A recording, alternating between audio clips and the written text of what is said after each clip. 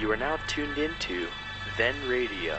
If you enjoy our videos, we ask that you consider joining our Patreon to support our channel. Don't forget to like and subscribe so that you never miss a new video. We hope you enjoyed today's episode, and as always, thank you for watching.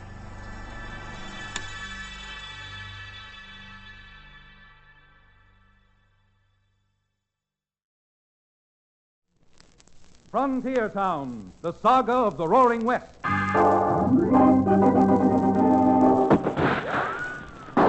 Frontier Town. El Paso, Cheyenne, Calgary, Tombstone. Frontier Town.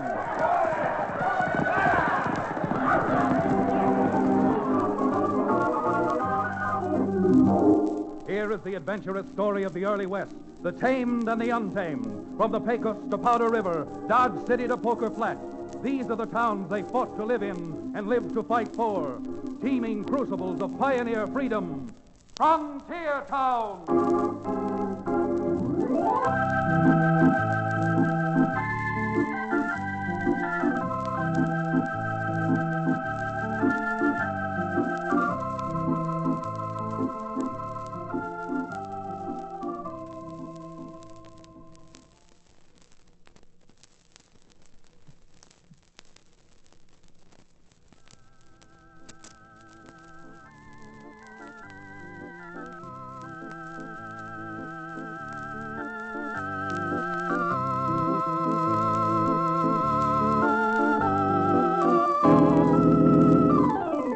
Howdy.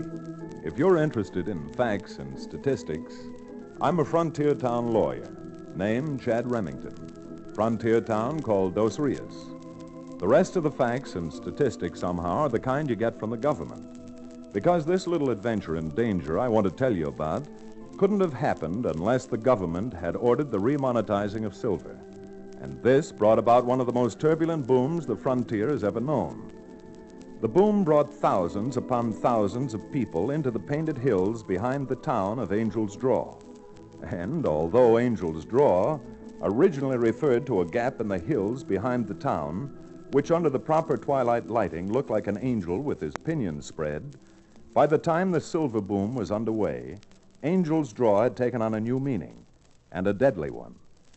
It was said, and with a good deal of reason, that the man who was slow on the draw soon became an angel. Curious to see the boisterous town and the country around it, and hopeful of finding new opportunities, Cherokee O'Bannon, the reformed medicine man who most always rides with me now, and I saddled up and set out for the turbulence and excitement of Angel's Draw.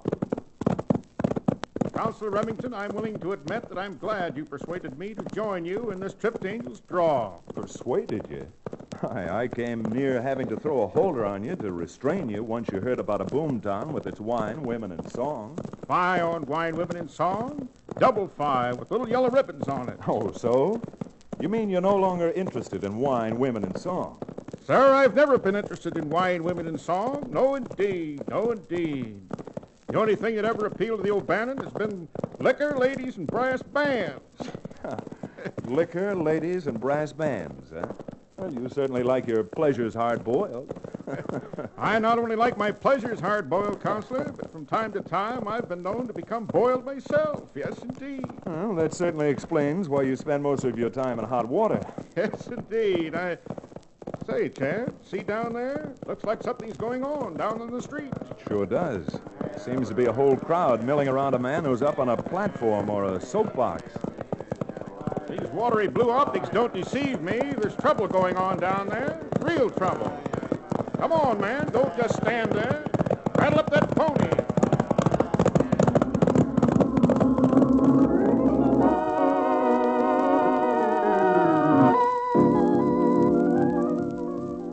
It was hard making much speed down the rutted and crowded street.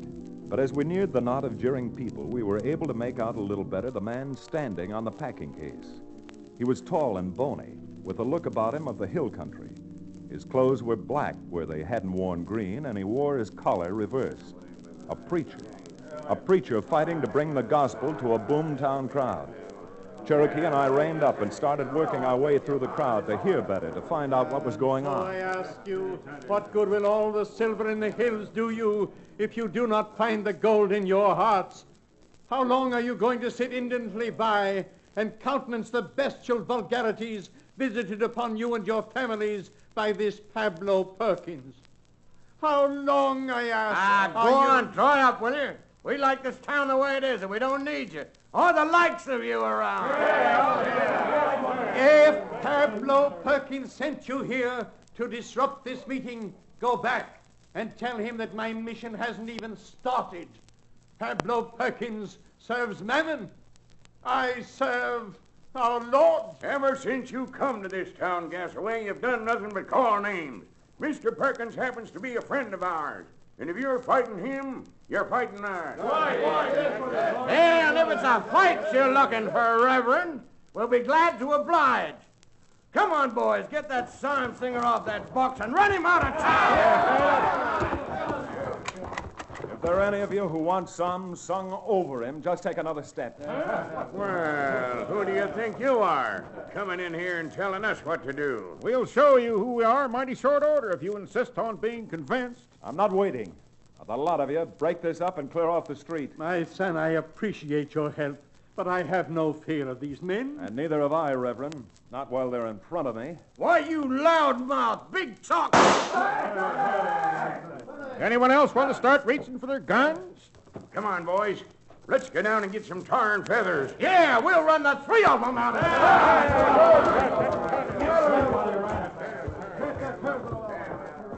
All right, Cherokee. You can put your gun up now. Gentlemen, although I dislike being beholden to any man, I want you to know my gratefulness for your timely interception. The people of this town have no respect for the cloth. Looks to me as if this town could use a lot of what you've got to sell. It does indeed. Well, Mr. O'Bannon here used to sell something that wasn't 1% as good for folks as what you've got. So, if you'd like, perhaps if we got our heads together, we might be of some help. Any help would be welcome. And if you'd care to ride over to the little shack my wife and I live in, perhaps she'll brew us a pot of tea while we talk this over. A pot of... Cherokee. Oh. All right, Reverend. We'll get our horses, and you lead the way.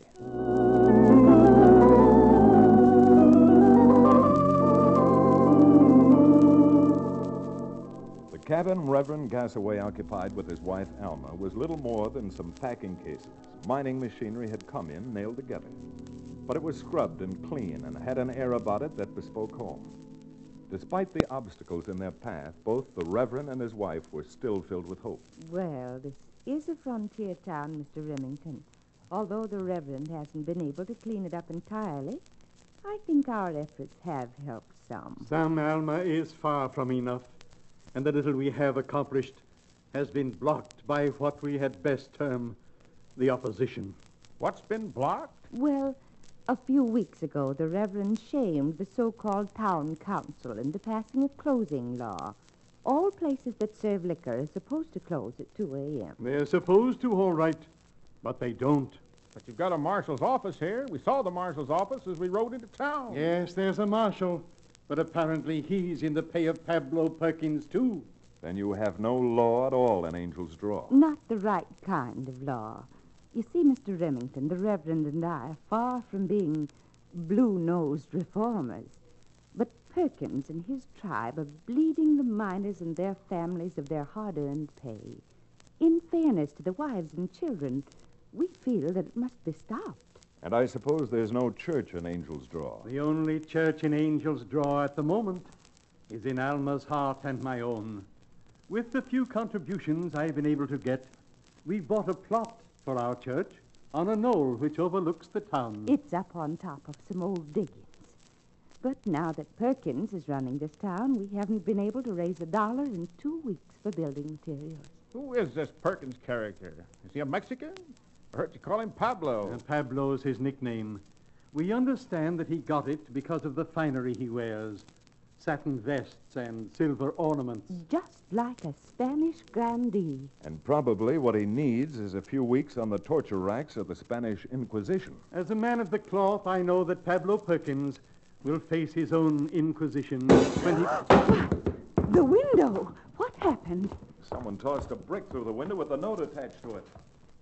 Well, not very imaginative. But not many people in Angel's Draw seem to be very imaginative. What did they write, Chad? What does the note say? Well, even that isn't very imaginative either. It just says, get out of town, and it's signed with a skull and crossbones. It's from Perkins, all right. Or one of his crowd. Reverend, do you honestly feel that if the saloons and gambling joints in Angel's Draw could be made to close at 2 in the morning, that there'd be enough money available so that you could get some to build your church? Oh, there's no question about it, Mr. Remington. The wives of the men who were fleeced out of their pay have told me time and again that they'd contribute to the church. Well, in that case, we'll see what we can do about closing up those dives, and Pablo Perkins right along with them. Huh? And how do you propose to do that, Chad? Well, if you'll come with me, Cherokee, I think you'll find out. We're going down to the marshal's office and do a little talking, straight from the shoulder. The marshal? He wouldn't dare walk into Perkins' place and tell him to close it up. Well, I'd dare, and I'd enjoy it to boot. All right, come on, Cherokee. We're wasting time here when we should be talking to the marshal.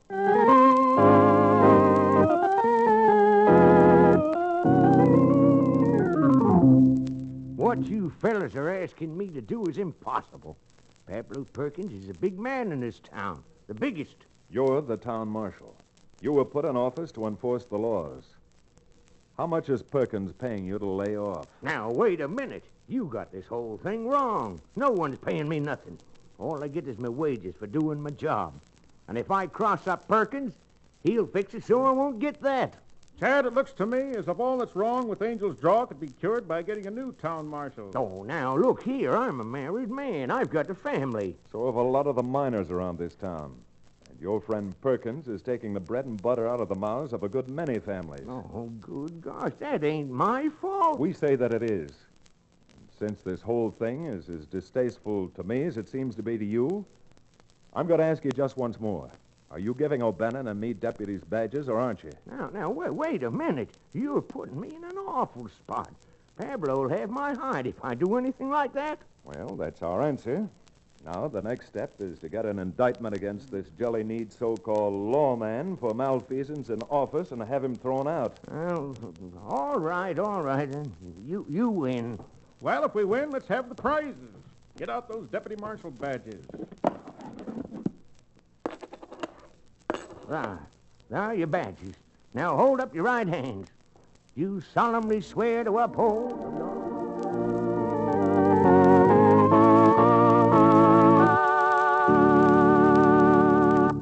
We'll return to the second act of the Glory Trail, our exciting frontier town adventure, in just a few moments.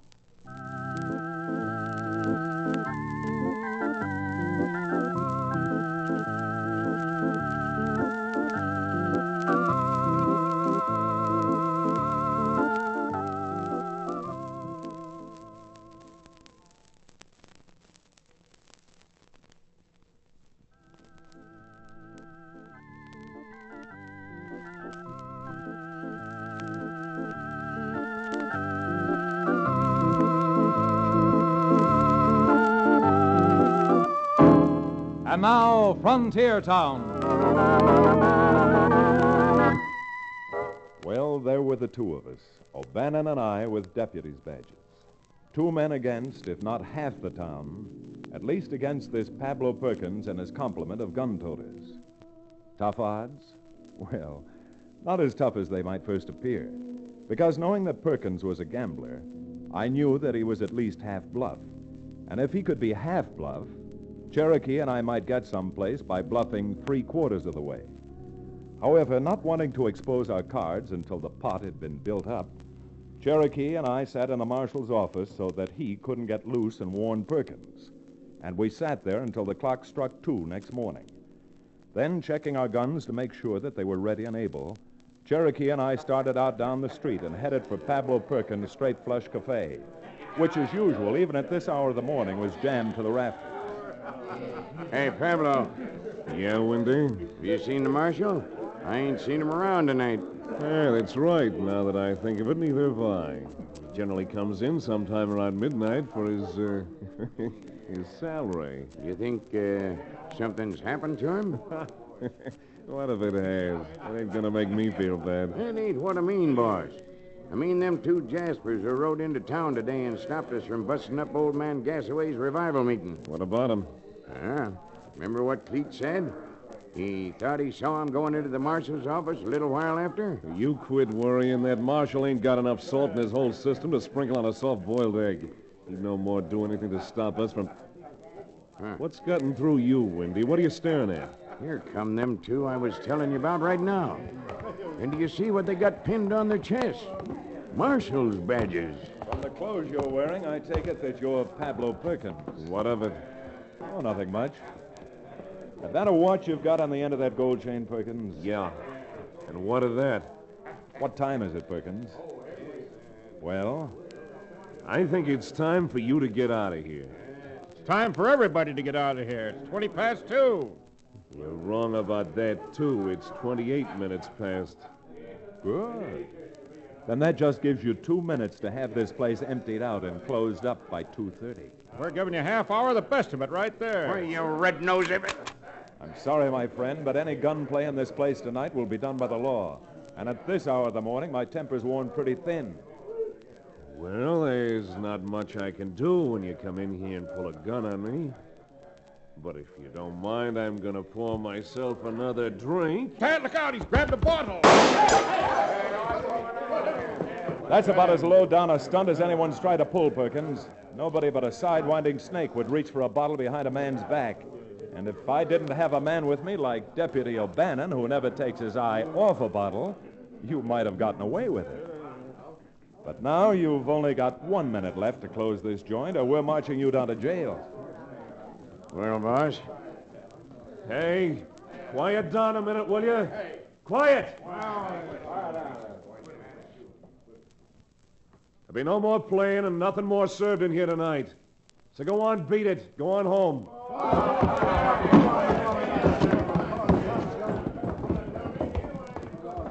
All right, wise guys. If the closing order is good for the decent people in this town, it certainly applies to the riffraff like you. Now go on, make tracks. If I ever see your heads over the top of the bat-wing doors again, I'm telling you right now, I'll blast them. Blast them right off your shoulders.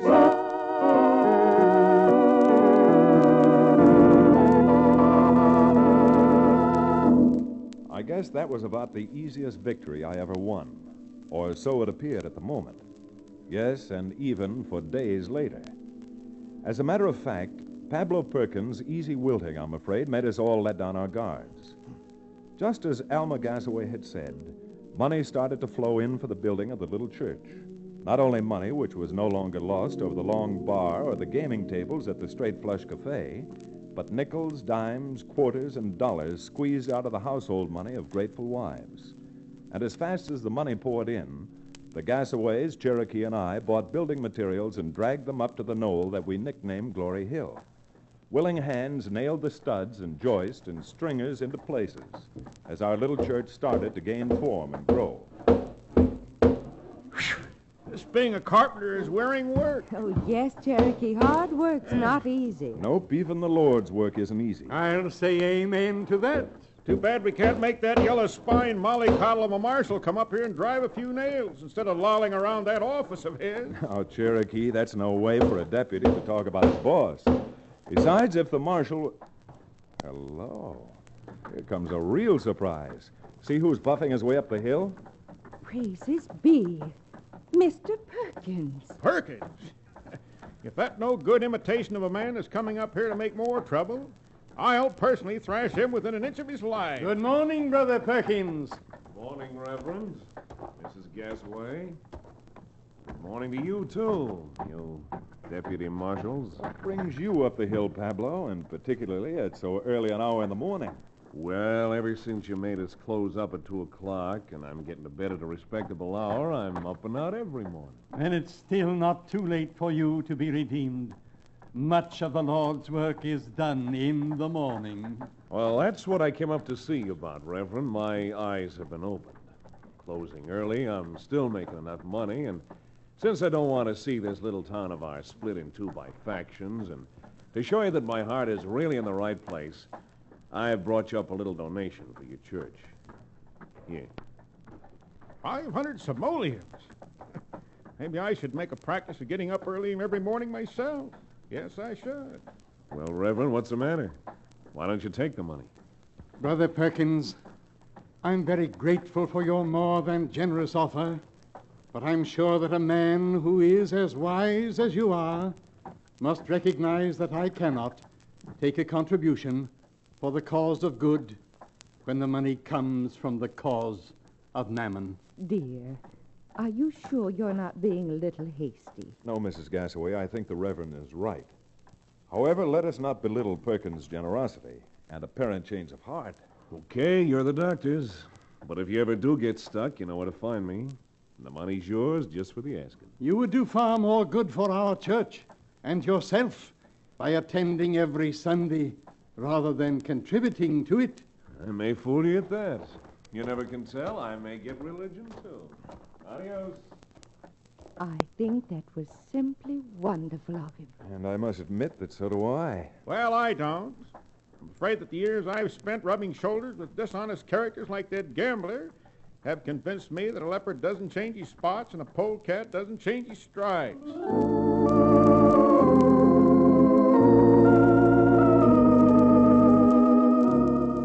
How right Cherokee was. Pablo Perkins walked down Glory Hill, and although we couldn't see it, his face wore a smug, self-satisfied smile. Once back in the town itself, he strode into the Straight Flush Cafe, beckoned one of his gun slicks, walked into his office, and locked the door. What's up, boys? I just went up where they're building the church. I knew this getting up early in the morning wasn't good for you. What'd you do that for? I offered the old coot a donation to help him finish the church. $500. Now I know you're loco. Yeah, loco like a fox. Now when that church ain't here no more, no one in Angel's Draw will even think I had something to do with it.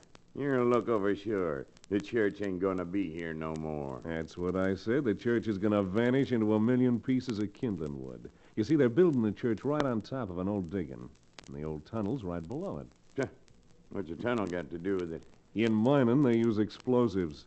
And who's to say if the tunnel suddenly blows up, taking the church along with it, that it ain't from some old dynamite that was left in the diggings when they quit? How do you know there was dynamite left in the diggings? I didn't say there was any left, but there's going to be some left. Because you and me, we're going to leave it there, all wrapped up with a nice lighted fuse. Yes, sir, Wendy, when they open that church on Sunday, there's going to be a big celebration. A big blowout, just like the 4th of July.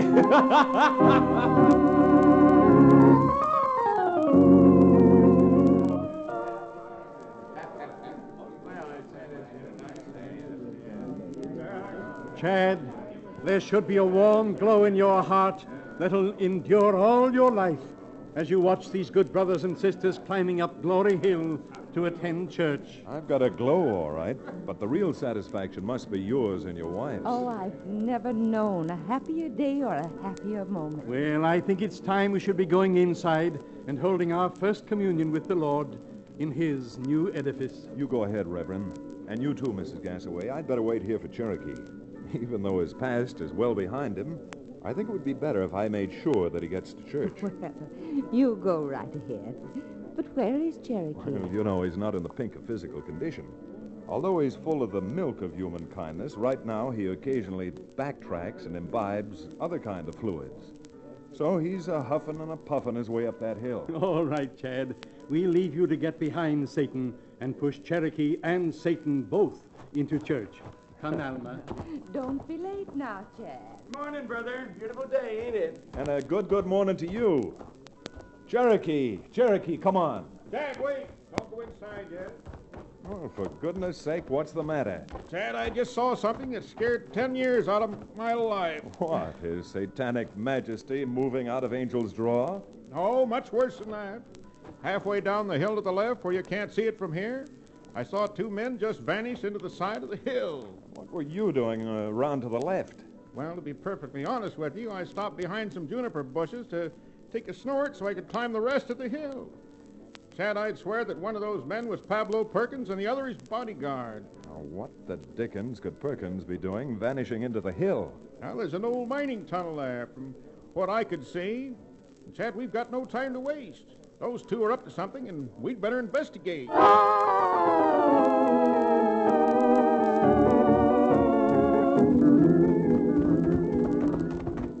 on, Cherokee. Try to keep up. See, it is a deserted mine. Come on. Watch that brush. Let's get inside. Chad, there they are. They're lighting a fuse to something. Blast you, Remington! Cherokee, try to grab him. I'm going to see if I can put out that fuse. Windy, come on, make a run for it! Hound found you. You just try to make a run for it, and I'll blast it. Chad, they got me in the leg. Cherokee, see if you can go over and smother that fuse. I'll tie these two up and fast. Right there, Windy. He shot the gun out of my hand. My place, really? Use your knees, will you? Chad, your fuse is out. Keep out of this, Cherokee. You're hurt badly enough. I can still club with big gun.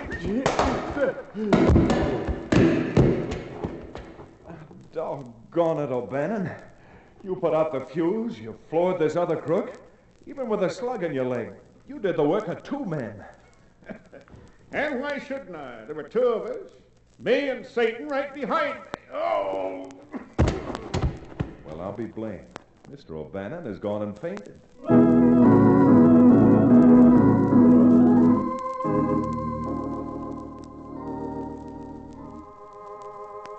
If I should walk the meadows green or sail the ocean wide, no fear would fill my trusting heart, for thou art by my side. God's love for man fills every space. His presence goes with me. 'Tis round about and everywhere, throughout eternity.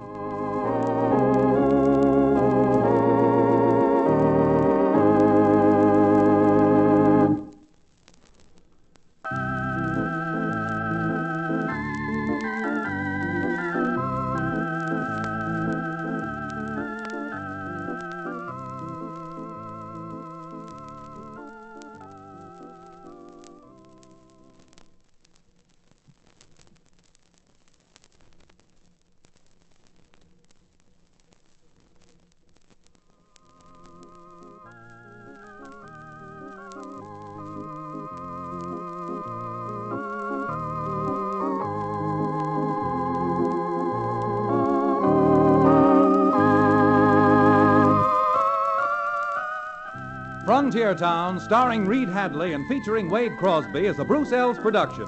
Story and direction by Paul Franklin. Music written and played by Ivan Ditmars.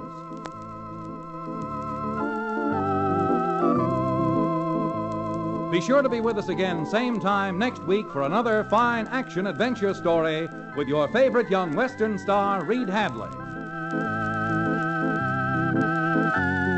And now this is Bill Foreman telling you that Frontier Town comes to you from Hollywood.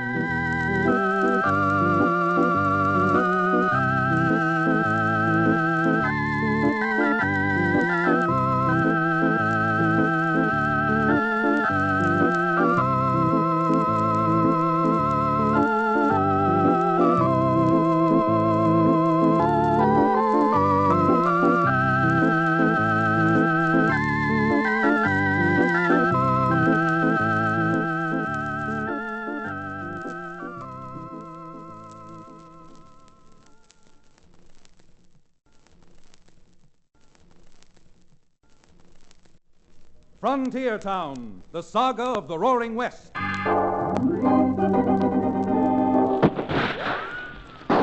Frontier Town. El Paso, Cheyenne, Calgary, Tombstone. Frontier Town.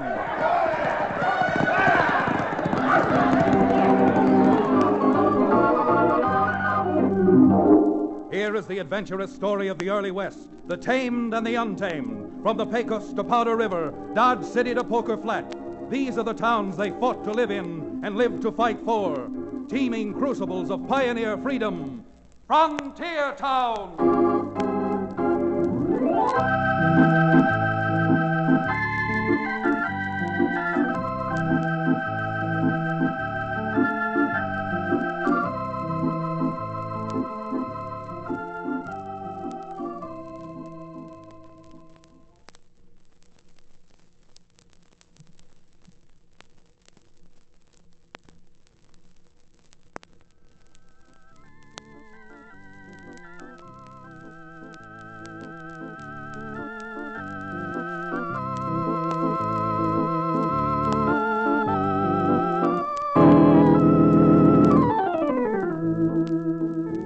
Howdy, I'm Chad Remington. And in Dos Rios, the frontier town I live in, I'm known as a cowtown lawyer. But frankly, even with the People's Court and the Miners' Court, there really isn't enough law business to dignify me with the title of attorney. And some folks say I'm more of a troubleshooter. And I guess probably they're right at that. It was only a short time ago that I thought I'd get away from Dos Rios, my office, the little ranch my dad left me, and trouble. So, gathering up Cherokee O'Bannon, who used to peddle patent medicine but now rents livery horses in Dos Rios, we set out for Spread Eagle Lake, a deep, cold blue lake in the distant mountains, where I had heard the green hunchback, the steelhead, and the rainbow ran up to 10 pounds. To get to Spread Eagle, we cut through the Rockies and came down on a pass through which the railroad was building. Counselor, you sure you want to go through with this fishing trip? You bet I'm sure, Cherokee. Why? Well, I was just thinking. Fish live in water. If there's one thing I abominate, it's that aqueous fluid chemically known as H2O. Unless it's been frozen to ice and put into a drink. Well, Mr. O'Bannon, then maybe this little fishing expedition will change your mode of living. Well, that's what I was afraid of. Not meaning to change the subject, but have you heard anything about the railroad building here through the gorge? I think I heard some talk about it. It's going to be a great thing for the West, this network of rails. It'll probably mean the eventual end of the frontier. Say, look, Chad, isn't that a work train stopped down there with all the track layers working around it? It sure is. What's more, just approaching the work train, down beyond that bend, is an engine with one flat car, and it's going like 60. Billy blue blazes. If that engine doesn't slow down, and soon there's going to be one heck of a smash-up. Doggone it, what's the matter with the man in the locomotive cab? Why doesn't he slow down? Doesn't he see the work train with all the workmen around it? Why, that engineer must be blind. Look, he's just starting to slow down now. And now, I'm afraid, is about 1 minute too late. That fool, he's driving right into a smash-up.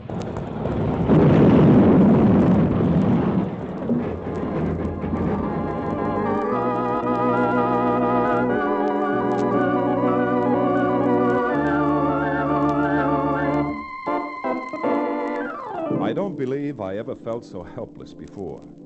There was nothing Cherokee or I could do to stop the engine. And when it plowed into the back end of the work train, it scattered men in a circle 200 yards wide. Cherokee and I lost no time getting down there. And when we did, we found the division boss who'd been riding the flat car surrounded by about 50 of the angriest men we'd ever seen. Are you fools? Do you think we deliberately drove that engine into the work train? It don't make no difference just why you did it, Clooney. You killed 2 men, and one was me brother. You're nothing but a foul, low-down murderer. Don't you go calling me no murderer. It's a lucky thing there weren't more men killed. Speed. That's all you and that railroad ever think of.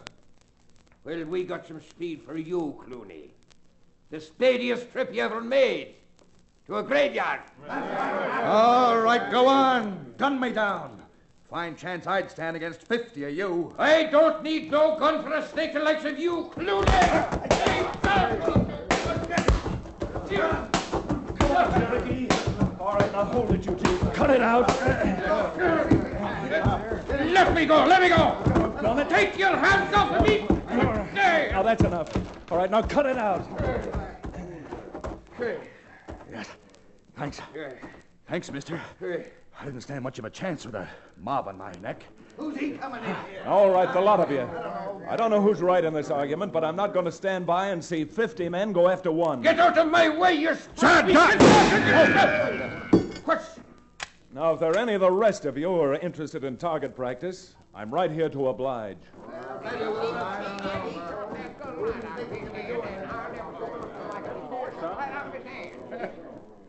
Well, mister, you're sure a handy man to have around. Just handy enough so that I think this railroad I work for might have an awful good job for a gent like you. Well, thanks, but we're sort of on a vacation, heading up towards Spread Eagle Lake. Well, I'm bound up that way myself, so if you'd like to put your horse on that flat car, I'd be glad to give you a lift. On the way, maybe we could do a little talking.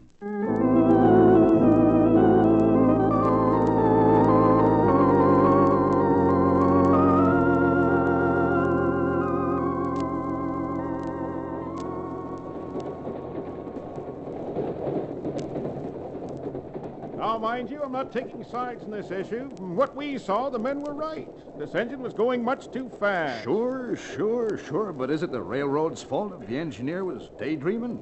Besides, if you saw it and figured there'd be a crash, that track laying crew saw it too and should have gotten out of the way. Well, you may be right about that, Clooney. But those men would never agree with you. Wouldn't surprise me a bit if, in the mood they're in, they don't try to get even with the railroad. If they do, there'll be a lot more of them killed. But legally, we still got a few laws around here, and they won't do those mobs any good. And that's where I figured maybe you could help. We could help? How? After all, you're both natives out here. It shouldn't be any trouble at all for you to win their confidence and try to talk them out of destroying any railroad property. After the row I had with that Pat McCarthy today, he could have taken us apart right along with your roadbed the way he feels. Look, you see that little bunch of buildings up ahead there? Yeah. That's the junction. Now, once we get there, you come in and talk to our general manager, Mr. Sherwood, before you make up your mind one way or the other.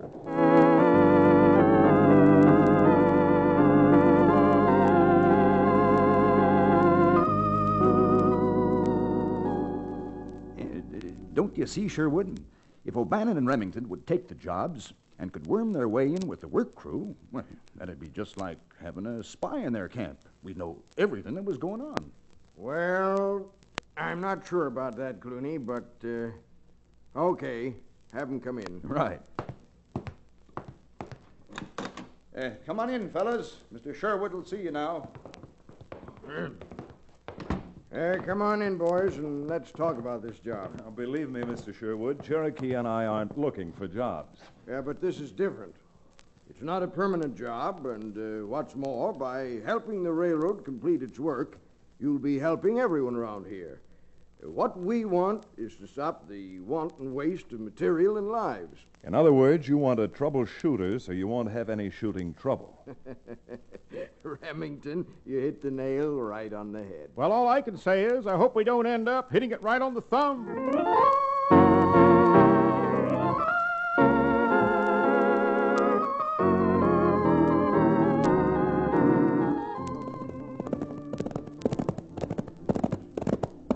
I wish you'd stop looking so glum, Cherokee. We can make enough in a few weeks on this job to pay for 2 months' vacation. Then you can hunt and fish to your heart's content. As far as I'm concerned, working for the railroad, we're hunting and fishing right now. Fishing for information and hunting for trouble. Well, you may be right at that. And if the first piece of information we got is right, that hot-headed Irishman, Pat McCarthy, lives just across this next hill in one of those little shacks. And if we can talk some sense into him, since it was his brother who was killed in that crack-up, half the battle should be won. I'm not calling you an optimist, but if you think that Irishman is going to forgive and forget so soon, you simply don't understand. Oh, what the dickens? Better hold it, gentlemen.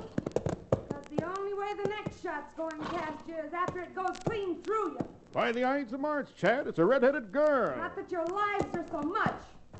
But if you set any value on them, then get out of here before Just a minute, young lady. I came up here to see a man by the name of Pat McCarthy on business. The only business he'd have with you two is to punch holes through you where I leave off. Who in blazes do you think you are? The name's McCarthy, too. Sharon McCarthy. It was my father who was killed by the railroad. Well, Miss McCarthy, I don't know if your Uncle Pat's at home or not, but I'm waiting here until I see him. If you take just one step... I don't know if you're bluffing or not, but there's only one way I can find out. That's it, Chad. Wrestle that gun away from her. If I ever get this barrel to your... Parading pink elephants. That 30-30 slug went right through the brim of my Stetson. Here, Cherokee, just for that, you can hold a rifle. Why don't you leave us alone? You just had a pretty good illustration of why I don't. Now, if everybody who's been working for the railroad has your kind of temper, the road wouldn't have enough flat cars to hold all the coffins to get them out of here. She's as much of a cantankerous catamount as her uncle. All right, Sharon.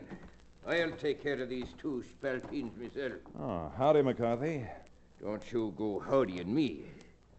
I got my own idea of a man who'd do what you did to a girl.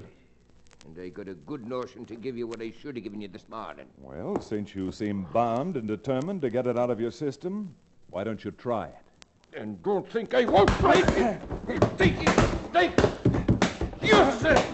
All right, now take it easy, McCarthy. Sure. I don't want to hurt you. Why, you...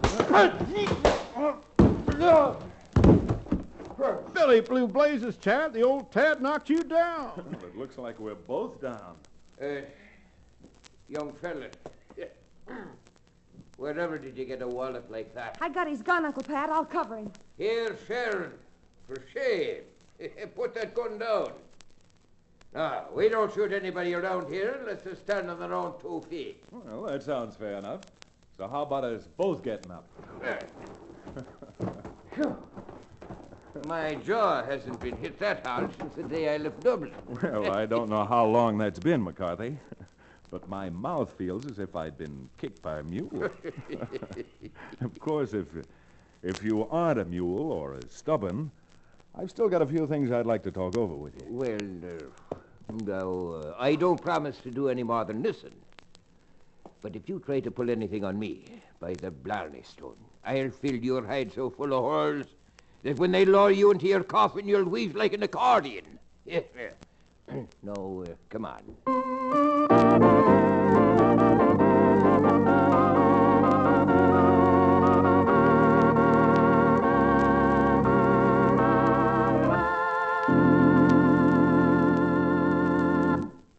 We'll return to the second act of Trouble Rides the Rails, our exciting frontier town adventure, in just a few moments.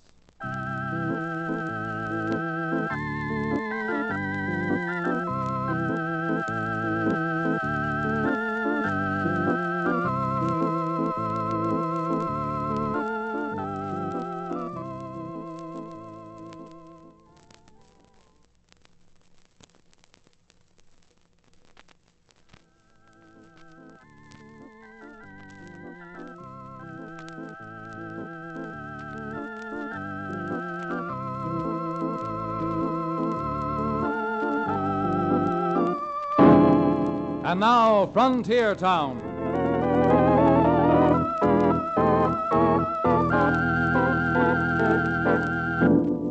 I don't know if you've ever tried to convince a hard-headed Irishman of anything, but maybe having an O'Bannon with me helped. Because even though it was against his better judgment and that of his nieces, Sharon, Pat McCarthy finally agreed to convince his fellow workers not to tear the new railroad apart. I can't say that I blame Sharon particularly, because her father had been killed. But before Cherokee and I could really blame anybody, a wave of criminal attacks and depredations broke out that just about blasted the railroad out of the Rockies.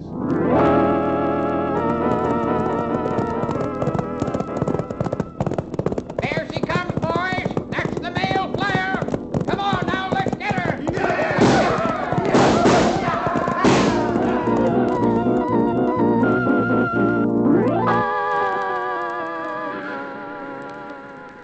Never mind the messenger. Let's blow that express car straight.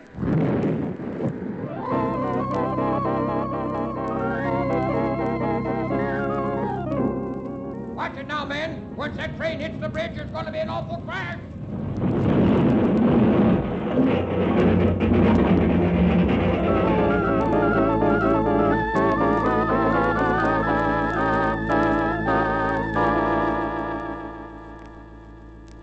Now, wait a minute, Mr. Sherwood. Before you go flying off the handle, Chad and I are telling you the truth. And I'm telling you both the truth. This railroad is paying you to stop trouble. And almost from the day you started, trains have been held up, express and mail shipments stolen. If you'd only give me a chance, Mr. Sherwood, and listen instead Chance, my eye. I recommended you to Mr. Sherwood and put you on the payroll. Now things are worse than they were before. If your only interest is in the payroll, you can forget about it. Oh, so that's the kind of men you are. As soon as the going gets tough, you quit. If you were about 20 years younger, Sherwood, I'd knock those words back down your throat right along with your teeth. But I'm keeping this job as long as you'll let me. And I don't want to be paid for it either. Your hinky-dink little railroad probably needs the money worse now than we do. Well, confound it, we're not getting any place losing our tempers. No, we're certainly not. Not only have you lost your temper, but apparently you've lost your judgment. You mean judgment? Cherokee and I have been with McCarthy and the rest of that track-laying crew ever since you turned the job over to us. And I take my solemn oath that none of them had anything to do with looting or damaging your trains. Well, solemn oath or not, Clooney identified several of them. Saw them with his own eyes. I certainly did. Oh, you did, huh? Maybe you've got a reason of your own for saying that you identified them. Oh, yeah? Well, I got a good reason right now to make mincemeat out of you, Remington. Oh, so? Why? Guilty conscience? Why, I'll guilty conscience you. Clooney, no gunplay. Remington. Why, that's the fastest draw I've ever seen. How did you do it? You knocked Clooney's gun clean out of his hand. Yeah, go on, Sherwood. Why don't you give him a medal? Well, I got a couple of other decorations to hang on him. Working for the same company, Clooney. I hate to do this, but if you've got something on your conscience, maybe this will shake it out.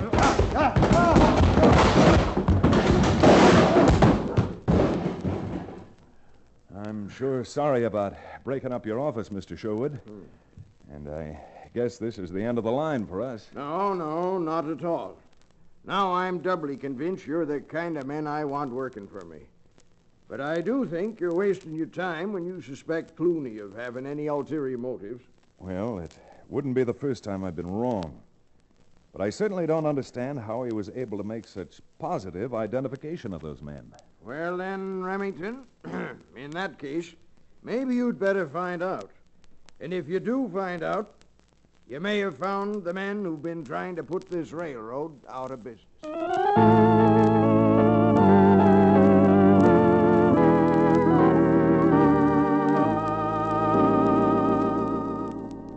There was only one thing of which I was certain. There was someone out to wreck the railroad. And even though it could have been Clooney, who as division boss would know about express shipments and things like that, I was dead certain in my own mind that it wasn't Pat McCarthy and his gang of track layers. But to be completely sure, Cherokee and I hightailed it back to McCarthy's shack, where we found no one home but Sharon. Miss Sharon, I don't like calling a pretty girl, and an Irish lass at that, a prevaricator. But I have a feeling that you know where your Uncle Pat went. Well, guess there's no use trying to protect him. Uncle Pat went into town. Into town? You mean into that cafe, don't you? Chad, don't let Uncle Pat get into trouble. He really means so well. I'm sure he means well, Sharon. But at the rate he's going, he'll have a lot of company, where even the streets are paved with good intentions. All right, come on, Cherokee. This should be one trip you'll enjoy. We're going back to town and into that saloon.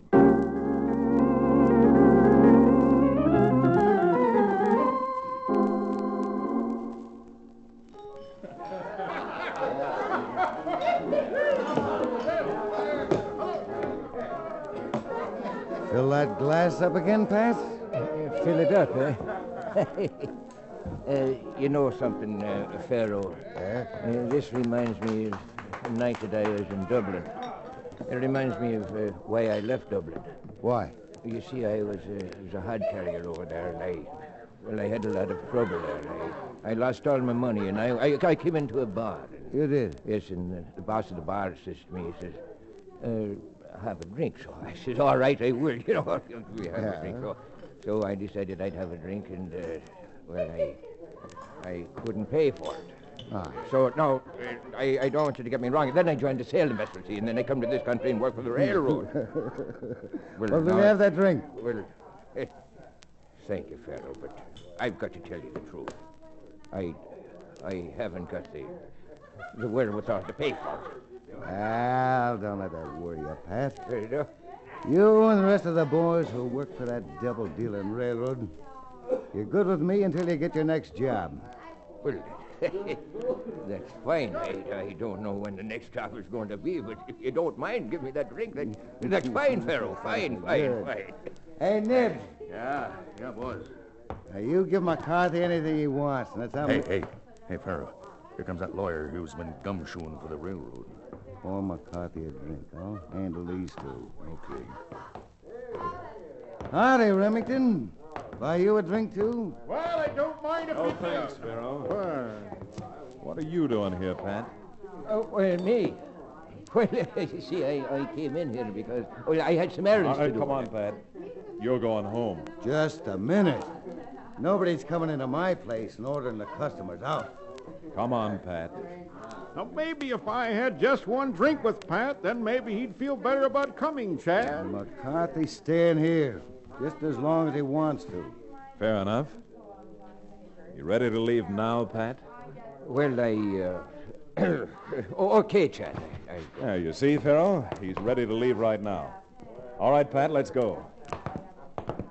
What a waste of time to be in a place like this and then leave empty-handed. Whiskey all around and not a drop to drink. Well, Farrell, now that Remington's dragged McCarthy out of here, how are you going to get the information on what express shipments the railroad's got coming through and when? Suppose you leave the worrying to me, Ned. Yeah. If Remington and that rumhound keep sniffing around, they're going to find out for sure. You can't keep the railroad from believing it's the workmen and the workmen believing it's the railroad forever. We don't have to. Forever. With what we got off the express cars the last 2 trips, plus we're going to get the next time, we can retire forever and live like kings. Yeah, well, all I can say is I hope you're right, boss, because I got a feeling in my bones it spells trouble. Spells trouble with a capital T.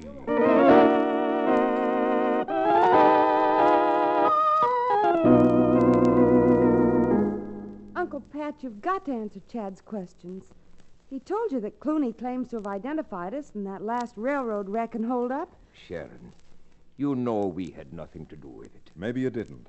Maybe it was Clooney. I don't know. But we've got to find out before the only station the railroad has left is marked Boot Hill. Come on, Pat. As one Irishman to another, tell me. You've been hanging out at that saloon of Farrell's a lot, haven't you? He certainly has.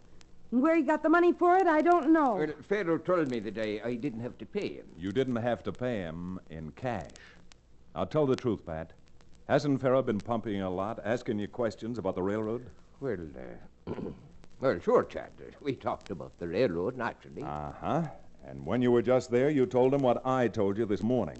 About that gold shipment that's coming through on the late afternoon fast express. All I said was I didn't see how people with any sense could trust a broken-down railroad like that with $80,000 worth of gold. Pat, without meaning to, you've done us all a favor. And I think before that express shipment reaches the junction, the railroad trouble in this part of the country is going to be cleaned up. Cleaned up for good.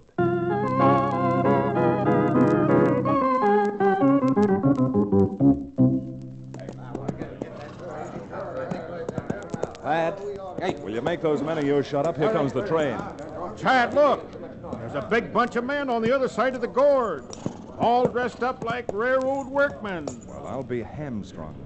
Looks like Clooney knew what he was talking about. Why, those filthy sidewinders. No wonder the railroad company thought it was us. All right, get your guns out, men. All right, good. As soon as they make for a break for it, we're ending this once and for all. Okay, boys, now ride. And be careful with your shots. We want to take as many as we can alive.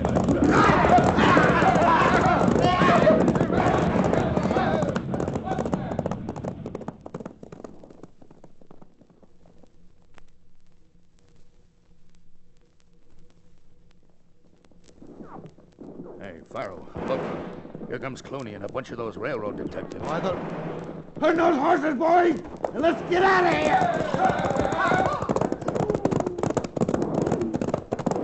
Farrell, hey, we're cut off.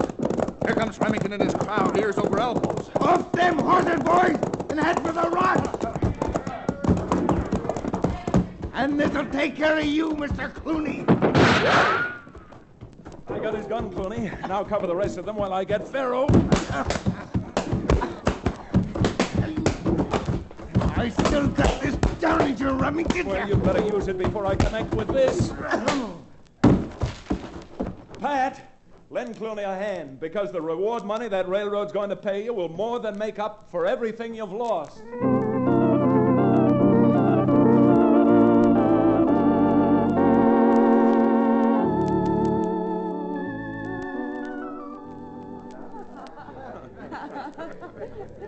Oh, well, Remington, I'll forgive you all you did to me, the way you rounded up those crooks for us. Hey, Mr. Sherwood? We certainly will, Clooney.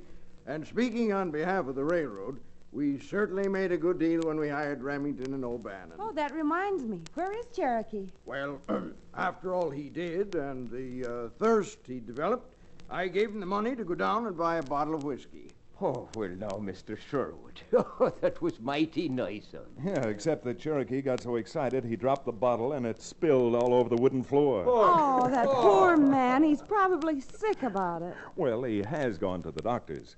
But he'll be all right as soon as the doctor's gotten all the splinters out of his tongue.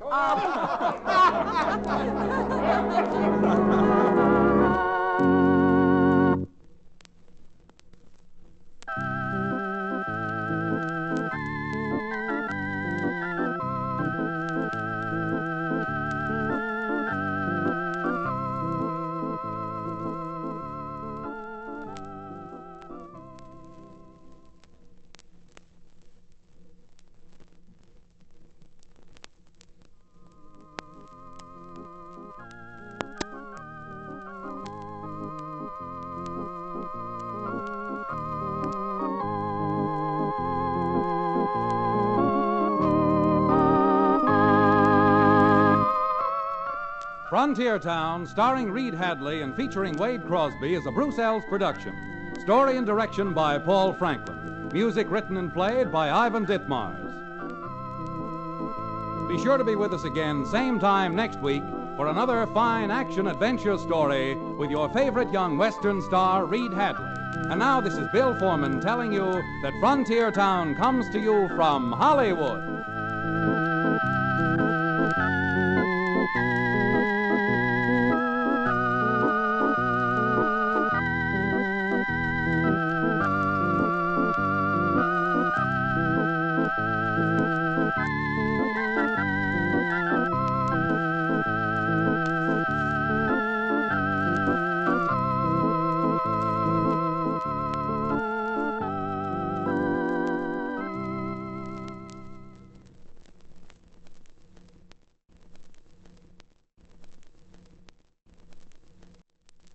Frontier Town, the saga of the Roaring West.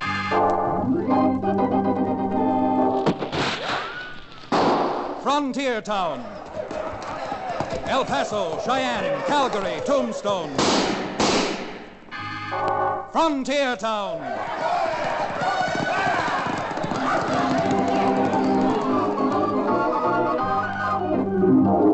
Here is the adventurous story of the early West, the tamed and the untamed. From the Pecos to Powder River, Dodge City to Poker Flat, these are the towns they fought to live in and lived to fight for. Teeming crucibles of pioneer freedom.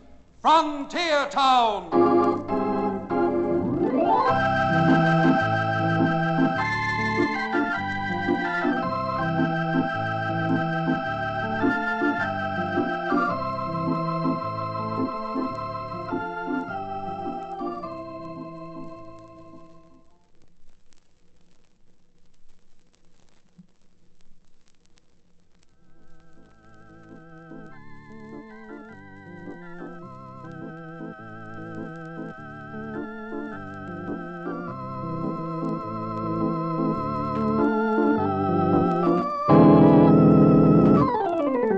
Hello there, I'm Chad Remington, frontier lawyer. Now, don't go getting any ideas that being a frontier lawyer is anything like being a lawyer anyplace else, because it isn't. No, sir. Out on the brawling frontier, law business isn't much more than trouble business. Business which explodes with the suddenness of a single-action cold, and, as often as not, ends in sudden death. Only recently, I was riding back to Dos Rios, the little town where I live and practice law, sided by the reformed medicine man who has become my sidekick and now operates the Dos Rios livery stable, Cherokee O'Bannon. The day was quiet, the sky limitless and blue overhead, and everything seemed at peace in the world. Counselor? I say, Counselor, Chad, have you gone deaf or are you daydreaming again? Huh? What was that again, Cherokee? Did you say something? Did I say something? Of course I said something. Otherwise, why would you have answered me? That's a good question. All right, Cherokee, why would I? Now, if you don't mind, just what was it that you said? I didn't say anything. Well, if you didn't say anything, why did I answer you? No, that isn't what I mean. I said something, but it wasn't anything. What have you been doing, Cherokee? Studying nights to be a lawyer? Any man who says something but doesn't say anything could soon be a Supreme Court judge. My dear Mr. Remington, if you'd give me a chance to finish and to explain myself, perhaps you'd realize that I make a poor target for your buffoonery. My apologies. I simply spoke your name, hoping that when you replied, I could induce you to stop these horses long enough so that I could, well, wash some of this alkali dust out of my mouth. If you'd wash your mouth out with water, not only would I stop, the whole world would stop. Oh, but since there's nothing around here to wash your mouth out with, why waste time talking about it? Counselor, if you'll cast your eye on Exhibit A, viz., to wit, and as follows, you'll see that the scabbard on my saddle doesn't contain a carbine, but it does contain a pint of my former miracle medicine, genuine Cherokee Indian rattlesnake oil. Well, I'll be jiggered. That 154 proof alleged medicine instead of a .30 caliber rifle. What would happen if we got into trouble, huh? Now, this bottle could do a lot more damage than a carbine, Counselor. Either wield it as a club or pour it down the throat of some poor, unsuspecting owl hoot.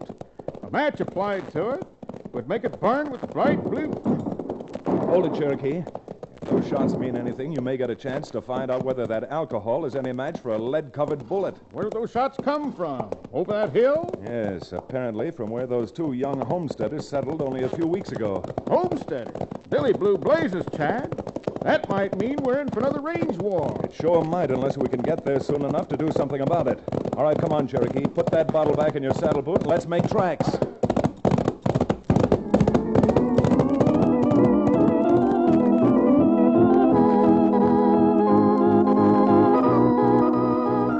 From a morning in which everything seemed to be all right in the world, everything changed. The sound of those rifle shots ripped apart the curtain of peace and, to our alarmed minds, opened up a panorama of death and destruction. Homesteaders never were welcome in country which had been used as open range. And although the few who had moved into Dos Rios recently had behaved themselves and turned the other cheek, the young Texan and his wife who had moved into this particular section were young and, well, just Texans. It took us a few moments to top the rise on the hill and race down toward the little homesteader's cabin. But even before we got there, we could see Bud Gafferty and his wife Donna standing near the fence they had put up, Winchesters in their hands. The barrels of their rifles were pointed directly at one of our old-time ranchers, Cy Davenport. There was trouble brewing, and it looked as if we might be arriving there too late. What are you looking to do? Kill somebody? I ain't looking to kill someone, but I haven't got any scruples against it. No one's coming in and tearing down our fences. And if you're aiming on helping this old coot, the same goes for you two. Si, would you mind telling me what's going on here? I sure don't mind telling you, Chad. These two young lunatics are out to make trouble, that's all. If you don't clear off of my place, Davenport, your troubles will be all over soon. Now, would someone mind telling me what this row's all about? Now, all I know so far is that Mrs. Gafferty apparently is accusing Davenport here of ripping down her fences. But as far as I can see, there are no fences ripped down. Yes, and there ain't gonna be, come rain or high water. But, Mrs. Gafferty, I have no intention of ripping down your fences. I told you that before. I just come out here to tell you that you've built your fences over your line and onto my place. Yeah, I suppose you're the judge of that. All right, now, wait a minute. If the fence is built over onto Davenport's property, it's a simple matter of fact. Something that can be proved. And that's just what I wanted to do. Prove it to them. But a fine chance anyone's had of proving anything to this pair. You call all that talk you were handing us proof?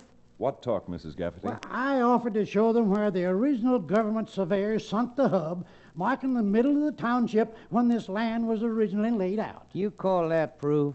Anybody could dig up a hub and move it any place they wanted to. And I spent 2 days checking the lines and the corners before I put up the fence. And I suppose you want me to take your word for it? Now, wait a minute, Si. There's no sense in flying off the handle. Proof is proof. And this is the easiest thing I know of to prove. A licensed surveyor can determine your line in a day's time. Oh, sure. I should rip out my fences because someone you're paying tells me that you're right. Of all the benighted, bucolic bits of balderdash I ever heard. What's that? You on the prod, too? Because if you are, I'll make short work. God, haven't you got a brain in your head? You let go of this rifle, I'll beat your brains out with it. Bug-eyed fool. All right, here, Cherokee. You're needing a rifle in your saddle boot anyhow. Keep this one for a while. Right, Counselor. Si, this would be a good time for you to get back on your horse and go on home. Well, they're not running me out of here. Go on, man. Get out while the getting's good. You'd better, Si. And since we have no axe to grind, after you leave, maybe we can talk to the Gaffertys and find some way that this thing can be settled. Well, it's better to settle it with conversation than to have someone settled into a grave out in back of the Methodist church.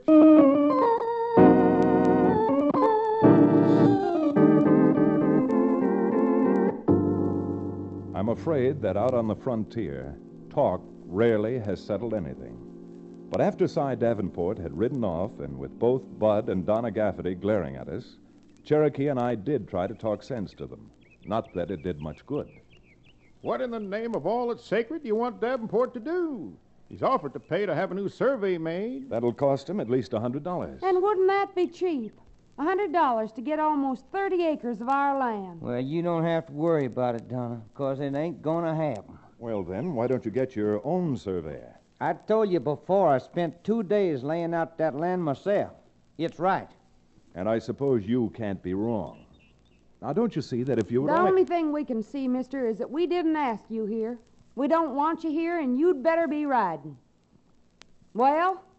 Chad, I think she means it. We sure do mean it. And if you or Davenport or anyone else comes back here and tries to stick their noses in where they don't belong, they better come healed. 'Cause ain't nobody stealing even an inch of what's rightly ours. Gafferty, you've been in Dos Rios long enough to know that we've got a marshal here who means what he says.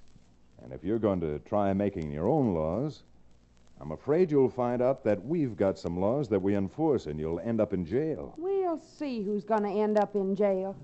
And if you don't get off of here in the next 30 seconds, you'll be lucky if you just end up in jail for trespassing. Well, Chad, I've learned the hard way during the tribulations of my life that it doesn't pay to argue with a woman, not even if she's a lady. You're right, Cherokee. So, since I don't want to end up in jail or anyplace else, let's get back on our horses and get into town and have a little talk with the marshal.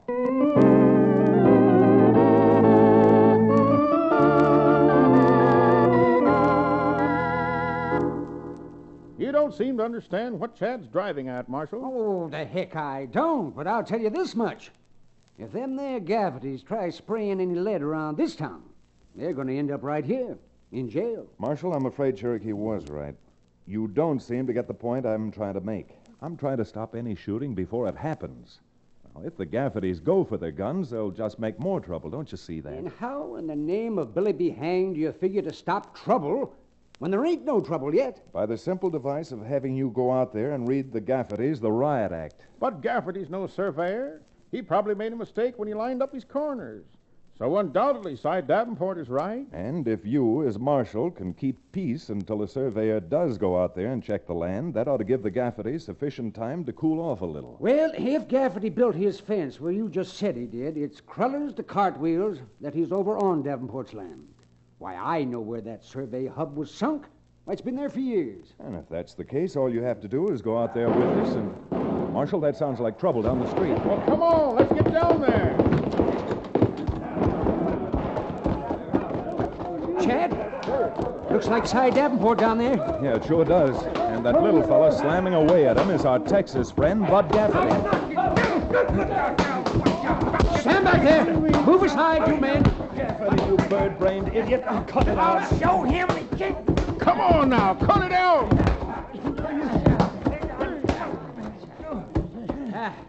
Now, what's the meaning of this?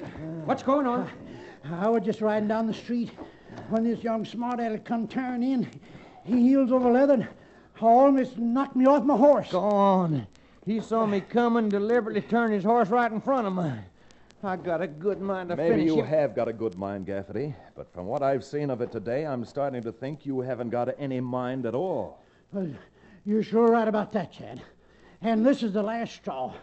No sense in even trying to be nice to someone who don't appreciate it.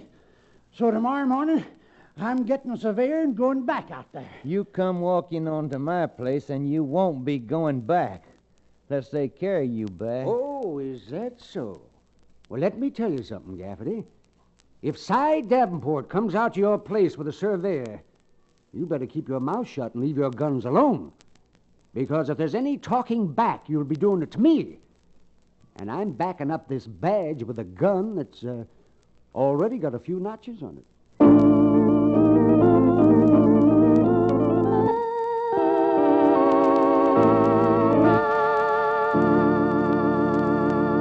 We'll return to the second act of Open Range, our exciting frontier town adventure, in just a few moments.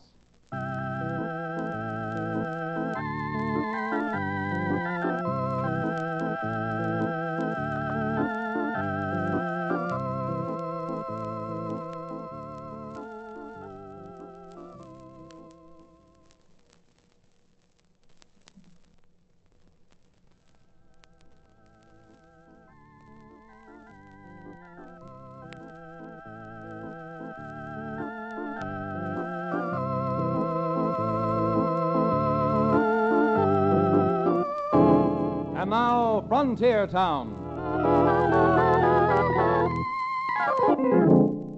Well, as I said before, a lot of trouble on the frontier ends abruptly, ends with sudden death. And from the way Bud Gafferty was acting, it wouldn't take a man with too many brains to guess that before his particular trouble was ironed out, someone else might die with his boots on. And yet not one of us who knew of the trouble he was having with Cy Davenport had any idea of how close death was, or how strange would be its results. Of course, it was none of my affair. Neither Gafferty or Davenport or even the marshal had hired me to thumb through the law books, one way or the other. And, sorry as I was for Gafferty getting off on the wrong foot, I decided to act sensibly for a change and keep out of it. So, next morning, true to his word, Cy Davenport gathered up a surveyor and the marshal and rode out to the Gafferty homestead. Gafferty and his wife saw them coming, and with their Winchesters lying easily across the top rail of their fence, just waited until they got close enough to be sure they wouldn't miss. All right, Donna. Throw a shell in the chamber. And I'm promising you it won't be wasted, Bud. Marshal, unless you got a warrant for me, I'm warning you, stay on the other side of that fence.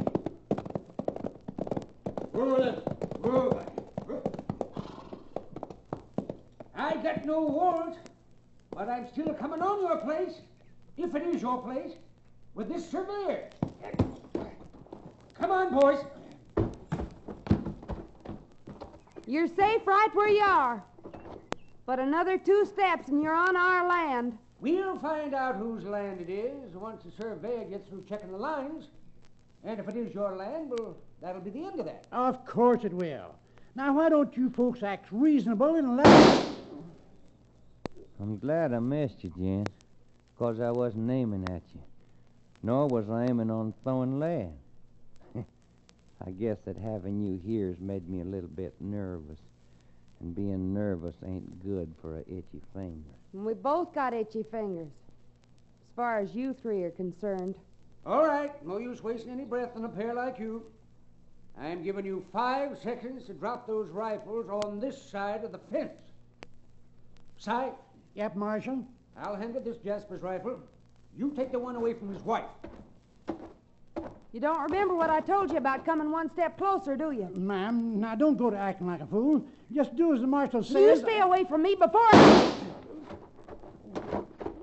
Why, you locoed little filly. Shooting Cy like that. Don't, Marshal. Not really. Bad to hurt. Now you are under arrest, both of you. Here, Gafferty, drop that rifle of yours. Blast you, you keep away from my husband. I mean it. Bert, put down them surveying tools and cover me with your 45. All right, ma'am. Now I'm getting them rifles if I have to take them myself. All right. Here's mine. And now, ma'am... If you want mine, come and get it. Donna, we in trouble enough already. So is the Marshal, only he don't seem to know it. Well, Marshal, you gonna take my gun? This is the first time I've ever had to fight with a woman. And I hope it's the last. Doggone it! Let go of that gun! You big bull-flusher. Go on, break my arm if you want to, but you're never...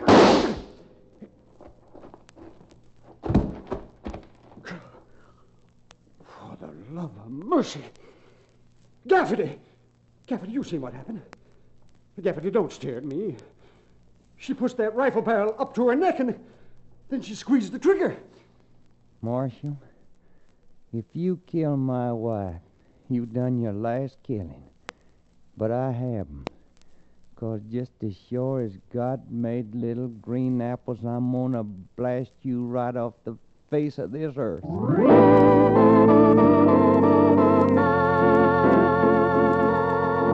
There was no question in my mind that if his wife's death hadn't been such a stunning blow to Bud Gaffety, that he would have pulled trigger and not stopped squeezing until the bright morning sunlight poured through the marshal's body. It was an awful thing, just as sudden and brutal death always is. But worst of all was the way poor Fred Bemis, the marshal, felt. When he rode back to town, stunned and shaken, he came right to my office. Chad, I tell you, it was awful. Well, awful or not, it wouldn't have happened if the girl hadn't been so cantankerous. And besides, my boy, it was in the line of duty. Juicy, did the folks around here elect me to gun down women? I'm glad you didn't say defenseless women, because as sorry as I am for Donna Gaffety from what you told us, a moment before that rifle barrel had been pointed right at your heart. But Chad, I'm a grown man. I'm supposed to know better. I'm supposed to know better. You know what I am? I'm no better than a common, everyday murderer. That's what I am. Now look, Fred, for your sake and for the sake of everybody in town, you've got to get hold of yourself. I ought to go and string myself up, that's what. Fine lot of good that'd do now. Even a school child knows that 2 wrongs never made a right. Now, instead of worrying about yourself, Fred, you ought to go over and see how Cy Davenport's getting along. Cy's all right. She just got him in the fleshy part of his side, but that poor girl is nothing ever going to do her any good now. And nothing's going to do you any good unless you go home and take care of yourself. All right, go on, fella. Yeah. You ride back to your place and get some rest. Cherokee and I'll be out to see you later in the day. You're wasting your time trying to take care of me, Chad.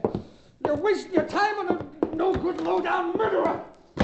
Billy Blue Blazes, Chad. That man's upset enough to do himself some harm. I'm not so bothered about what harm the marshal might do himself as I am what harm that wild-eyed Texan might do to him, trying to square accounts for his wife.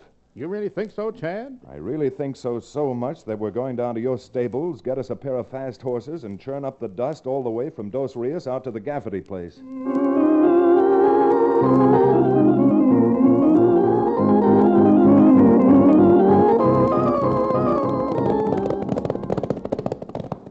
Say, Chad, look. Isn't that someone riding away from Bud Gaffety's place now? Where? I don't see any. By George, you're right. And if I'm not mistaken, that's Gaffety streaking for town. Well, he's too far away to see from here, but I'll bet you a case of something fit to drink against a cup of well water right now that Mr. Gaffety has got blood in his eye, and he's out to get the marshal. A fool. We can't let that happen. We just can't. Hey, Bud. Bud Gaffety. Well, if he heard you, he certainly isn't letting on. Gaffety! Gaffety, rein up! Why, that blasted nincompoop. What's he shooting at us for? No use wasting our breaths on him. There's only one thing to do, Cherokee. We've got to rake these ponies and see if we can't get to town before Gaffety does. Come on. With a good half-mile head start and being a lighter man than either Cherokee or I, Bud Gaffety had not too much trouble hitting the stand of spruce on the edge of his place before we could overtake him. Once he was sheltered by the trees, the only thing we could trail him by was the occasional echo of his horse's flying feet as he raced through some canyon and the little spirals of dust kicked up, plunging across an open space as he headed for town. We pounded along past Amethyst Rock, down the draw through Arroyo Blanco, and came up over the rise between Chimney Rock and Square Top, looking down into the distant town.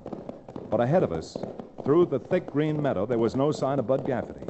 There was no sign of anything except the yellowing tops of the grass moving softly in the morning breeze.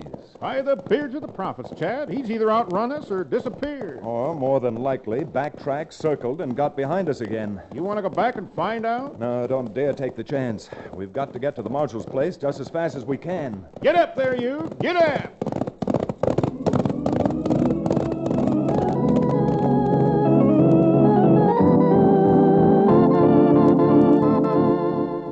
There was nothing but an open meadow to cross, and it took Cherokee and me almost no time at all to get close to the marshal's cabin. Midway across the field, we heard a shot, coming from what appeared to be a little house ahead of us, and which served to lend wings to our horses' pounding hooves. There was no sign of Bud Gaffney, but we reached the cabin in short order and practically threw ourselves out of our saddles.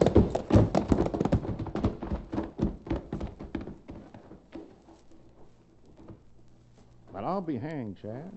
That couldn't have come from here. Look there, the marshal's sitting at the kitchen table with his back to us. Yep, there he is, big as life. If we heard a shot at all, it must have been from somewhere the other side of the canyon. And the echo made it seem that it came from here. Well, we can send up a few prayers that we got here before Gafferty did. So let's go on inside and warn the marshal. No, Cherokee, we're not going inside. The marshal's got enough on his mind already without more worries about our suspicions. Well, then what are we going to do? Well, since nobody knew the marshal had come home except us, probably Gafferty rode into town to the marshal's office.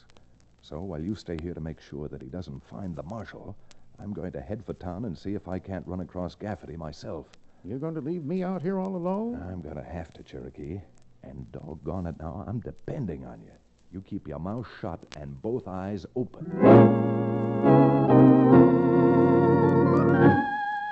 But Cherokee didn't keep his mouth shut and his eyes open. Tiring of waiting for me and with nothing untoward happening, Cherokee sheltered himself behind the little mud-roofed cellar and, closing his eyes, opened his mouth and took a few swallows out of the bottle he was still carrying in his saddle boot. Of course, it would happen just then. And while Cherokee was out of sight and out of action, Bud Gafferty saw his chance and, walking lightly, crossed from the corral to the cabin window. The marshal was still seated at the kitchen table, his broad back a perfect target for any gun, and in this case for Bud Gafferty's. All right, you wife-murdering buzzard. And believe me, I'm not going to miss. Right between the shoulder blades. Why don't you fall down, you tin horn? Don't just sit there. Fall down, you dead! Fall out of that chair. I'm going to blast you out if I have to. You madman, you lunatic. Give me that gun. You bet I'll give you this gun. Here. Now let's see how good you are with an empty gun. Why, you Chad, come on. Gafferty's murdered the marshal.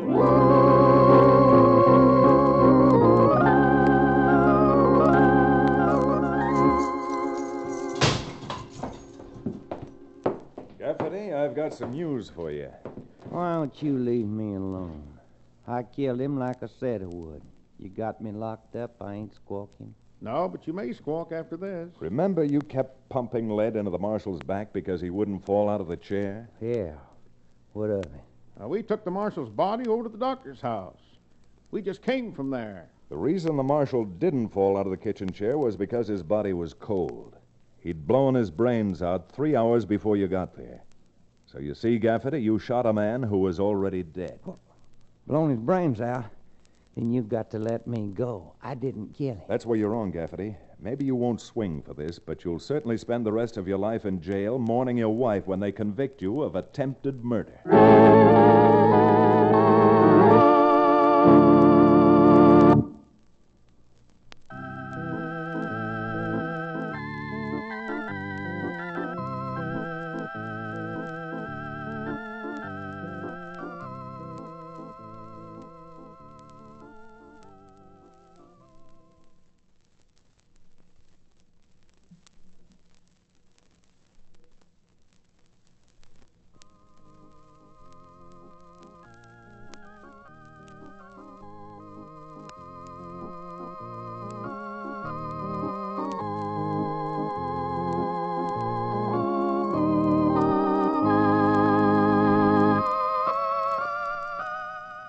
Frontier Town, starring Reed Hadley and featuring Wade Crosby, is a Bruce Ells production. Story and direction by Paul Franklin. Music written and played by Ivan Ditmars. Be sure to be with us again same time next week for another fine action-adventure story with your favorite young Western star, Reed Hadley. And now this is Bill Foreman to tell you that Frontier Town comes to you from Hollywood.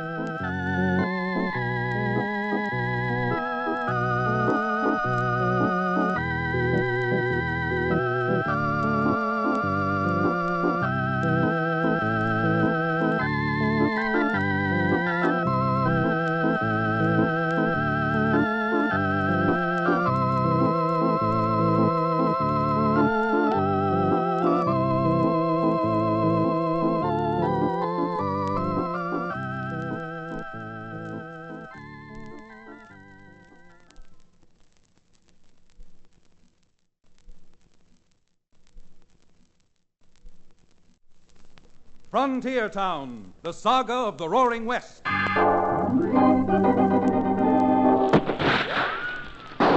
Frontier Town. El Paso, Cheyenne, Calgary, Tombstone. Frontier Town.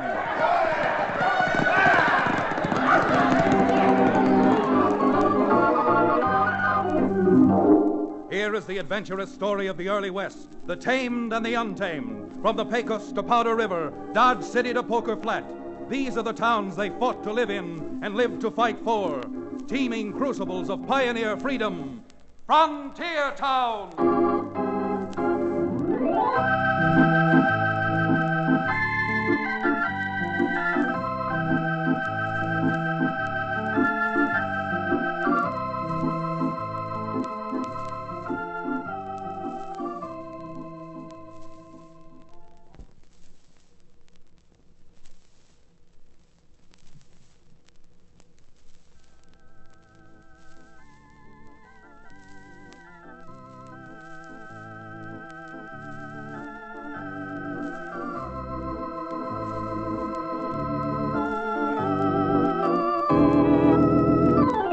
Howdy, the name's Chad Remington. The hometown is Dos Rios. And the occupation? Well, some folks call me a frontier town lawyer. But between us, even though I do have a law office, the very nature of the frontier and the people who populate it makes my occupation troubleshooter, with the accent on both words. Want me to prove it? Well, let's take the case of a gent known as Simran Whitey.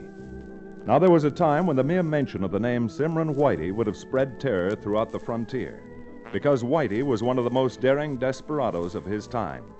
But today, well, to be factual, let's say 4 weeks ago, Simran Whitey was a sick old man, slowly dying in a cell in the Archuleta County Jail. In fact, Whitey's cellmate, Tex Cleaver, was sure the old man was dying as he watched him laboriously working over a crudely drawn map. What's that you got there, Whitey? You've been working on that thing most all day. The prison sawbones tells me I'll be cashing in my chips any time now, Tex. That part don't worry me none. But I once done a person, a woman, a dreadful injustice. And I'm hoping before I kick off I'll be able to straighten things out for her. Oh? Well, you still ain't told me what those hen tracks are that you've drawn there, Whitey. It's a map, Tex. A map that'll show where $80,000 is buried. 80,000? Did you say 80,000? Yeah. It's the money I stole from a gambling place in a bonanza town right close to Stampede years ago. And I'm sending this map to the woman who was cashier of the place, so she can return it to the folks it belongs to, if they're still alive. Now, Whitey, you and me have shared this same cell for 3 years now, and I done a lot of things for you. Now, instead of sending this map to some old woman who probably ain't even alive, why don't you... There ain't no use wasting your breath on no song and dance, Tex. No one's getting that map but Blanche McCarty. Why, you ungrateful old...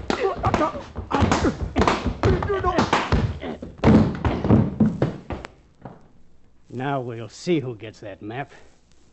And if I can get past that stupid turnkey, that 80,000 is gonna be all mine.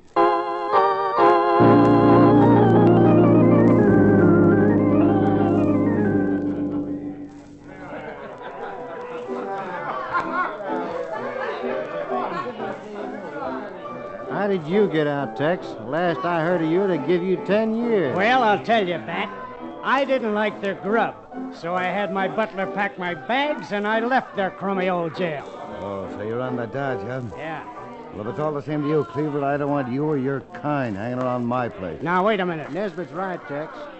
We don't want the law trailing you here. What you've done is your business, but we ain't going to get mixed up in it. Now, will you Jaspers wait? Now, if you two will hide me out, I'll cut you in on something that'll put you on Easy Street for the rest of your lives. I got an oil painting of you putting me on Easy Street. You ever hear of Simran Whitey? I ain't heard of him for years. Best I remember, he got sent away for sticking up a gambling joint and getting away with $80,000. Simran Whitey ain't got nothing to do with me. And I don't want you hanging around here. Well, that's all right with me, Nesbitt. But I got a map Whitey drew showing where that 80,000 is cached. I don't care if you... You what? Yeah, that's why I busted out. I got the map, and I'm on my way to get the money. Come on, Tex, let's go into my private office. There are too many people with long ears out here. And I want to hear your story about Simran Whitey.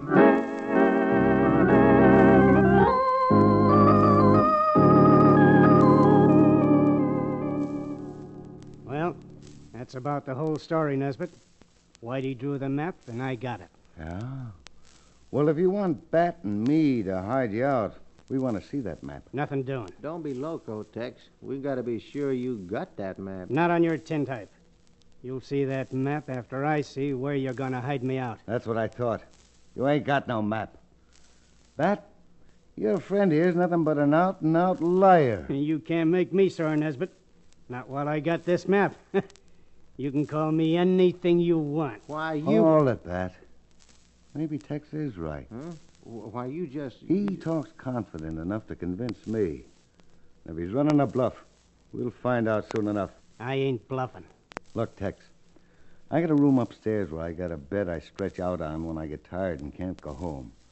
You go up and stay there until we're ready to leave tonight. And Bat and me will hide you out at my place. Good enough, Nesbitt. Go on outside. There's a little staircase running upstairs right behind the bar. Bat and me will be up later and wake you. Fine. And I'm giving it to you straight. We'll all have enough money to be on Easy Street before the week's over. You think he's got that map, Nesbitt? I don't know, Bat. But you're going to find out. Huh? I'm going to find out. Cleaver's knocked out, dead for sleep. Once he gets upstairs and falls on that bed, he'll be snoring inside of 5 minutes. Yeah, so? So? You go up after him in a little while and see if he's got that map on him or not. What if he wakes up, though? Well, what if he wakes up? You're wearing a gun, ain't you? I sure am wearing a gun, but I'm blamed if I'm using it on Tex Cleaver. Oh. Well, I say you are. And I say I'm not. Last, you get upstairs and do as you're told. Well, who do you think you are giving me orders? I'll show you who I am mighty fast. Why, you four-flushing bag of wind. Go on, go for your gun. You couldn't hit... Well,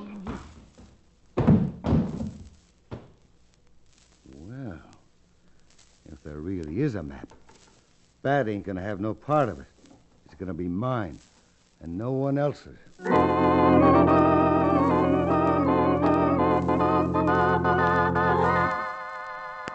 That map spelled trouble, and the trouble led right to my doorstep. Once the prison warden found out what happened, and knowing that Simran Whitey had only days at most to live, he arranged his parole.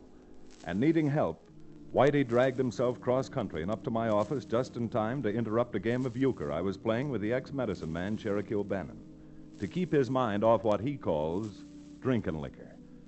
Worn and weary, the man who had plagued the whole Simran country was barely able to gasp out his story. You see, I was in love with Blanche McCarthy. When she turned me down, I got sore. So I held up the place where she worked as cashier. But if she didn't own the place, how could that hurt her? Everybody for miles around knew I was in love with her, Cherokee. So, naturally, they thought she was in on the robbery with me. I figured it'd ruin her life, and it did. In other words, now that you've ruined her life, you've relented, and you want to see that she has the map so that you can get the money back and prove that she had nothing to do with it. That's about the size of it, Remington. Yeah, but that was 20 years ago. Why do all this now? Because I didn't know until about a week ago that Blanche is still alive. Fellow I knew in the old days wrote and told me he'd see her. She's living in an old nester's cabin up in the Rockies north of Stampede. Well, everything would have been all right if Tex Cleaver hadn't slugged you and the guard and broken jail with a map. That's the truth. I would have mailed the map to Blanche days ago. Whitey, as a lawyer, there isn't anything I can do for you. You mean that? But as a man, I'm telling you that Cherokee and I are going to find Tex Cleaver's trail. And with your help, run him to earth before he gets his murdering hands on that $80,000.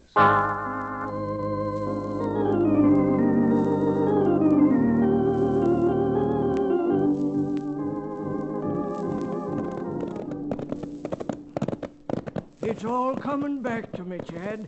That's Stampede just over the rise of the next hill. It's too blasted bad Cleaver got as many days head start as he did. Well, knowing that every lawman in this part of the country will be looking for him, if he has the brains I give him credit for, he'll lay low for a spell. Chad, those shots came from dead ahead of us. Come on, Whitey, prod up that pony.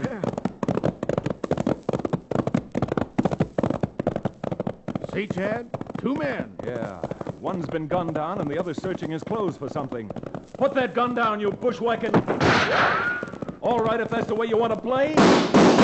You dropped him, Chad. Oh, look, he's getting up and hitting his horse. He's getting away. Let him go for now. With that tan and yellow calfskin vest and that white San Fran Stetson, if we ever see him again, we'll know him. Right now, we'd better get over there and see what we can do for the fellow who's been shot. Oh, boy.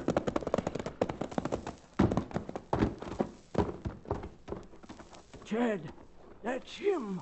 Tex Cleaver. He's as full of holes now as an accordion. Look, his jacket's almost ripped off, and so's his shirt. Somebody wanted that map and wanted it bad, and I guess he got it. He got it? Who's he, Chad? That fella in the calfskin vest who just ran off. You see there, one of Cleaver's boots is off. I'll bet you that $80,000 and 10 cents more, that's where Cleaver hid the map he stole from you, Whitey. In his boot. Poor Jasper. But he's lucky at that. Breaking out, I'm surprised one of the prison guards didn't hit him. Well, we're not getting any place standing here. I guess the best thing to do is to pick him up and take him into town. No, not this time, Cherokee. We'll tell the sheriff about it. Right now, we've got a trail to follow and a murderer to trap. This is just a hunch, Chad. But once we get to town, I want to go in and see a fella called Nesbitt, if he's still around. If he hasn't changed any, he knows every owl, hoot, and gunslinger around here.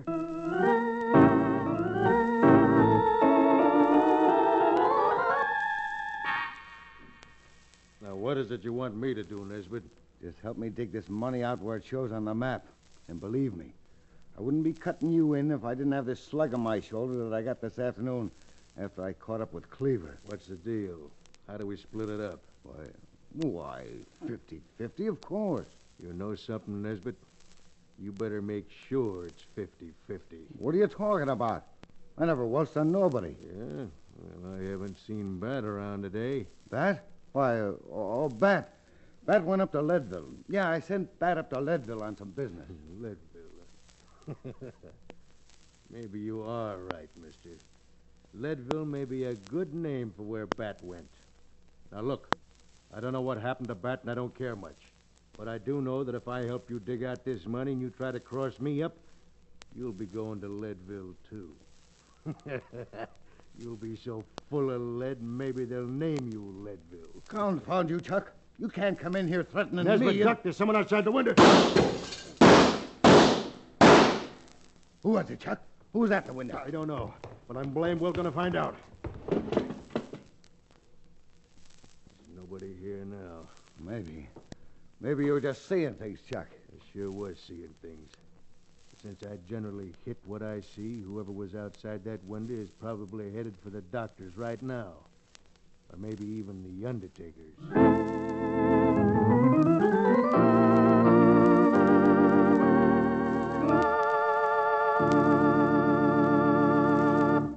We'll return to the second act of The Chase, our exciting frontier town adventure, in just a few moments.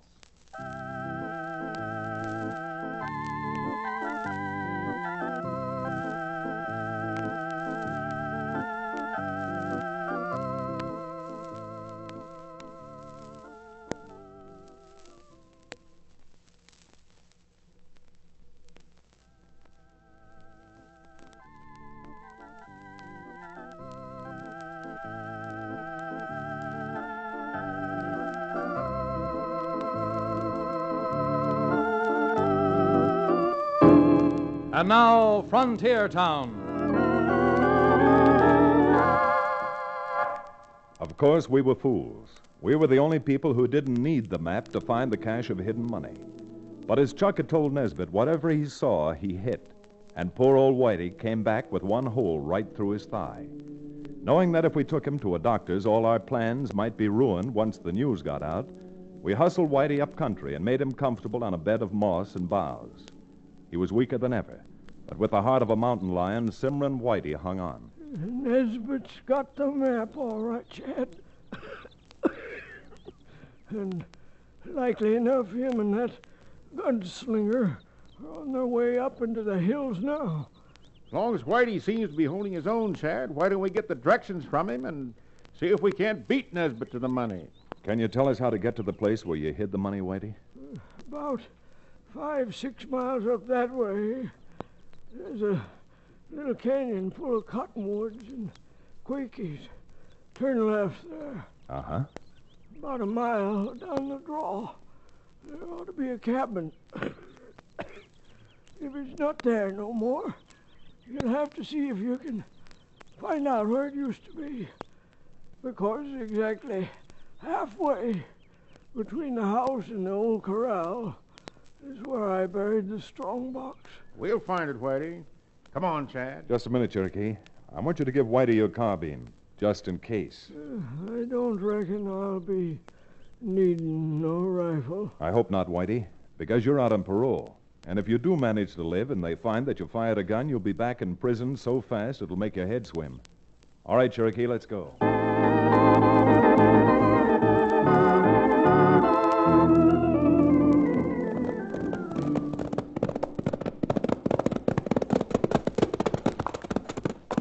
Well, this is the cabin, Chuck. Whoa.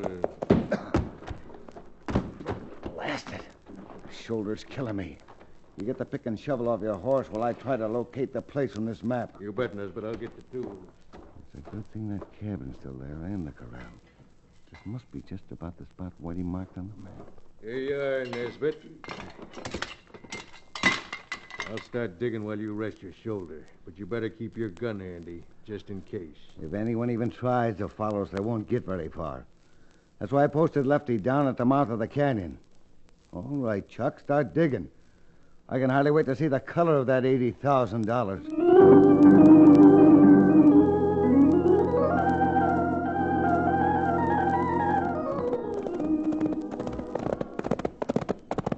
Look, Chad, there's a canyon full of cottonwoods and quakies right ahead of us. Too bad we couldn't have gotten up here in the daylight.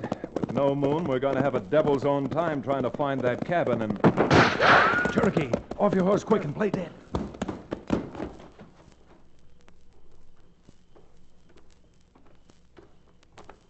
Well, now, I don't see how one bullet could have gotten them both. And you're not going to see much of anything else after I get through with you. Why, you double-dealing sneak. Chad, look out! You're right against the rim of the canyon. Chad! Stupid ape. He must have rolled right down to the bottom. Who do you think it was, Chad?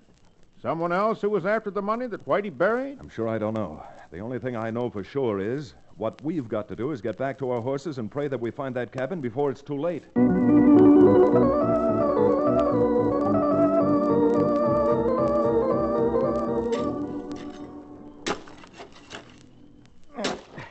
I sure ain't struck nothing yet, Nesbitt. It's got to be there somewhere, Chuck. There's the exact spot that shows on the map old Simmer and Whitey drew. Swinging this pickaxe is no cinch. And I'm getting Just tired what of... are you men doing What? here on What my you- property? Who are you? I thought I recognized that voice. Ain't you Nesbitt from down in Stampede? Yeah, I'm Nesbitt, but I don't know who... Well, I'll be jiggered. Blanche McCarty. Who's Blanche McCarty? The dame. The cashier who was in on the robbery with Whitey. So you're looking for it too, huh, Blanche? Well, you ain't gonna get it. What are you talking about? Looking for what? Look, you old bag of bones, it ain't gonna do you any good to play dumb. I'm telling you I don't know what you're talking about. And what's more, this is my place, and I'm telling you to get off it. Chuck, get behind her and let her have it with a shovel. What's that? What'd you say? Why, just telling my friend here that being in with Simmer and Whitey, you probably got the dinero already. I wasn't in with him. I had nothing to do with that robbery, and I... Nice going, Chuck. What do you want to do? Finish her off? You loco or something? Pull trigger up here, and if anybody hears it, we'll never get that money. No. We'll tie her up and drag her up to her cabin. There's probably a closet there where we can hide her till we're through up here. And then we'll be in the clear. Come on.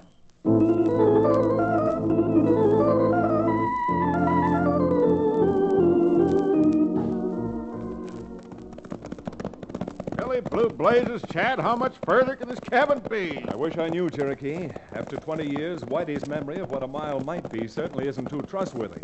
Only one thing to do. Just keep knocking on these horses and hope we get there in time.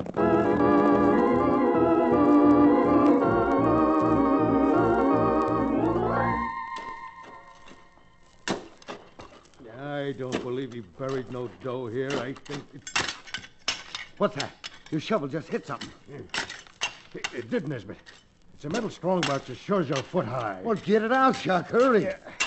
Here. Come on, Chuck.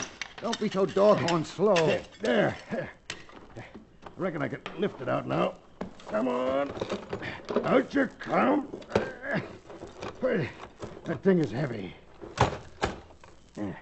Let's take it into Blanche's house where we can see. Good idea. And don't forget, Nesbitt, we're splitting this 50-50.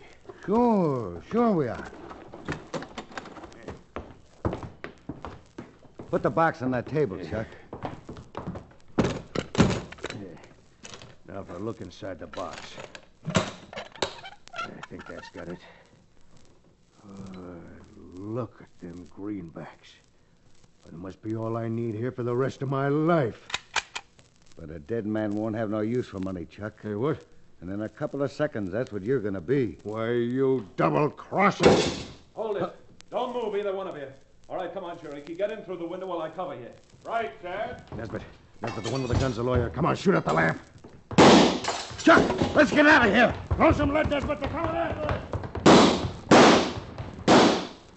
Chad, when that lamp broke, it set fire to this place. Grab that strong box and get it outside quick. Someone's banging on that closet door, Chad. They must have locked somebody in this closet. Here, give me a hand. But the money. Good Lord, let that go for now. Come on. Lay into this door.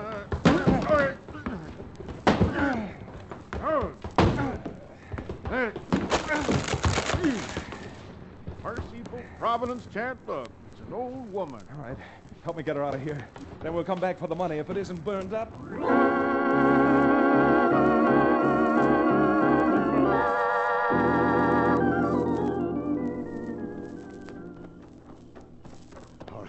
All right, Chuck, this is far enough. You double-crosser weasel. I got a good mind to bash your brains in. You nitwit. Didn't you know I was just playing a joke on you inside? I wouldn't have shot you no more than I would have shot the old lady. It would have brought too many people around. A lot of good that'll do us now. With them two in there. We're taking care of them, too.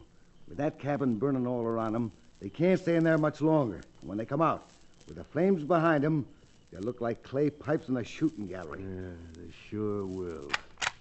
And Mr. Nesbitt, you better not miss. Here they come now. Open this way, Cherokee. Away from the sparks. You ready, Nesbitt? I sure am, and this is the end of Nesbitt, what happened? Where the devil did you... Cherokee, there's someone out here. I wonder who threw those two shots. Well, I'll be blamed. Here are the two polecats who set fire to the cabin, and they're as dead as doornails. From the looks of them with their guns out and cocked, I'd say they were about to get us. I'd sure like to know who shot them. Wait a minute. Here comes someone now. Chad. By the whiskers of the prophets, do you see who it is? Simmer and Whitey. Chad, here's the carbine you loaned me. I broke my parole. Don't tell Warden that Chad, is he... He's gone, Cherokee, but he saved our bacon. Poor old Whitey. He was tough and bad, but he was one of the best of them. He died with his boots on.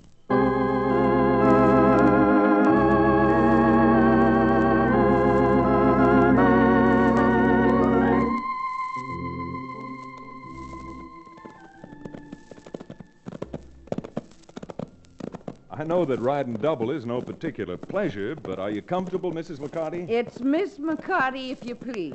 Hey, when I see her eyes flash like that, Chad, I can see when Whitey fell in love with her 20 years ago. And I can see why Whitey was still in love with her. Too bad that he ended the way he did. Oh, it isn't really. No, I don't mean that Whitey wasn't a wild one and deserved to die that way. I just mean that, well, if he came back to get me, there wouldn't have been much happiness for either one of us. I guess you're right, Blanche. His number was up weeks ago. You pardon my curiosity. Just what were you planning to do with that 80,000, ma'am? Or miss, as the case may be. I don't know. Billy Fellers who owned the place Whitey stuck up's been dead for years now. Can't give it back to him. Well, then, why don't you take it and buy yourself some Paris clothes, get all fixed up, and enjoy life for a change? Chad, do you realize what you're saying?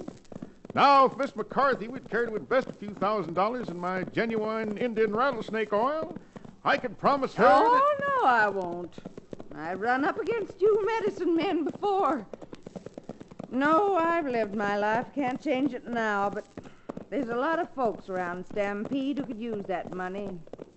Maybe I'll see that they get it. Yeah, maybe I will. Well, Cherokee, are you going to let that money go just as easy as all that? My boy, when I come face to face with someone like Blanche here, someone who's real folks, all the chicanery and that sharp little brain of mine seems to melt away and form a big lump in my throat. Hey, I must be getting old. Better get back to town before I get any older. Get up there! Get up!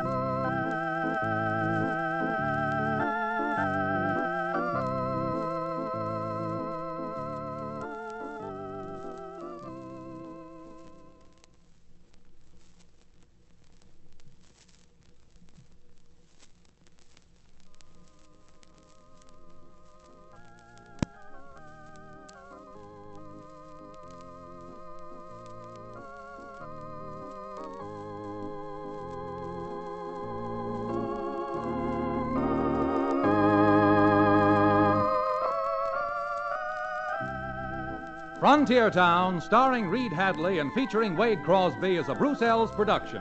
Story and direction by Paul Franklin. Music written and played by Ivan Ditmars. Be sure to be with us again, same time next week, for another action-adventure story with your favorite young Western star, Reed Hadley. And now this is Bill Foreman telling you that Frontier Town comes to you from Hollywood.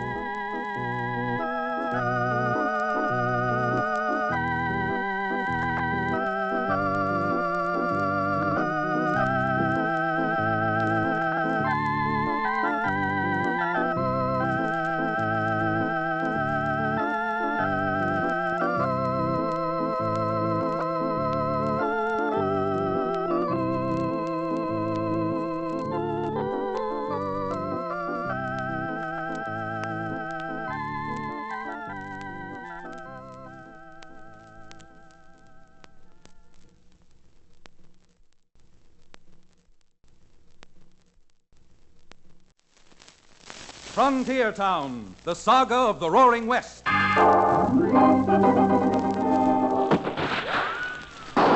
Frontier Town. El Paso, Cheyenne, Calgary, Tombstone. Frontier Town.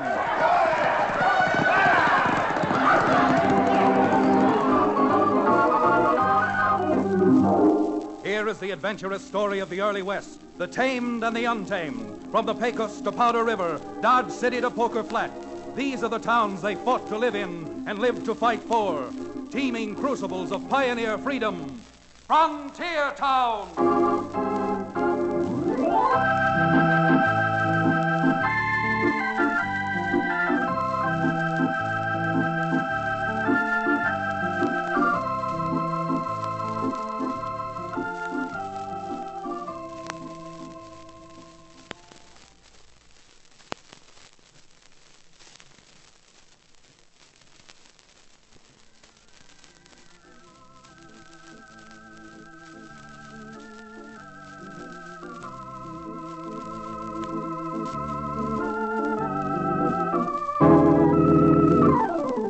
Hello there. If you know anything about Dos Rios, our frontier town, then you've probably heard about me, Chad Remington. Oh, not that my name means anything, or am I an important citizen.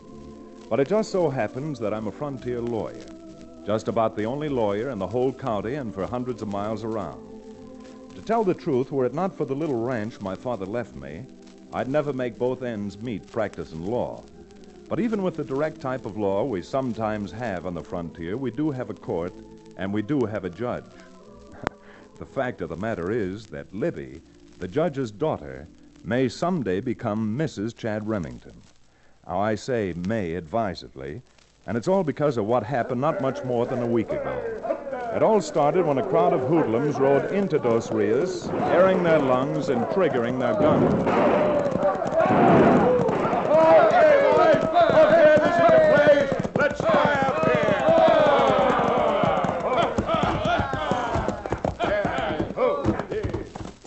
Come on. Let's go into Blackjack's place and wet our whistles with some of his best. Hey, Frankie. Yeah? You're all the time boasting about what a crack shot you are. Think you can hit that little gold eagle on that flagpole across the street? I sure can. Watch. You missed it a mile. I'll tell you what we'll do. We'll all shoot for it. And the first man to hit it gets 6 free drinks on me. Okay, then. Get them hog legs out and let's get to shooting.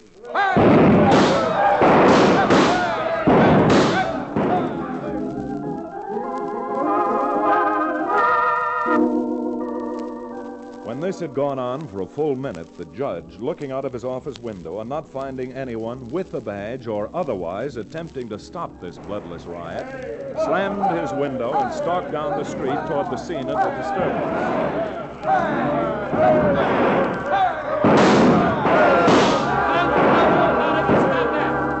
Did you hear me? I said stop it. What? What's that again, mister? Were you talking to us? I most certainly was talking to you. You and the rest of these hoodlums. Oh, we're hoodlums, are we? Judging from your conduct, you most certainly are. Now put those guns up before we throw the lot of you in jail for 30 days for disturbing the peace. Quiet, Joe Jaspers. I'll handle this old coot. You happen to be the law around here, mister? Because I don't see no tin badge. If you think it takes a sheriff or a marshal to lock you up, you've got a lot to learn. You either desist and behave like decent people, or I'm exercising the prerogative of any citizen and arresting you myself. Friend, I don't know anything about this free whatever you call it, but if you think you can lock me up, come on. Try it. Why, you contemptible, insufferable... Here, what's all... Oh, what are you doing here, Judge? Howdy, Blackjack. Howdy, boys. Well, Mr. Turner, I suppose these maniacs are customers of yours. Yeah, Judge. Not only are they customers of mine, they're friends of mine. Darn good friends. Tell them again, Blackjack. If they are friends of yours, Turner, then the friendly thing to do would be to tell them to either behave like gentlemen while they're in Dos Rios, or learn to be gentlemen with a 30-day course in our town jail. The trouble with you, Judge, is you're getting old. Oh, I am, huh? Well, I'm not too old to arrest a lot of them, and you included, if I have to. Well, like you lawyers say, that's something that remains to be proved. But what I was talking about was you seem to forget when you were just a high-spirited young waddy yourself out to have a good time. I am not forgetting anything. But you seem to forget that we've got a few laws left in Dos Rios. But jeepers, Judge, these boys have been up country for a couple of months now. Ain't they entitled to come to town and have a little fun? Look around the street, Turner. There isn't a man, woman, or child who hasn't run inside or has hidden in some doorway. Frightened off the street they pay taxes to maintain. Yeah, so? So, I'm giving you a final warning.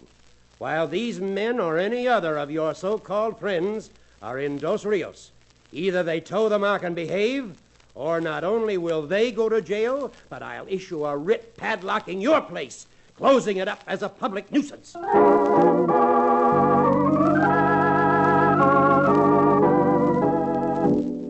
riot or near riot happened in the middle of town. And as a result, I knew nothing about it because, well, I was out at the judge's house paying a visit I was enjoying on his daughter Libby. Chad, believe me, I've thought about it as much as you say you have, but living the life you do, 1/3 lawyer, 1/3 freelance marshal, and 1/3 plain and simple troubleshooter. Well, don't you understand? A woman wants peace of mind and security. Well, doesn't respect and affection and adoration mean something to a woman, too? Take that man you run around with, Cherokee. And what's wrong with the O'Bannon? Oh, nothing. Run out of 2 states for peddling that fraudulent patent medicine of his.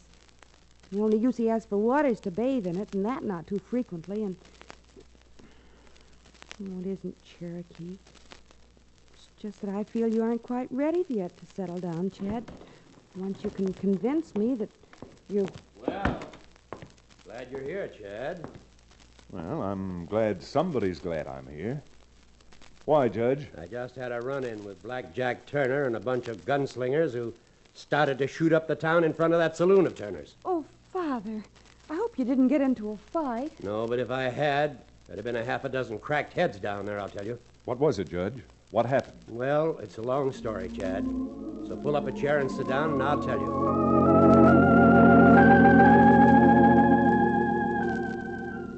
Well, you already know what the judge told me. All about the rowdyism in town and his clash with Black Jack Turner and his coterie of gun-toting friends. However, what I didn't know and what the judge couldn't possibly have known were the repercussions resulting from his threat to padlock Black Jack's Golden Slipper Entertainment Hall. Because while he was recounting to me what had happened, Black Jack and a couple of his friends were in the Golden Slipper mulling it over. Now, I ain't telling you what to do, Blackjack, but I run up against solid citizens like that judge before, and I'm telling you, they're a cyclone on wheels when they get started. That ain't just talking, Blackjack. You could see it in the old goat's eyes that he meant what he said. And being a judge, like you say, you can make it stick. Yeah, I know. But I've been doing a little thinking that might be good for this whole town. Yeah? That bald-headed busybody's been judge around here for the last 12 years, just because the people elected him once. You mean you ain't had no election for 12 years? No, I mean he's been re-elected every 2 years just because it's become a habit. As a matter of fact, nobody's ever run against him. So, all right, but what's your idea? Now, there's an election coming up the end of this month. Me and a couple other Jaspers in the same business would like it a lot better if we had a new marshal. A more cooperative marshal? Yeah? So wouldn't it be a lot better if, while we were trying to elect a new marshal, we ran our own candidate and elected a new judge? Are you serious? Who'd you run? Don't a judge have to be a lawyer? And the only lawyer around this saddle stop is that holier-than-thou Chad Remington. Oh, is that so? And maybe you didn't know that old man Simpkins used to be a lawyer back in Indiana. Jughead Simpkins? Why, Jughead Simpkins ain't drawn a sober breath for years. Sure. It'd make our campaign all the better. We could prove to the voters around here that even an old sot like Jughead would be a better judge than that fossil we got. Oh, Blackjack. It wouldn't do you or us any good if he was elected. He don't even know what day of the week it is. Ah, that's just the point. Now, if we elected Simpkins, don't you see he'd do anything we told him? With our own marshal and judge? Yes, all right. Gentlemen, a toast. Yeah. Toast. I give you Judge Jughead Simpkins.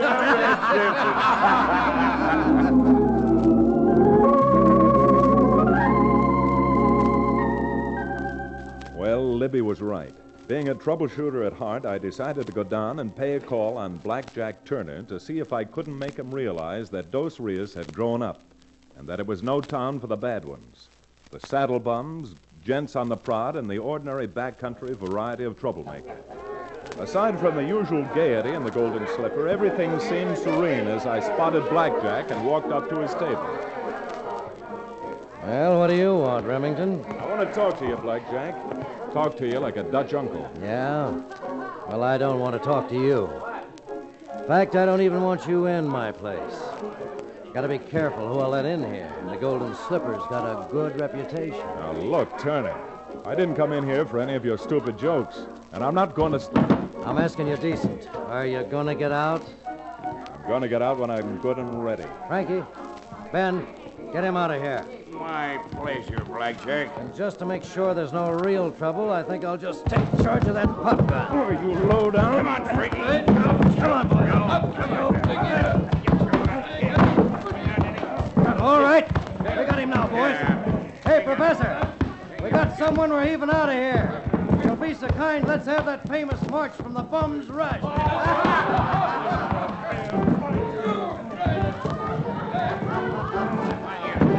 That's it, Professor.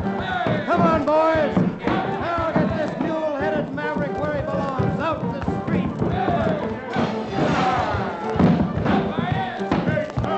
Open them doors. That's it.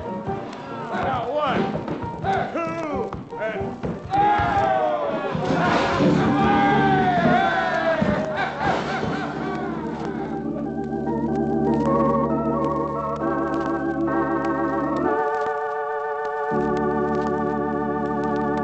We'll return to the second act of Bullets for Boot Hill, our exciting frontier town adventure, in just a few moments.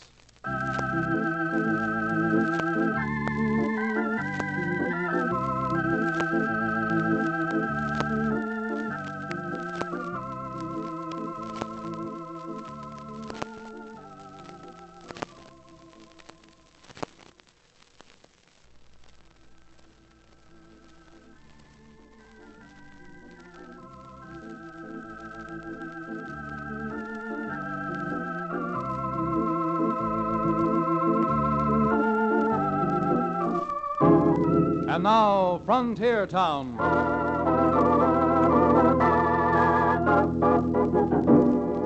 Well, there's a saying that there's no fool like an old fool. But as you've seen, in my case, age didn't make any difference. However, it didn't take me long to get over feeling foolish, particularly a few days later when I was sitting in my office, still licking my wounds, and Cherokee O'Bannon came banging up the stairs from his livery stable below. Belly blue blazes, Chad. Wait till you hear. Wait till I hear what, Cherokee? Well, they're running someone else against the judge in the election next week. What? Running someone else for judge? Are you sure? Sure, I'm sure. I got the information from the man who's running. The man who's running? Who is it? Old man Simpkins. Jughead Simpkins. Simpkins? And what were you doing talking to Simpkins? Well, Now, look here, Chad. What's that got to do with it? Come on now. Where did you see Simpkins? You were over in that saloon again, weren't you? That thing you so indignantly call a saloon is a rendezvous for the less fortunate people. People like me. We refer to it as the working man's club. Well, sit down. And don't sit across the desk from me. Sit where you can exhale toward the open window. Tell me what else you found out. What else? Isn't that enough, running a sodden reprobate like Jughead for judge? But who's running him? Who's behind him? Well, I ran out of money at that stage. Although if I'd had another 4 bits in my jeans, I'm sure I could have found out. Another 4 bits worth of drinks, and you might have found out. But when you woke up tomorrow morning, you wouldn't have remembered anything about it. Counselor, that is a base calumny. A sip of the hair of the dog that bit me, and I would have been sharp as a tack. Regardless, I'll bet you right now that this is some of Blackjack Turner's doings. And by glory, Cherokee, if it is, I'm not going to rest until Turner and his whole crew are run out of this town, and preferably up to the state penitentiary.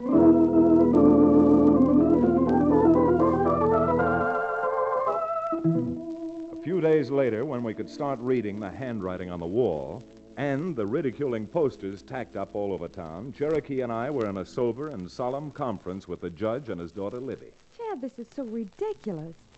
Mr. Simpkins ever knew any law at all. It's been burned out of his brain by alcohol years ago. The ridiculous part of it is that there are actually people in this town who are starting to believe all those palpably asinine lies they're spreading around. But you'll have your chance to answer the lies, Judge, when you make that campaign speech in front of the town hall tomorrow night. And don't believe I won't answer them. Factually, categorically, and point by point. I wish we really knew who is backing Simpkins. So hard to fight when you don't know whom you're fighting. Well, Libby, it may be hard to fight, but it's not too hard to figure out. Oh, I know whom you suspect, Chad, but honestly, I don't think that... where we... Zephyr and sea serpents, Chad. What was that? Chad, someone threw a knife through the window. A knife with a note pinned to it. I'll get it. Well, this is going to set the democratic form of government back to the Dark Ages. What is it, Chad? What does the note say? Here, let me read that. Warning. If you try making that speech tomorrow, you'll never make another one. A friend. Of all the cheap, contemptible, cussed things I've ever heard of, threats in a political campaign. Well, they're not intimidating me. Well, I should hope not. You'll show this note to the marshal and have deputies all around that meeting. Certainly. That's a good idea. The marshal's up for re-election, too. And this is aimed at him as much as it's aimed at me. We'll have every deputy in town protecting that meeting. If I were you, Judge, I wouldn't. What? Are you out of your mind, Chad?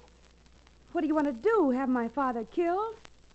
Or maybe you think you can protect him single-handed. No, Libby, that's no way to talk to Chad. No, it isn't it?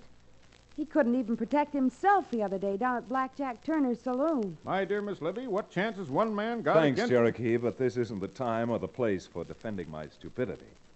However, I'm still of the opinion that it would be a grave mistake to have tomorrow's campaign meeting surrounded by deputies. Now, if you'd only try to figure out what might be behind this thing, Judge, I think you'll see that... Chad, you're just wasting your breath trying to argue with us. I'll fight for re-election.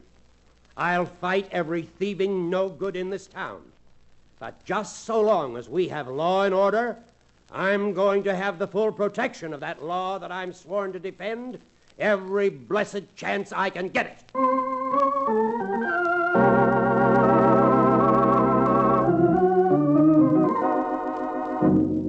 It was bad enough trying to argue with an old mossback like the judge. But when it came to arguing with Libby, well, there are several old axioms that apply to a situation like this. And besides, after the dressing down Libby had given me a few days before about being footloose and trouble-seeking, I just decided that the better part of valor was to let it go at that. So, with Cherokee in tow, I went at the problem in my own way, keeping both eyes peeled when we attended the campaign meeting at which the judge spoke the next day. Even with the increase in civil suits, 3 cases out of 4 that are tried in my court are still criminal actions. Do you want a judge like my opponent to sit on the bench for that? No, absolutely not. Very well, then. Friends and fellow townsmen, then let us face facts. Let us compare the record of my opponent with my own record, since we both came to Dos Rios. Let us investigate and see which one of us has contributed more to the welfare and to the civic health of our community.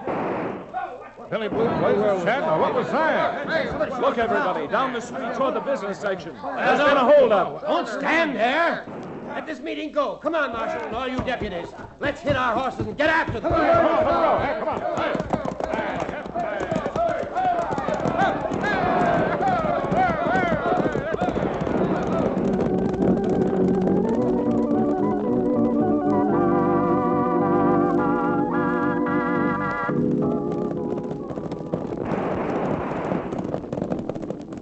For a moment, it was a maelstrom of men and horses. But as we pulled away from Town Hall and started through the business section of town, we could soon see that it had been Blackjack Turner's Golden Slipper Saloon that had been held up.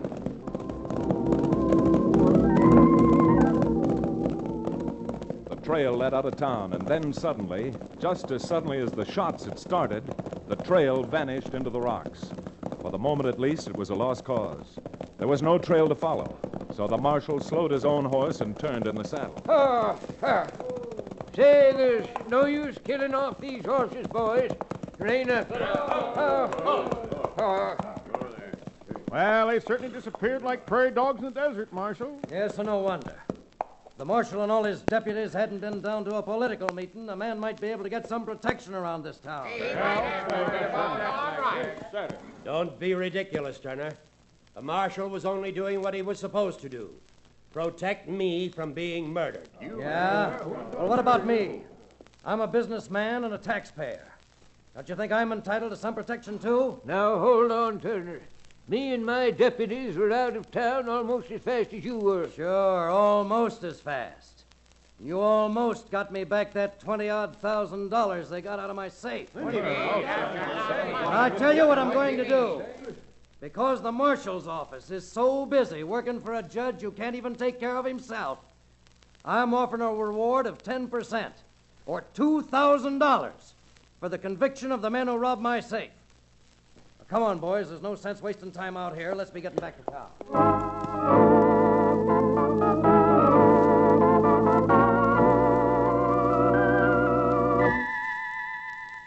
If you've noticed, I'd learned enough by that time to keep my mouth shut.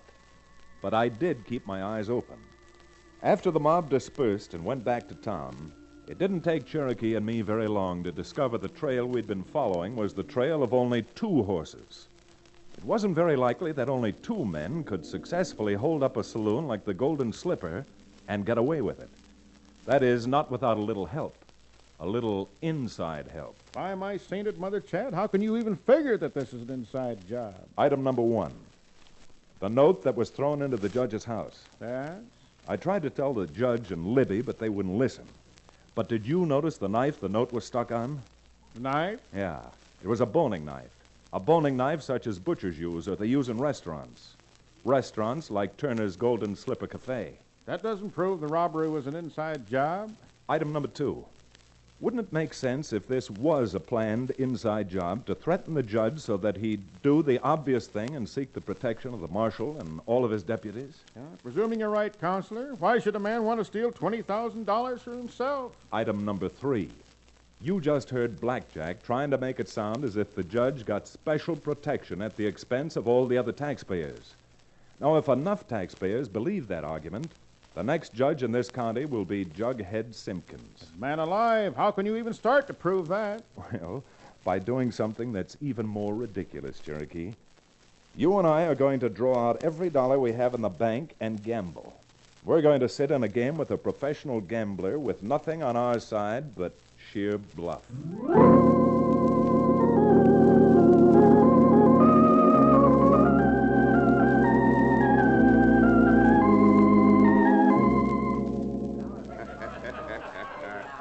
Well, that's pretty good, yeah.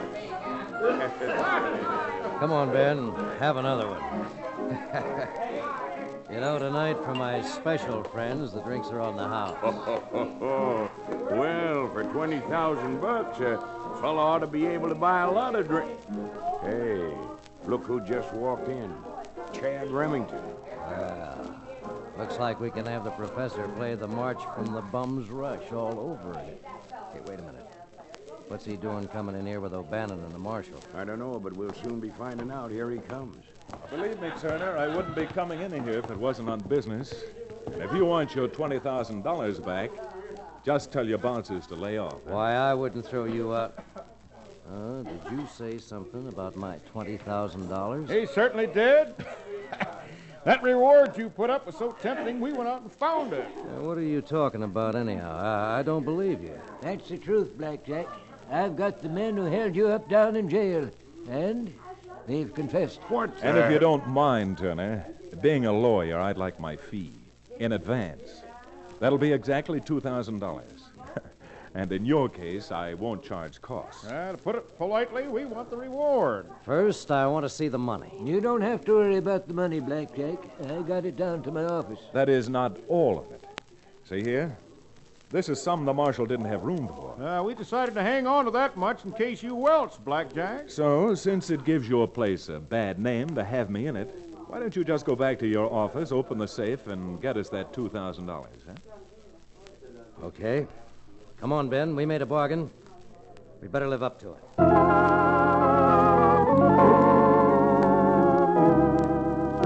He sure had made a bargain. And as soon as they left for the private office, Cherokee, the marshal, and I sneaked out to the back window in the alley and watched.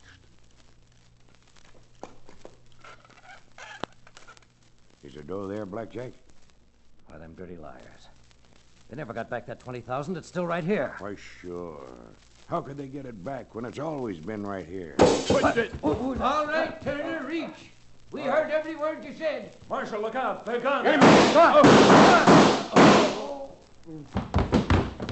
I don't mean to sound as if I'm boasting, Blackjack, but I generally get what I aim at. And in your case, it wasn't just your gun arm.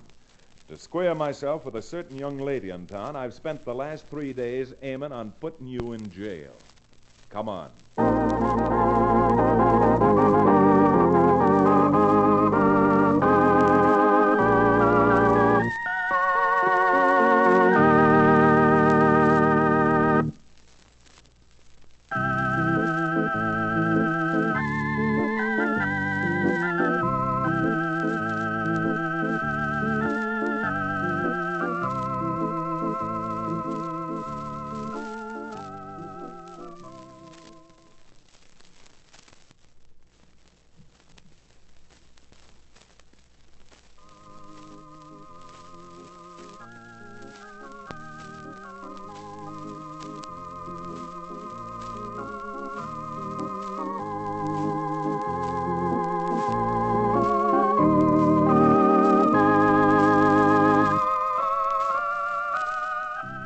Frontier Town, starring Reed Hadley and featuring Wade Crosby, is a Bruce Ells production.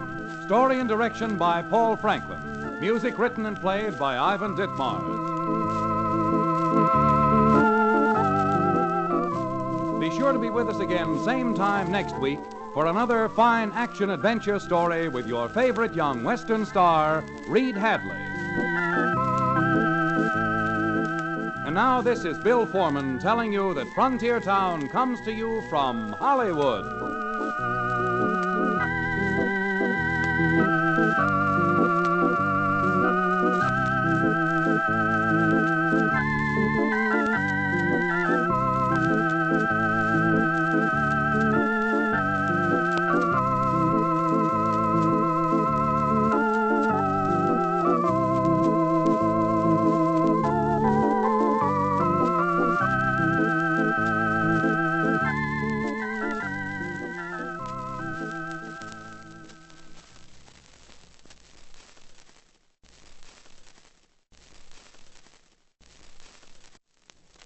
Frontier Town, the saga of the Roaring West.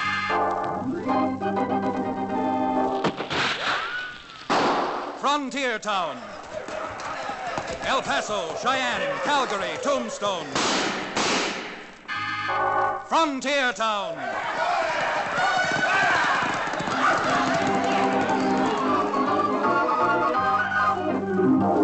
Here is the adventurous story of the early West, the tamed and the untamed. From the Pecos to Powder River, Dodge City to Poker Flat. These are the towns they fought to live in and lived to fight for. Teeming crucibles of pioneer freedom. Frontier Town!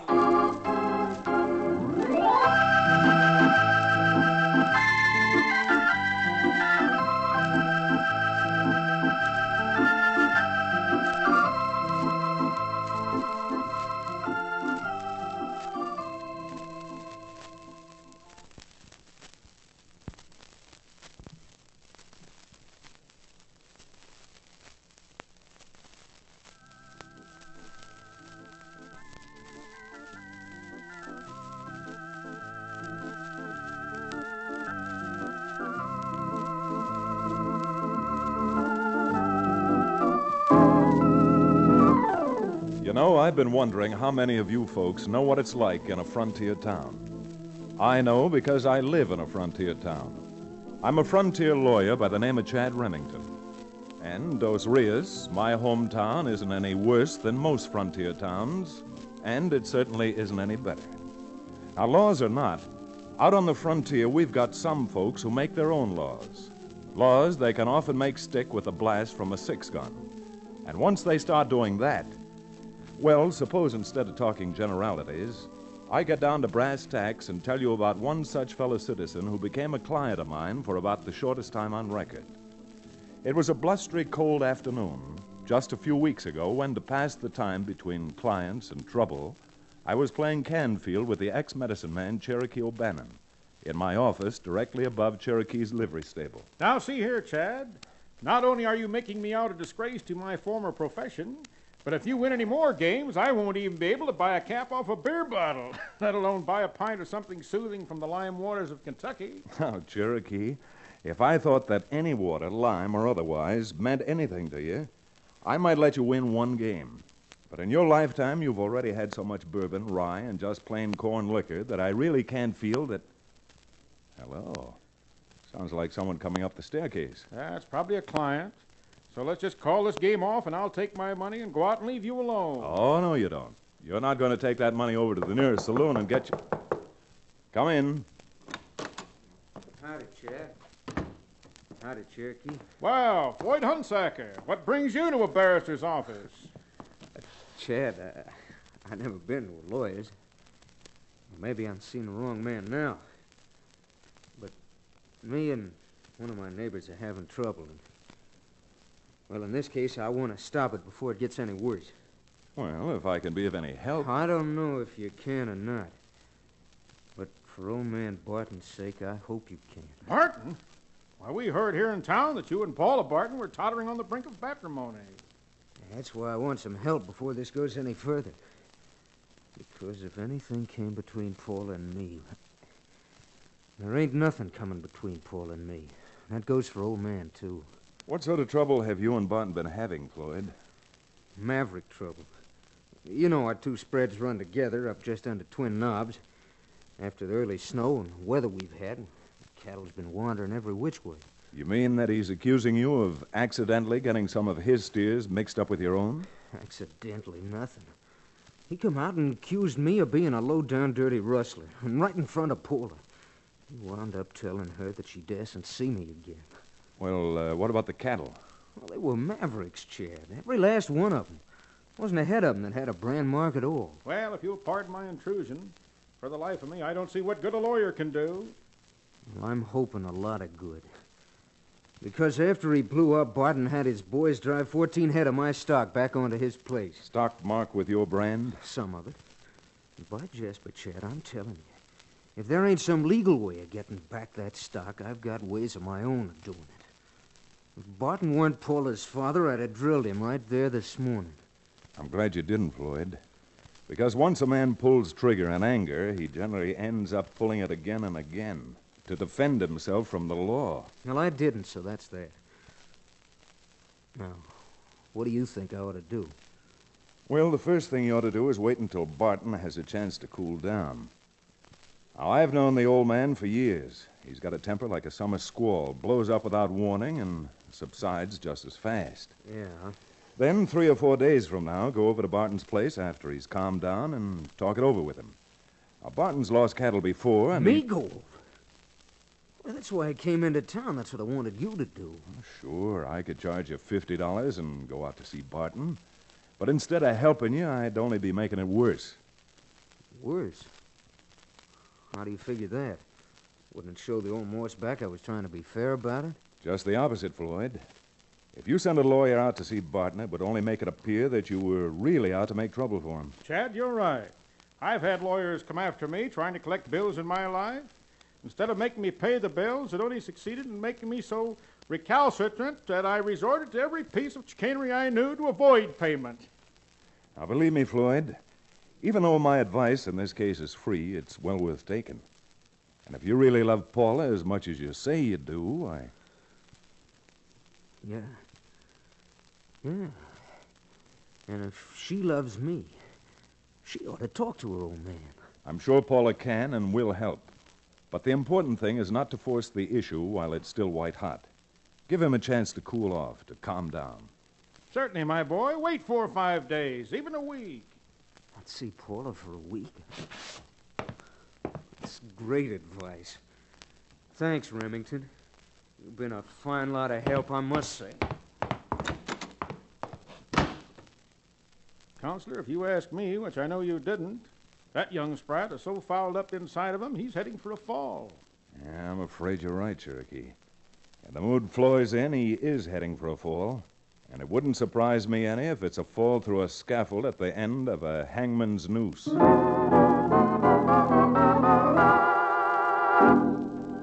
It wasn't that I'm such a great guesser or unusual at reading character.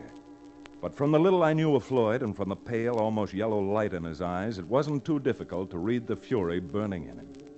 Well, despite our good intentions and our good advice, Floyd paced the floor in his little ranch house parlor until 9 that night, when he couldn't stand it any longer. Slamming his Stetson on his head, he grabbed his pony and rode over to the Barton place, where, by tapping lightly on Paula's bedroom window, he attracted her attention and got her to come outside. Floyd, you shouldn't. You shouldn't have come over. I couldn't stand it any longer, Paula. It was driving me crazy. I had to see you. I know, Floyd. I wanted to see you, too, but after what happened this morning, if Father ever finds you here, I don't know. Let him find me. I don't care. I love you and you love me. Not even your father's coming between us. Oh, he won't come between us, Floyd. Just give him a chance to get over his temper. He never stays mad long. Hey, look, I got an idea. We can ride over to Navajo Springs tonight. There's a padre in Navajo Springs. He'll marry us. And after we're married, there isn't a thing in the world your father Floyd, could... I think I heard the door open. Quick, get back in the shadow of the... Paula? Paula? Are you here? Outside? Paula? You hear me? Yes, I'm here, Dad. Well, I thought you said goodnight an hour ago and then went to... Well, so you're here, too. Yeah, I'm here. And you and no one else can stop me from seeing Paula. Floyd! Paula, go inside.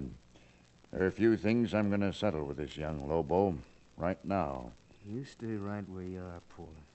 Your father's looking to have a showdown. You might just Paula, as well... I said go inside. Dad, won't you listen to Floyd? Won't you give him a chance Well, to... never thought I'd have to raise my hand to my own daughter, but... Wait, you slap Paula, will you? Floyd, he's trying to draw his gun. Dad, don't! Try to throw down on me, will you? Will...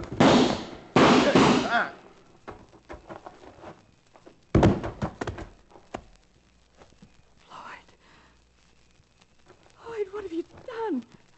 Your father. You saw him. It was him who went for his gun. Dad. Daddy, all right? Get the doctor.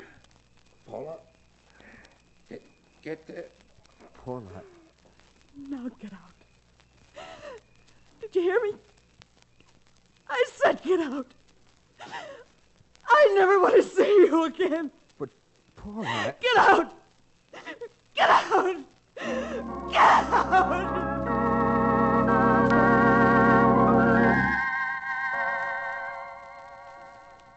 After that, there wasn't much that I could do. But when I heard of the shooting, I knew that now Floyd would be needing a lawyer. So Cherokee and I saddled up and rode out to Floyd's ranch. Don't you understand, fellas?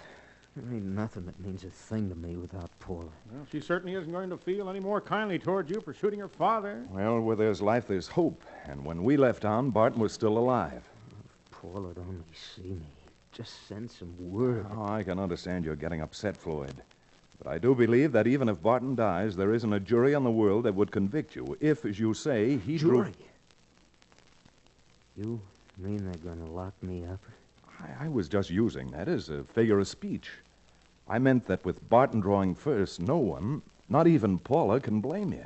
Well, they'd better not try to lock me up. No one's going to lock me up someplace where I'll never see Paula again. Man alive, no one's going to lock you up unless Barton dies. And then it'll only be as a matter of form. Now, this is again free advice, Floyd. But I hope you take my advice this time. Yeah?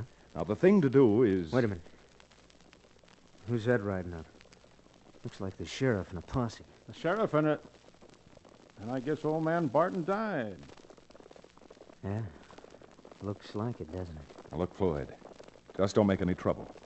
Now, you may have shot Barton, but you did it in self-defense. The sheriff has his job to do, and he'll have to hold you until you can have a hearing. So take it easy now and keep a check rein on your temper. Yeah, sure. That's all right, Floyd. I'll let the sheriff in. Hello, Sheriff. Come on in. Howdy, Chad. Thanks. And I guess you know why I'm here, Floyd. He died, Sheriff? Yeah. I gotta take you in. Sure, I understand. Arresting me, I guess you want my gun, don't you? I'd be much obliged if you'd hand it over. Sure. I don't need it. Here. Because you need it more than I do, you interferer. You locoed young fool, you killed the sheriff. Now you are in for it. Either one of you moves one step and you'll be on the floor right beside him. I don't doubt that, Floyd. You don't, eh? But you've overlooked one thing. There's a posse outside, and here they come. What? The posse's coming? Cherokee, quick, grab his arm. If I ever get my arm loose, I'm gonna...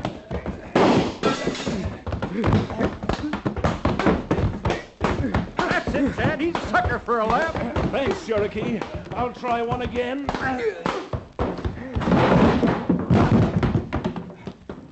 All right. Keep him covered, Cherokee, until one of the deputies gets the cuffs on him. With a locoed snake like that, you're never safe while they've got the breath of life left in them. And in his case, I don't think that will be too long.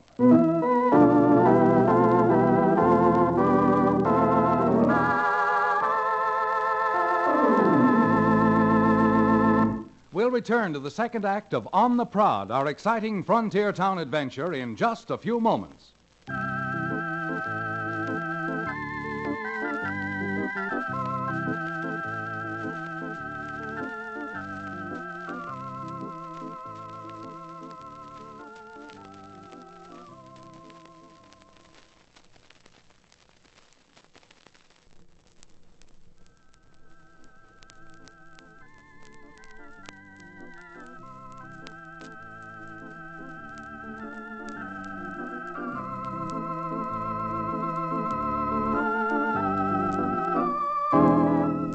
And now, Frontier Town.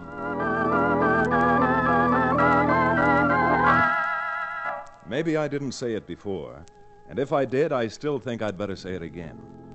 That's what happens out on the frontier mighty often after a man has carved the first notch on his gun. Floyd's case was no exception. Remember Billy the Kid? As I've heard folks tell the story, it was the same thing with him. He was forced to stab a man in a ruckus over a gambling game, and then, trying to avoid the consequences, shot his way across 67 counties in 5 states until killing became the natural way of life. Well, we did manage to get Floyd down to town and locked into one of the cells behind the sheriff's office. The judge, a good and close friend of mine, wasted no time coming over to the office to find out from me exactly what had happened. By glory, if I weren't a judge, Chad, I'm afraid I'd be out organizing a necktie party right now. Even you shouldn't say a thing like that, Judge. Mob law is as bad as gun law. And furthermore, I've got a feeling that Floyd isn't just out and out bad. He's kill crazy. He's crazy, all right. When Floyd comes to trial, if he ever does, he'll probably be arraigned before you, Judge. I most certainly hope so. Now, I don't want to interfere or influence you officially, but if we could discuss this, well, just like a couple of friends, I think we might all profit from it. Well, I've got a mind of my own, Chad, so I won't be influenced listening. Well, believe me, I'm not holding out any hope or excusing Floyd. But after seeing him, looking into those frenzied eyes, I've got a feeling that Floyd is all haywire inside. You mean he's a lunatic? In a way, yes.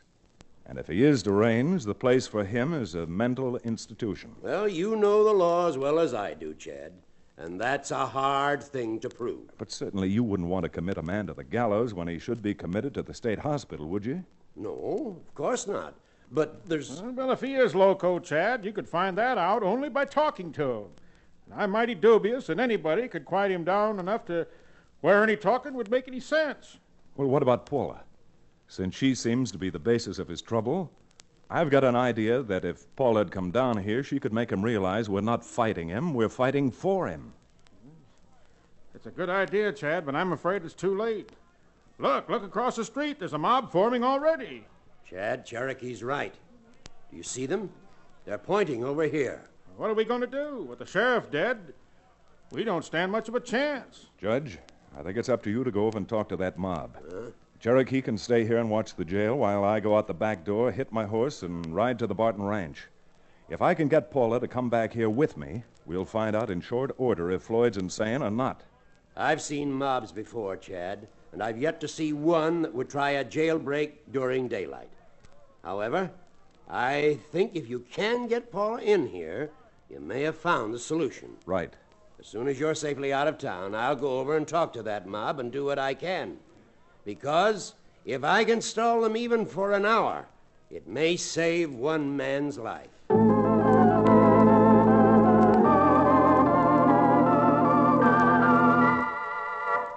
With the mob gathered in the street in front of the jail, I had no difficulty slipping out the back way, getting my horse and heading for the open range. But while I was just starting to churn up dust, down in the jail itself, Floyd began to hear the unmistakable, ominous mutterings of the lynch mob. What's the matter with them out there? Can't they hear that mob? They all loco? Let them come over here. They're not gonna take me. They sure aren't. Hey, you. You out front. Now, what's the matter with you? All deep? Where's that smart lawyer, Chad? Hey, Chad Remington. What is it? What's going on down there? I'm glad someone can hear. Hey, come here a minute, will you, Cherokee? Come on, Cherokee. I just got an idea. What is it, Floyd? Something I could do for you? Yeah. It sure is. You heard that mob across the street? Not only have I heard them, but I've seen them. Well, you know what they're up to, don't you? After me. I'm telling you something, Cherokee. I'm not sitting in this cell and letting them come and take me like a coyote out of a dead fool. Floyd, for goodness sakes, take it easy. Chad says he thinks everything's going to be all right. Oh, Chad says. Chad says everything, doesn't he? You want to be ashamed of yourself talking about Chad that way? He's trying to help you. Yeah, if he's trying to help me, why'd he drag me down here to the jail? Why's he letting that mob form across the street? You'll take care of that mob when he gets back. Gets back? Back from where? He sneaked through the back door and rode out to see Paula so that he went where? What's he going out to Paula's for? Billy Blue Blazes, Floyd, if you'd only stop talking and listen for a moment. Sure, Cherokee. You know how it is. I'm just jumpy, I guess. This gives me an idea. Good idea. Yes? Oh, I don't know who might be around. I don't want anybody else to hear. Come here, will you? Come a little closer. All right, Floyd. What is it? Here. Let me get my arm through these bars and I'll... Floyd! For pity's sake, let go of my throat! I'm not letting go of you till I get your gun. I'm gonna get your gun. There we are.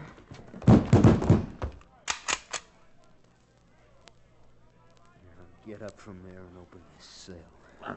I haven't got the keys. Don't get them, admit. You haven't got the keys, eh? What's that hanging out of your hip pocket? All right, get up and get this cell open. Got some business to take care of. Some mighty personal business. I'm taking care of it right now.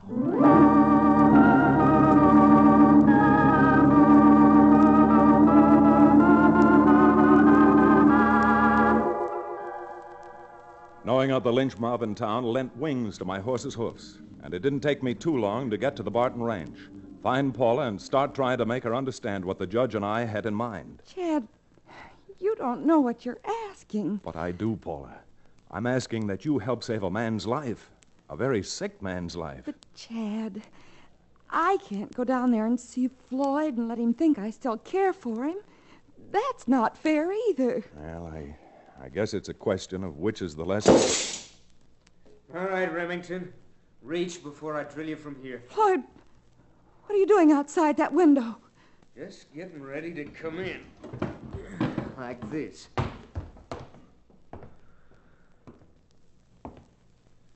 That's it, Remington. Just you keep right on reaching. I know there's no use asking you how you got out of jail, but I would like to know what you're doing out here. Yeah? Well, I'll tell you. I'm out here for two things. The first is to have Paula pack her suitcase and get ready to leave with me. We're going out to the coast and get married.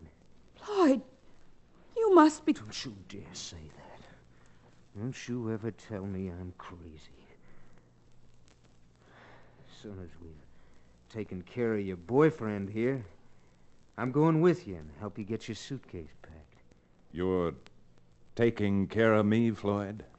Yeah, you bet I am. If it wasn't for you, I never would have been in jail. Too bad, Remington. You had such a nice reputation. Well, don't let it ever be said that I held up your wedding. Shall I just back up there against the wall and let's get it over with? Yeah. Yeah. Just like they do in plays. Go on, Remington. Back up. Nice and slow. 'Cause I don't like any fast moves. Is this what you mean, Floyd? Back up as far as the chair and... Dad, that was beautiful. You knocked him down with the chair. Oh, look out. He's reaching for his gun. Why, that murdering hyena. Remington, I'm going to kill you just the way I said I would.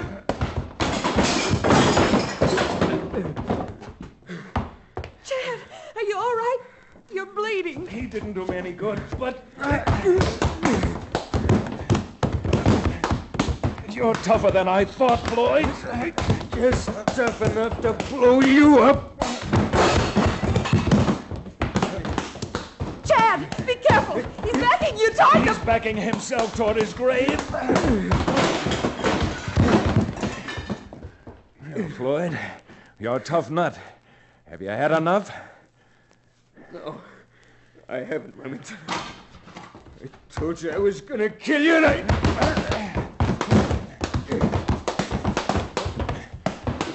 You're softening up now, Floyd, and here goes.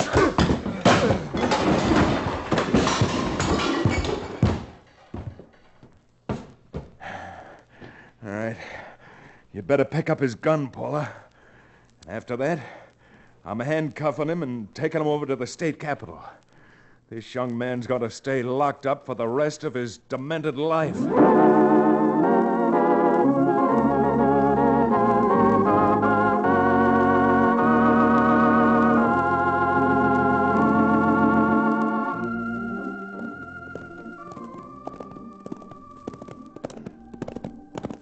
Chad, I just can't get over your narrow escape. That lunatic, that madman. Look at Cherokee's throat. I know. It makes me just sick. Believe me, I'm sick all over. As an old expert on materia medica, Chad, I found a dead certain remedy for a squeamy stomach, known in the Latin as spiritus fermenti, or alcohol. That is, in a palatable form, of course. Now, if you're trying to work me for a drink, nothing doing. You're right, Chad. Just one little snifter of rye? Nope. Not even a few drops of gin, perhaps? Nothing. Not even a glass of beer? Well, maybe a glass of beer. In fact, I may even have a glass of beer myself. You? Beer? Well, how come, Counselor? Well, after the way you let Floyd bamboozle you and escape from jail, I figure it might help my reputation to be seen with something with a head on it.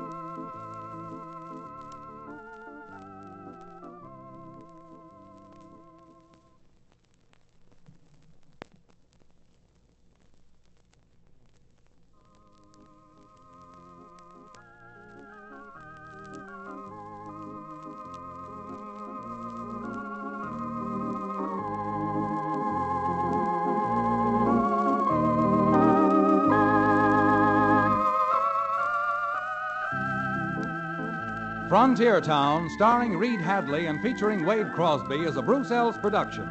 Story and direction by Paul Franklin. Music written and played by Ivan Ditmars.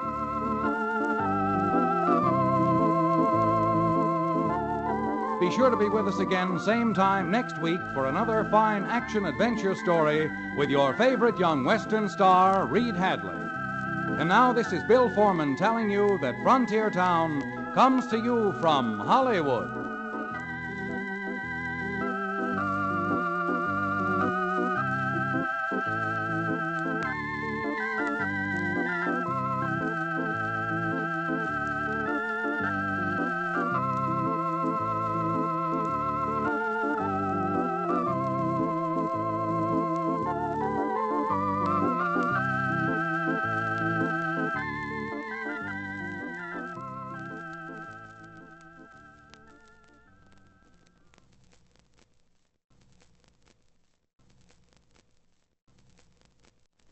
Frontier Town, the saga of the Roaring West.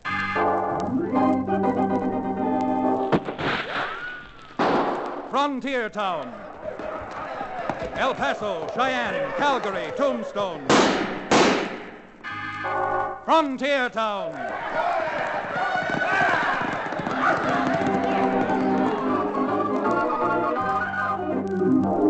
Here is the adventurous story of the early West, the tamed and the untamed. From the Pecos to Powder River, Dodge City to Poker Flat, these are the towns they fought to live in and lived to fight for.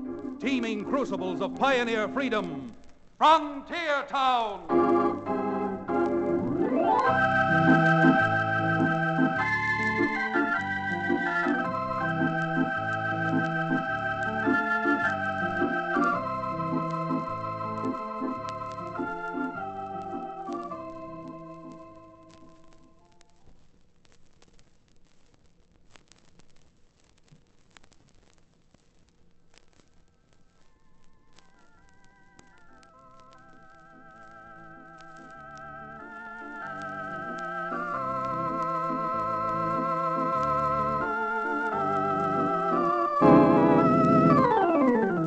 Howdy. If you're ever out on the frontier and happen to need a Frontier Town lawyer, well, my name's Chad Remington, and the Frontier Town Dos Rios. Not that I haven't got a few clients. I have. But after my last experience, what I'm looking for right now is a little more restful case. To tell the truth, and even a Frontier Town lawyer is expected to do that. It all started when I was out looking for a little rest and relaxation. With the buffalo and elk on the move, I gathered up Cherokee O'Bannon, who owns the Dos Rios livery stable now that he has forsaken the patent medicine game. And together we set out for the Tierra Piedra country, buffalo guns thonged to our pommels and rifles slapping easily in our saddle boots. We were loping along high up in the tangled crags, and everything was serene. Or serene was the way it looked. Counselor? I say, Chad, what are you looking so happy about? Because, Cherokee, up here with no troubles to bother me, I feel happy. What are you looking so glum about? Well, not to put too fine a point on the matter, my boy. It's just because up here in this Satan-forsaken barren wilderness, we're 2 days' ride from the nearest establishment which purveys nectar. Nectar spelled W-H-I-S-K-E-Y, whiskey. Cherokee, for a man who made his dubious living by using his wits, you certainly are lacking in resourcefulness. Resourcefulness? Now, how could resourcefulness get me even 2 fingers of liquid mine up here? You see what's growing all around us, don't you? Well, my palate may be decomposing for the lack of lubrication, but my optics are sharp as ever. Naturally, I see what's growing all around us. Mesquite. What's there about mesquite to salve my thirst? Don't you know what the Indians make from mesquite? A delightful witch's brew known as mescal. Ah, pox on mescal. 2 ounces of that stuff, and a man might end up married. Well, you're up in Indian country now, Cherokee. And if you're thirsty enough, you'll do as the Indians do, drink mescal. Do you really think I could try cooking some up when we make camp tonight? I got that Dutch oven in my saddle roll, and... Say, look there, Chad. Isn't that a flock of sheep on the move, just down below us? Yeah. Looks like they're being trailed, too. Must be between 700 and 1,000 sheep in that flock. That's another example of what mescal will do to you. Now, what's mescal got to do with trailing a flock of sheep? Well, anybody who'd trail a lizard through this country must have been drinking mescal. I can't disagree with you there, O'Bannon. This isn't even fit for mountain sheep. And there seems to be only 3 people tending the... Uh-oh. Uh-oh, what? Now what's the matter? Quick. Look across the other side of this valley, up by that chimney rock. Doesn't that look like a yellow shirt? A yellow... Billy Blue Blazes, Chad, you're 100% right. It's a yellow shirt, and that means Indians. It sure does mean Indians. Apaches. And unless I miss my guess, they're after those sheep. Well, there aren't enough of those redskins to risk a raid. Maybe not, but there are enough to be scouts. There, you see now? They're turning their ponies and heading north. Probably going to tell the main body of the raiders that they've located the flock. Well, even with this buffalo gun, I couldn't reach them from here, Chad. Well, the only thing we can do is ride down and warn those herders what we think they're in for. All right, Cherokee, knock on that piece of crowbait. This gravel's loose, it's a downhill ride, and we've really got to make tracks if we're going to get there in time. Up there, fella! Get to running! Ah! Let's play!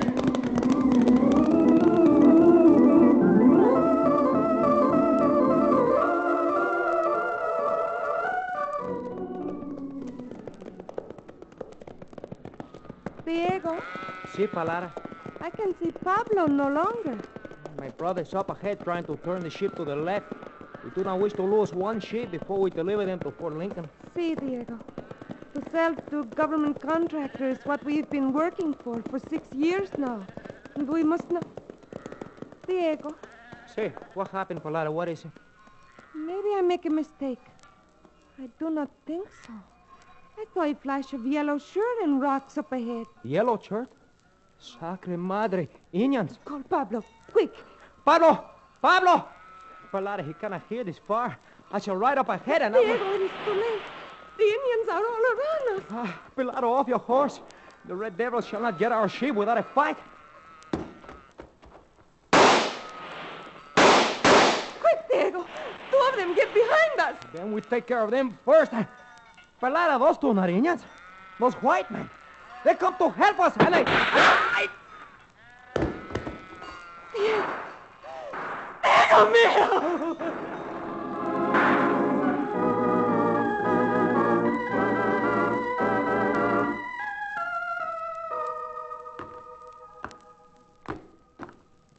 Hand me a few more of those stones, Cherokee. Here you are, Chad.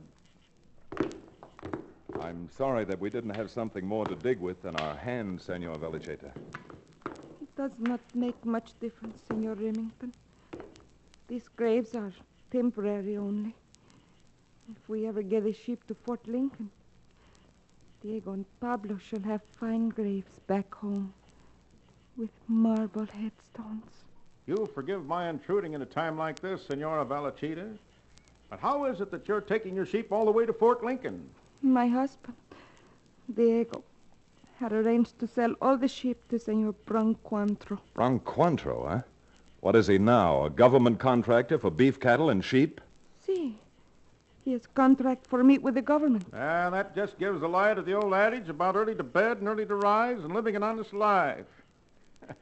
Government contractor. You already know this, Senor Quantro? Like a book. About 3 years ago, he was down in our neck of the woods. But he sloped fast when we found out that he was peddling whiskey and rifles to the Indians. Even bad man, if he pay price for sheep. That is all I ask. Well, Senora Velcheta, since Cherokee and I are doing nothing in particular, I don't suppose you'd have any objections to our riding along with you and making sure that the sheep get through. Oh, no, Senor. You have no reason to be any more help to me. Already you drove off the Indians. And even though my husband and brother-in-law were killed, you saved the flock. Now, I'm not above taking credit, but we didn't drive off any Indians, Senora. But I saw you when you and Senor Remington come up behind us. That was when Indians ride off. That's when the raiders rode off. I've got a pretty good nose for smells, Senora. And those men didn't smell like Indians. The men who raided you smelled mightily like 2-legged polecats. White men. And if you don't object, Cherokee and I sure mean to find out.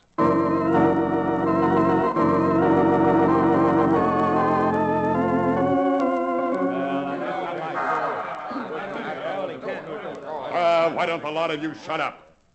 Only a bunch of half-wits would bungle a simple little job like that. Now, wait a minute, Bronk.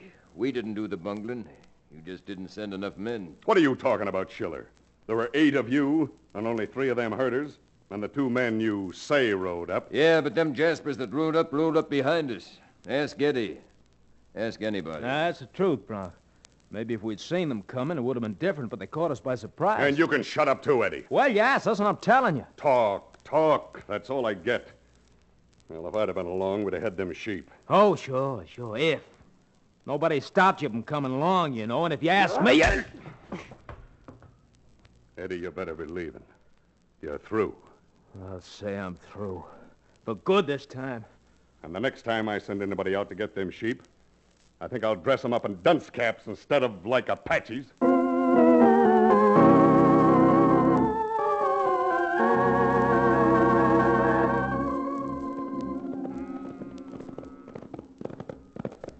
Senor Remington, Yes, Senora? you feel the air? Well, if I'm any judge of the weather, it feels and sounds as if a storm's coming up. Storm would certainly wreck everything up here in these mountains. There are 2 rivers to cross between here and Fort Lincoln, and a real storm could... Now what, Chad? Well, you're staring like Galileo with his first telescope. Hold it, rein up. There is trouble, senor? You smelled something again? I don't know about smelling it, but I certainly see something. Look over there. Isn't that a man riding toward us? My Godfrey, it's an Apache. Well, look, he's wearing a yellow shirt. Perhaps he wear yellow shirt, but that man ride in saddle. He white man. It's a white man, right enough. And he isn't just out for the exercise.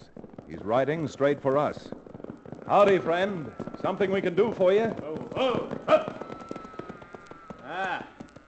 Maybe so. First, I'd like to do something for you. Something for us, huh? Well, first, maybe you can explain what you're doing wearing an Apache shirt. I was one of the men who raided these sheep this morning. Why, you blasted, no good, unprincipled... Now, wait a minute, Cherokee. There must be a reason why he raided the sheep, and another reason why he rode out here in the middle of nowhere to tell us. Maybe you are the man who killed my Diego. Ma'am, any shooting I did was over your heads. You see, I thought I recognized you, Remington. Remington? Do I know you? You know my brother, Jimmy Bakewell. And it was you who got him paroled. And you must be... Let me see. Yes, you must be Eddie Blakewell. Yeah, that's right.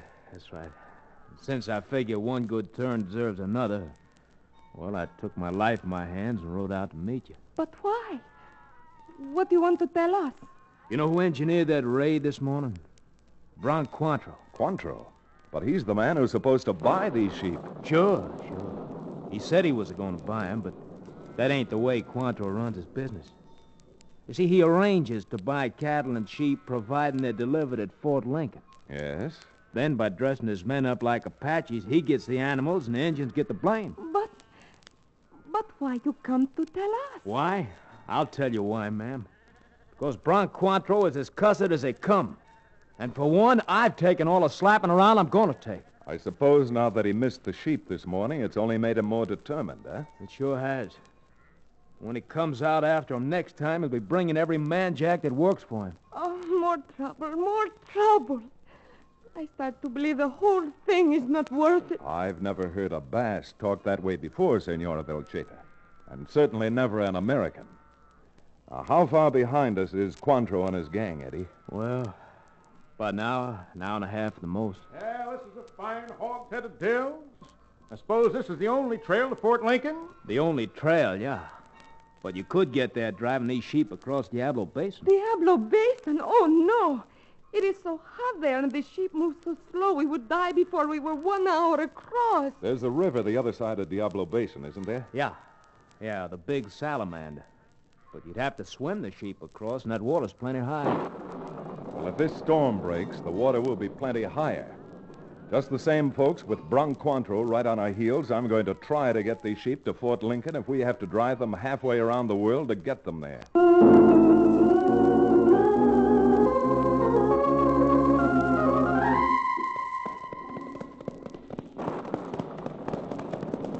Hey, wait a minute. Rein up.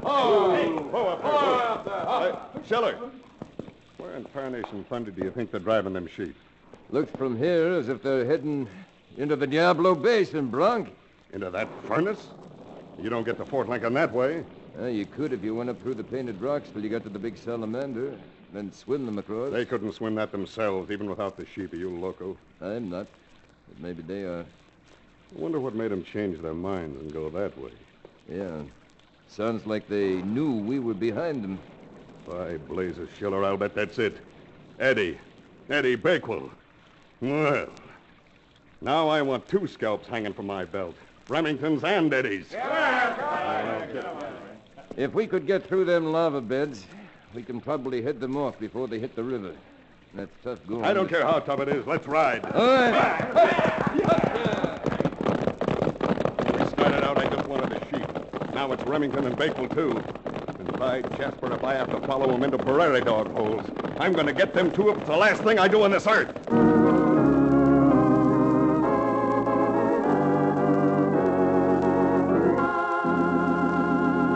We'll return to the second act of The Trail Drive, our exciting frontier town adventure, in just a few moments.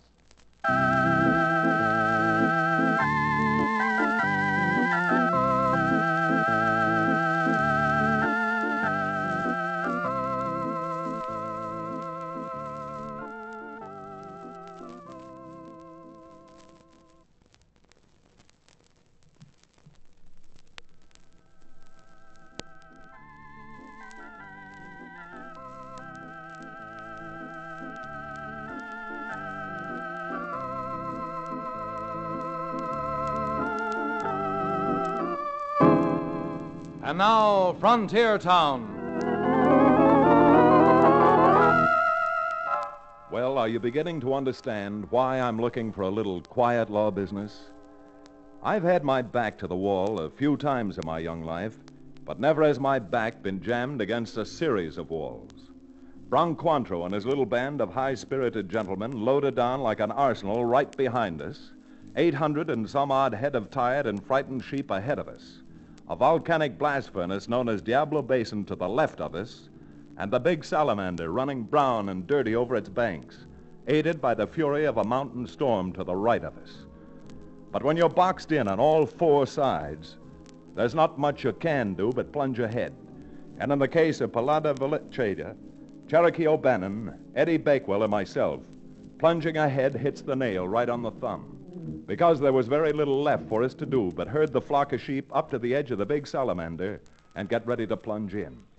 And that's a prospect I never want to face again as long as I live, if I live that long. Lord Remington, even this seems a miracle, getting this far. But anyone who sees the river cannot need to know very much to realize these sheep, tired and weak from the drive, will never be able to swim across. Well, if I were a betting man, and I am, I'd give you 10 to 1 the sheep can't make it.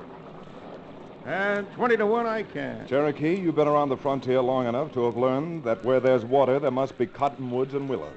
What a remarkable discovery, Professor. Go to the head of the class. Cottonwood and willow. Remington, what do you mean? You think maybe we can hide the sheep on the trees? Well, because if you do, I wish to goodness we could, Eddie. It would be a lot easier. But as long as I seem to be running a school here, do you remember what Noah did when he was confronted with rain? Well, unaccustomed as I am to the perusal of religious literature, it so happens that I am well acquainted with old man Noah's resourcefulness. Because I was always interested in what a man would do when completely surrounded by water. Senor Chad, you do not think we can build an ark like Noah? That's right, I don't. But I do believe that we could build a few rafts, lash them together, and pole the sheep to the other bank without losing even one kid. Raft?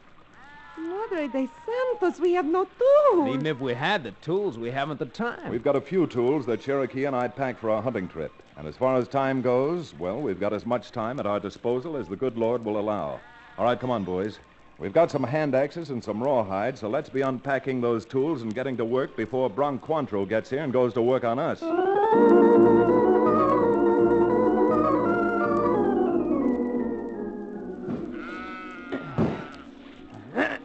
I never would have believed it, Chad. Got about enough logs now for one raft. Save your breath, Eddie. Because if we don't get through with this job, and soon, Quantro may see that none of us has any breath left.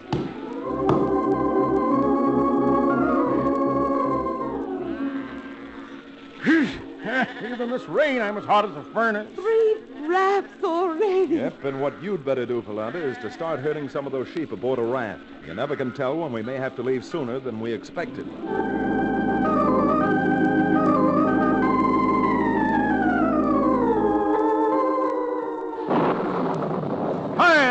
Hi! Get aboard there! Say, Chad, What is it, Cherokee? What do you say to sheep that make 'em move? Well, you have to learn to talk their language, Cherokee. Their language? Sure, you've got to get behind them and say, Yeah. You know, Chad, if it weren't for you, we never would have had it. My friend Joe, look there. Look, just coming up over the edge of the painted rock. Indians, Apaches. Apache's nothing. That's Bronc Cointreau and his gang. And not only have we spotted them, but they've spotted us. Not only have they spotted us, but they're getting our range. That was my hand. All right, come on. Grab our horses and let's get aboard those rafts. Palata, start moving those sheep. Ándale, ándale. Come on, come on. Ándale.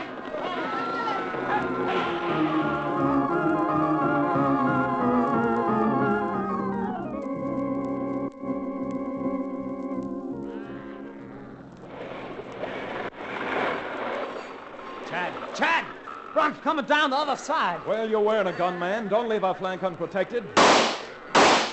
Look, Chad, two of them crawling down there in the willow. Thanks, Cherokee. I can see them good. Right over the side of this buffalo gun.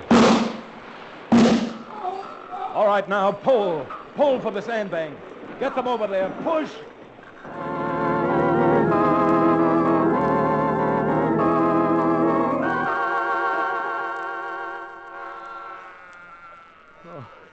Lord almighty, Cherokee. I never thought we'd make it.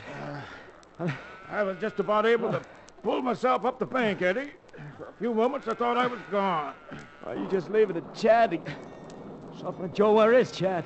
He was right behind me on the last raft. If anything happens to him, Cherokee, isn't it him out there? Down below us in the river. Where? I don't see any. Sweet, merciful Providence, it is Chad. He's swimming his horse up to help Palita. He's got hold of her, but the weight's too much for him. Cherokee's not going to make it. Well, he's going to make it if I have anything to do with it.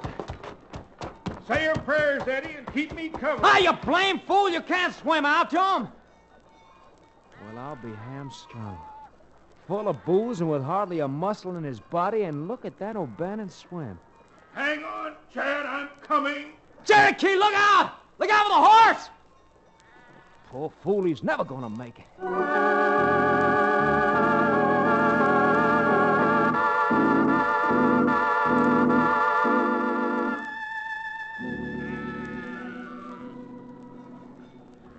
There you are. I think we got most of the water out of you, Cherokee. I didn't want to have to die full of water. Oh, Senor O'Bannon, never have I seen a man swim like you do, so fast, just like a fish. Well, Senor, anytime I get into water, I just can't swim fast enough. I just can't wait to get out of it. Oh, no. Well, it sure looks like Cointreau gave up, all right. From the yelling I heard in the opposite bank, Chad, there was a couple of them Ranahans who felt your lead. Well, it's all right with me. And if I sound just a little bloodthirsty, I mean to. 30-4 aren't very good odds. Well, senors, now that the storm is over, we had better move the sheep again. Yeah. And if we don't get out of here, Cointreau might change his mind and get around behind us again. How far would you say it is from where we are to Fort Lincoln, Eddie? About 8-9 miles. Well, the sun's coming out again, and that'll dry out our clothes while we're riding. So I say, let's get back on our horses and be off for Fort Lincoln.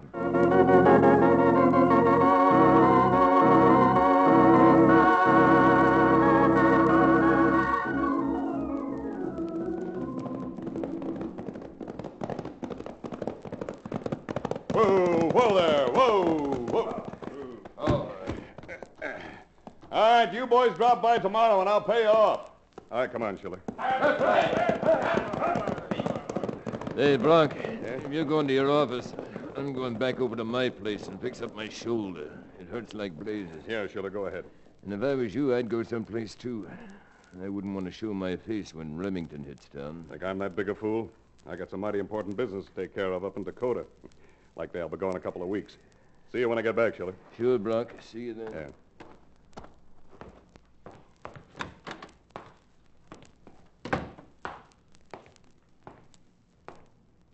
Well, howdy, Bronc. Oh, it's you, Eddie. What are you doing hanging around my office? Waiting for you. You know something? I'm glad you're here. Gonna save me looking you up. Yeah? Did you run across Chad Remington after I threw you out this morning? Up in the Diablo Basin, you mean? Yeah, I seen him. And I told him what you were planning to do. And you know something else? All he lost was 7 sheep crossing the big salamander. Yeah? How do you know what he lost? Chad told me. And if you're interested, he's standing right behind that closet door. Chad, here. Of all the things you ever pulled, Cointreau, trying to rustle those sheep from those poor Basques was about the lowest. What are you doing here, anyhow? Why are you always showing up someplace where you don't belong? Oh, but I do belong in Fort Lincoln. You see, I'm going to be the government star witness when they try you for murder. Chad, watch it! Bronx! And if you try to pick up that gun, Cointreau, I'm promising you this much. I'll jump you and bang your head until it goes clean through that floor. All right, Eddie, you get his gun. And then we'll take him over to the post guardhouse. Being a government contractor, Mr. Cointreau's picked himself up a nice charge of a federal offense.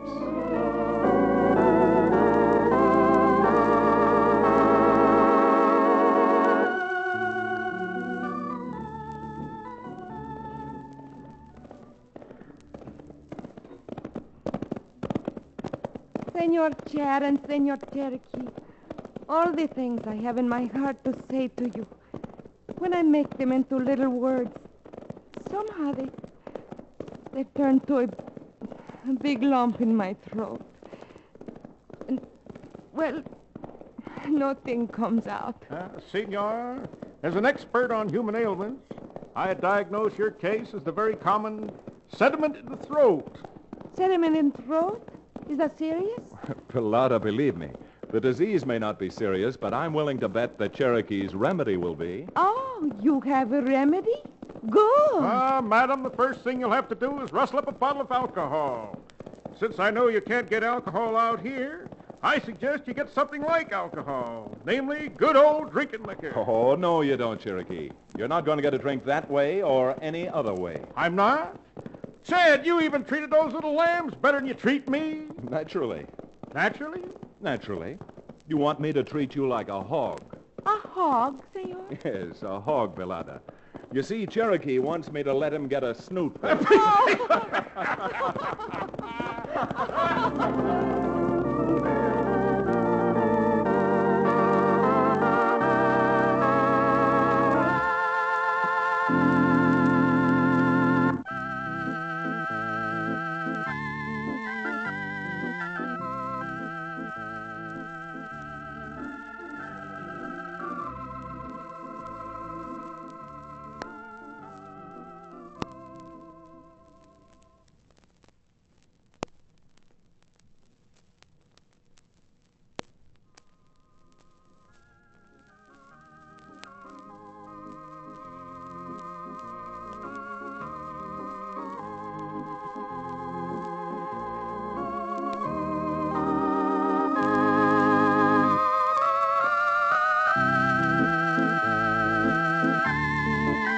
Frontier Town, starring Reed Hadley and featuring Wade Crosby, is a Bruce Ells production.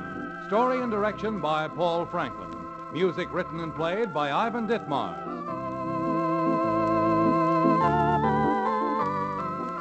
Be sure to be with us again same time next week for another fine action-adventure story with your favorite young Western star, Reed Hadley. And now this is Bill Foreman to tell you that Frontier Town comes to you from Hollywood.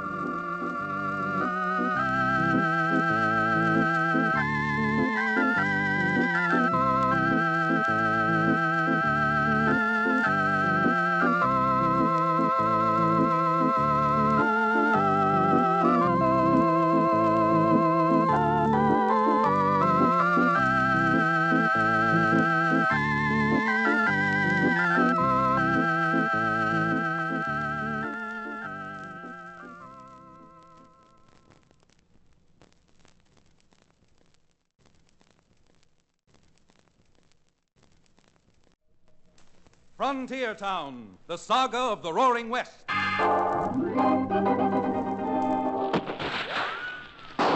Frontier Town.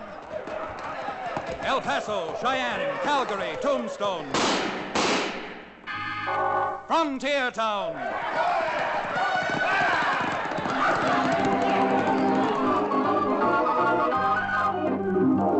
Here is the adventurous story of the early West, the tamed and the untamed, From the Pecos to Powder River, Dodge City to Poker Flat, these are the towns they fought to live in and lived to fight for. Teeming crucibles of pioneer freedom. Frontier Town!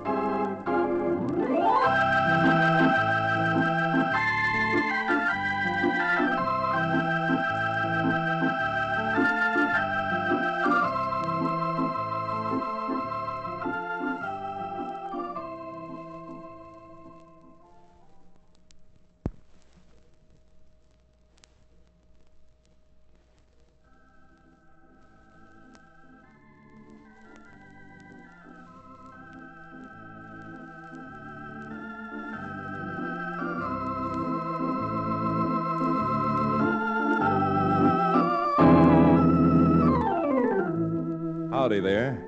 If you're ever in a frontier town called Dos Rios, with the frontier being what it is, you'll probably get into trouble. And if you do get into trouble, you'll probably be needing a frontier lawyer. So if and when you do, here's your invitation to look me up. My professional card reads, Chad Remington, attorney at law. But the way things happen on the frontier, I've been giving a lot of thought to changing my card so that it will read, Chad Remington, attorney at gun law. Yes, sir, there's trouble aplenty on the frontier. And whatever it is, along with my riding partner, Cherokee O'Bannon, I seem to end up smack dab in the middle of it. Do you think I'm exaggerating? Well, let's take what happened not too far from Dos Rios at a cavalry post, Fort Disaster. Because of a savage outbreak of lawlessness in the territory which seemed to be the work of a double-dyed, case-hardened crook known as the Dallas Kid, the Army had decided to reopen and reman the old frontier stockade known as Fort Disaster. When the new commandant, Colonel Carpenter, learned that he was being transferred into my neck of the woods, he wrote me a note asking me to drop in on him. But before Cherokee and I could get there, and even before the colonel and his command reached Fort Disaster, the Dallas Kid swooped down with all the fury of a hurricane. Colonel! Yes, Sergeant? We're outnumbered, sir, at least 2 to 1. Good, Sergeant. Tell my son I want to see him at once. Lieutenant Carpenter, sir. I'll give him the colonel's instructions immediately.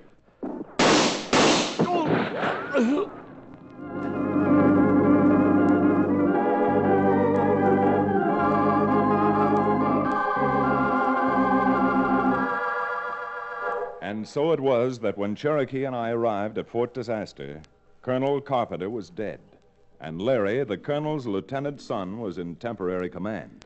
That's about all there is to it, Chad.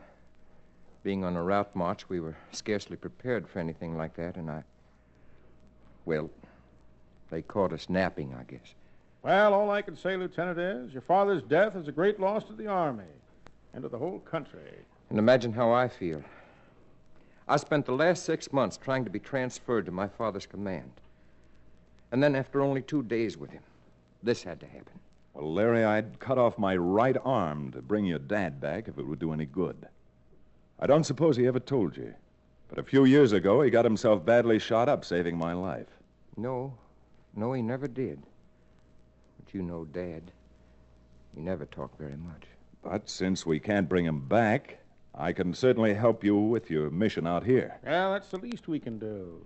Are you sure, Larry, that it was the Dallas Kid who attacked you? As sure as I can be. They weren't Indians or other troops. Besides, who else would want to keep the cavalry out of here? Yes, I suppose you're right. Have you any information at all on this Dallas Kid? Well, if we had, do you think I'd be sitting around here? If we could find his hideout, we'd blast him out with Gatling guns. All I know is that he must have more spies than the entire Army. Every time the U.S. Marshal tries to trap him one place, the Dallas Kid pulls a robbery or raid the opposite end of the state. I'm afraid, Larry, that the only thing to do with a critter like that is to trick him into pulling a prearranged raid. Prearranged raid? What Chad means is for you to bait your own trap, force his hand, and be laying for him. That's a great theory. But how are you going to force his hand when you don't know where he is? I've never yet seen a wolf pack that didn't come down for water, or a pack of gun-toters that didn't like to drink. Now, Chad, that isn't a nice thing to say. Drinking is a very sociable habit. And now that I think about it, I'm starting to feel quite sociable. Well, I'm afraid that I don't quite see what you're talking about. In a nutshell, having successfully raided you, I think the Dallas Kid and his gang are probably celebrating in some nearby town. Maybe Durango or Shiprock, or a better possibility is that little new town, Deadfall. But even with my troops, we can't surround the whole town. Of course not.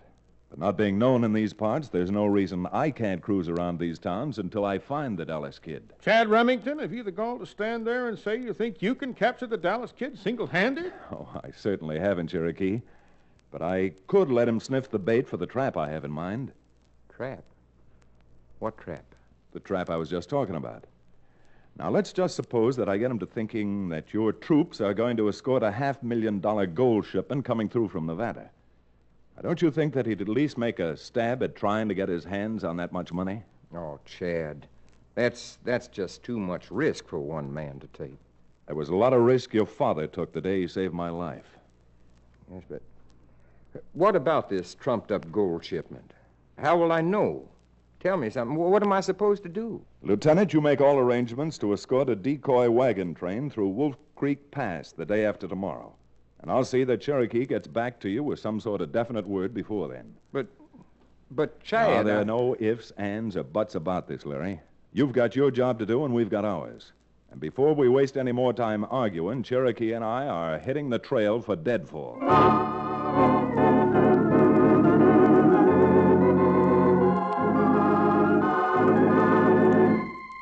The night was half gone by the time we reached Deadfall. And being a new town of only 14 buildings, 11 of which were saloons, it was another few hours before I could pull Cherokee away from the various bars as we looked in desperation for someone who might seem to be the Dallas Kid. As Cherokee and I made our rounds, the Kid himself was enjoying life, according to his lights, in the Bobtail Straight Bar. How about it, Bella? Another bottle of champagne? Sure. I got lots of time, and you got lots of money. You'd like lots of money for yourself, wouldn't you? I ain't working here just for the excitement. Yeah. Now, don't turn around. Just look in the mirror. See that Jasper with the gray hair sitting behind us at that third table drinking a beer? Yeah. That's Matt Fitzgerald. He rides shotgun for Wells Fargo. You're all right, Bella. You know what goes on. In this business, a girl's got to. I learned a long time ago to keep my eyes open and my mouth shut. Meaning what? Oh, for example, I can tell you where you come from the clothes you're wearing. But I ain't going around telling anybody. Where do I come from? Texas. What part of Texas? Northeast Texas. Couldn't call the town, could you? That's easy. Dallas. You're all right, Bella. All right. Just as long as you keep your mouth shut. What about, Matt Fitzgerald, Dallas? I notice he's been watching you. Go on over. Sit with him. What for? For money? If you happen to let me know when Wells Fargo is hauling money, you get 10%. Don't go away. I'll be back. Right back.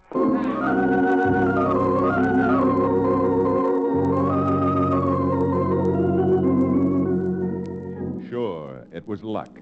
But as Cherokee and I came into the Bobtail Strait and stood looking around, Bella attracted our attention. So did the man she was talking to at the bar. When I saw her leave the bar and head for a table, I had a feeling I might find something out. So I turned to Cherokee and... Cherokee, wait for me outside. But Chad, we only... Outside, Cherokee, and fast. I'm going over and sit at that empty table right behind the one the girl's sitting down there. Now, go on, vamoose.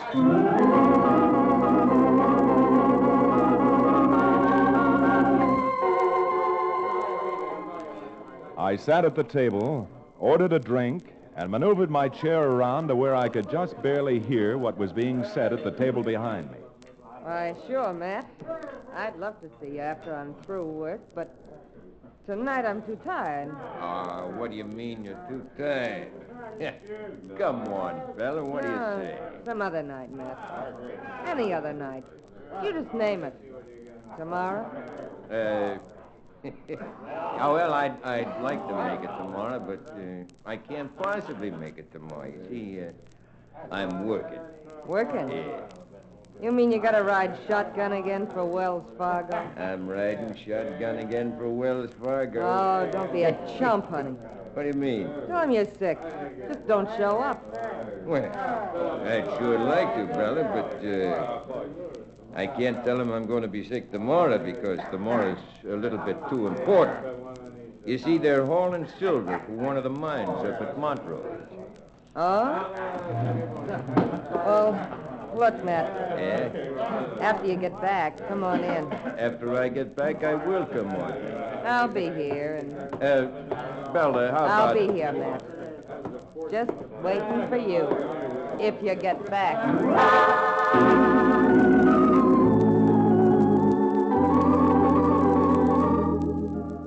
It was luck, all right. But now that I had the same information the Dallas Kid was getting, I paid for my drink, hustled outside, and held a little powwow with Cherokee. But how in the name of Billy Blue Blazes do you know that's the Dallas Kid who was at the bar? I don't, Cherokee, for sure. But I am sure that Maverick was up to no good and just wanted the information about the Wells Fargo shipment. So? So you and I are getting that silver off the Wells Fargo wagon before they do. And you're taking it to the lieutenant over at Fort Disaster. I'm taking it? What's going to happen to you? Well, Cherokee, I'm going to do a very stupid thing right after we hold up that Wells Fargo wagon. I'm going to be so stupid that I'm going to get myself caught.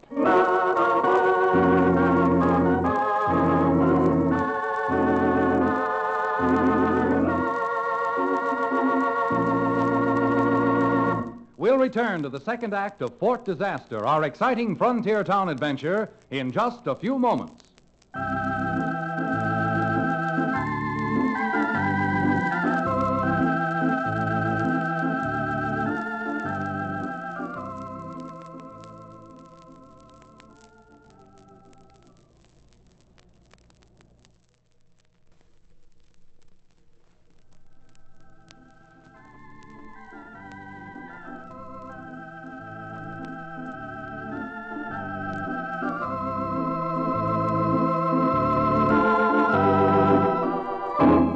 And now, Frontier Town.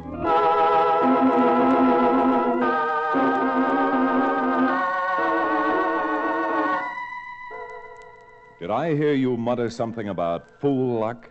Well, if you did, you're right both ways from the middle. I was a fool, and we certainly played in luck. But the trail was too hot and too new to give up that easily. So Cherokee and I sashayed down and, taking our lives in our hands, waved the express wagon to a stop.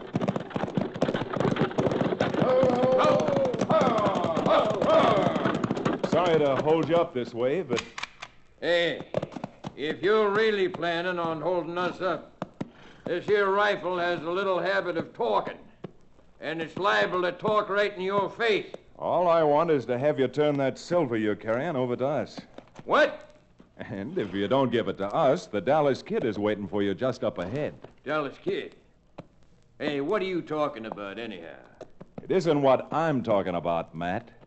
It's what you talked about last night in the Bobtail Straight Bar to a young so-called lady by the name of Bella. Bella? Wait just a minute. What do you know about Bella? Why, you unmitigated imbecile? Didn't you realize she was pumping you to find out about this shipment? Now, if you're looking for credentials, we got plenty of them. What I want to do is to have my partner here take the strong box with the silver in it over to Fort Disaster for safekeeping for a while. Let your partner take the strong box? Yeah. Just a minute. What's the idea of that? Well, I want to see if we can't make the Dallas Kid think I'm a bigger crook than he is.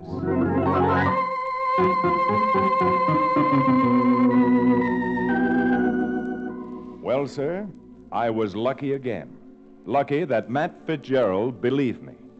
So, loading the box of silver aboard Cherokee's horse and waiting until he was on his way, Matt and I staged the doggonedest running gunfight anyone ever saw, heading right for the spot where the Dallas Kid, or at least Bella's bar companion, lay in wait.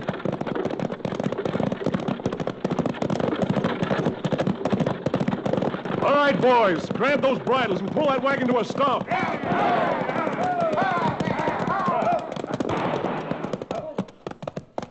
Keep 'em covered, boys. Now you. Who are you? What are you doing here? Say, I don't know who you are, but this long-legged Lobo's been chasing me for the last 2 miles, trying to stick up my wagon. It's a lucky thing that you fellas came along. I'll say it is.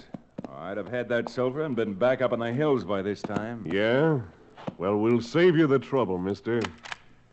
All right, you. We're taking the silver. Silver? What silver you talking about? Don't be so smart. The silver you were hauling down from Montrose. The silver, right? Ho, ho! So that's what all the reception committee was about, eh? Well, let me tell you something, friend. The joke's on you.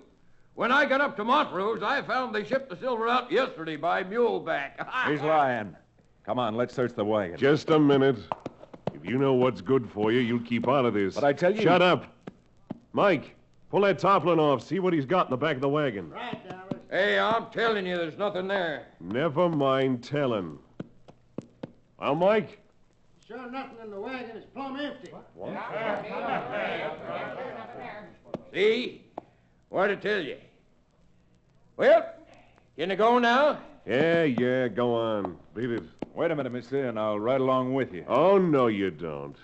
You're coming with us, my friend. You and me, we're going to have a little talk.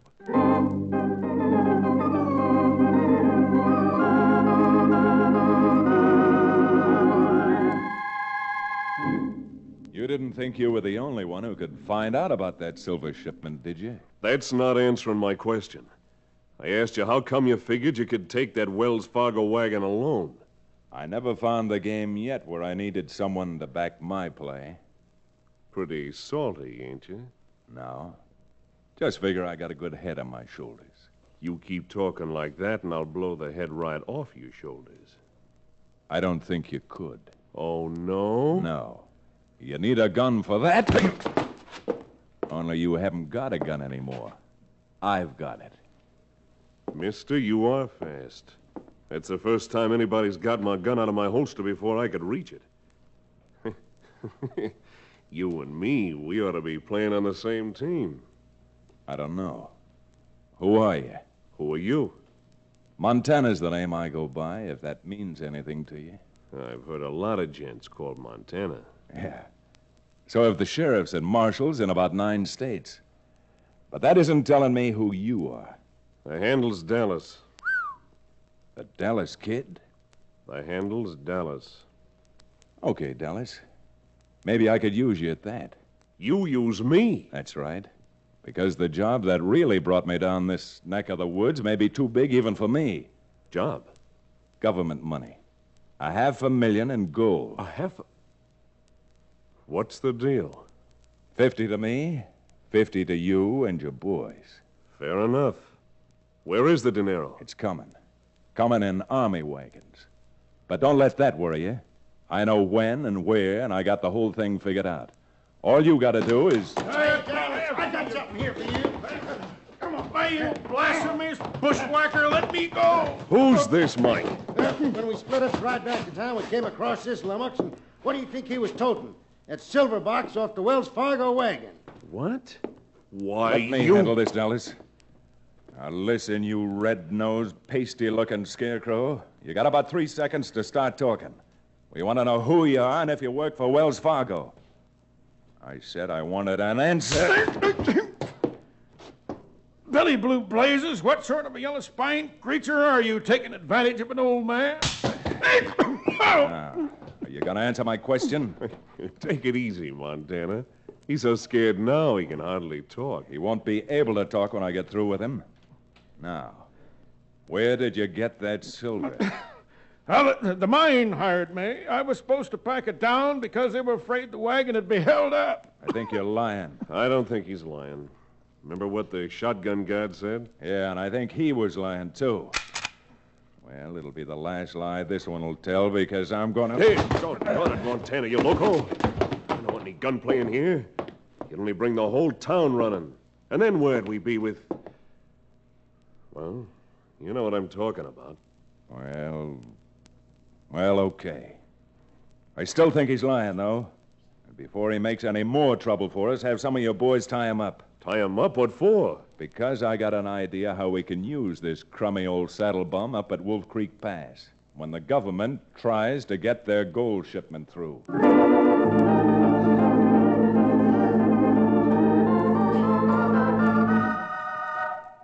Now, for the life of me, I can't tell you why I did what I did when poor Cherokee showed up.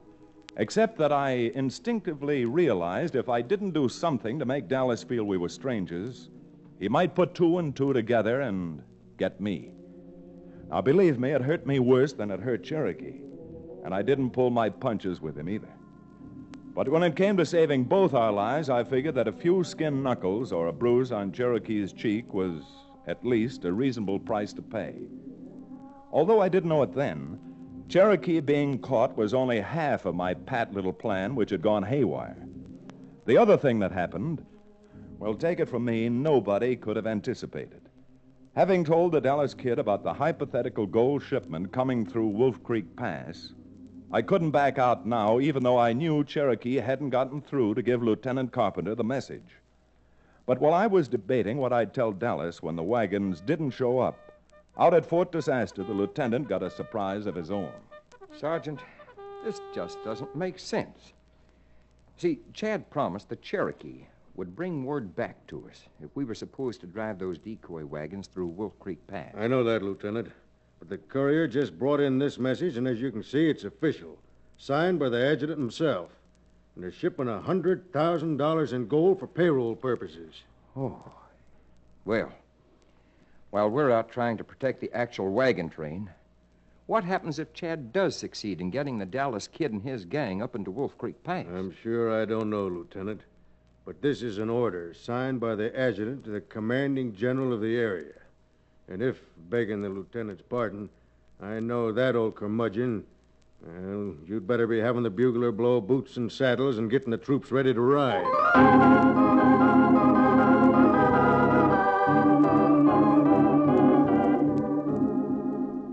Yes, of all things, an actual gold shipment going through Wolf Creek Pass. And I was leading the Dallas kid there to get it. Now, fortunately, I knew nothing about it and walked into my own trap as innocent as a newborn babe. The only thing I did do was to make sure that Cherokee was brought with us. And it wasn't because of any feeling I had that he might come in handy. All right, boys. Button up your lips and listen to what Montana has to say. Quiet now, back there. All right, it's all very simple. Now, there are 33 of us, and we're splitting up and lining both sides of the pass. You're to spread out about 20 yards apart, understand? Well, we got that. Now, Dallas and I are staying right here where we can see both ends of this pass together. When we figure that we got them hemmed in, we'll throw the first shot from here. That'll be the signal. That's a good idea. And remember, there's to be no shooting until the first shot from up here. Now, go on. Get to your places. All right.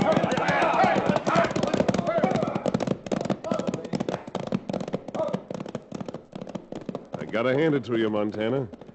This is about as perfect an ambush as I've ever seen. What are you going to do with this Maverick you made us bring along?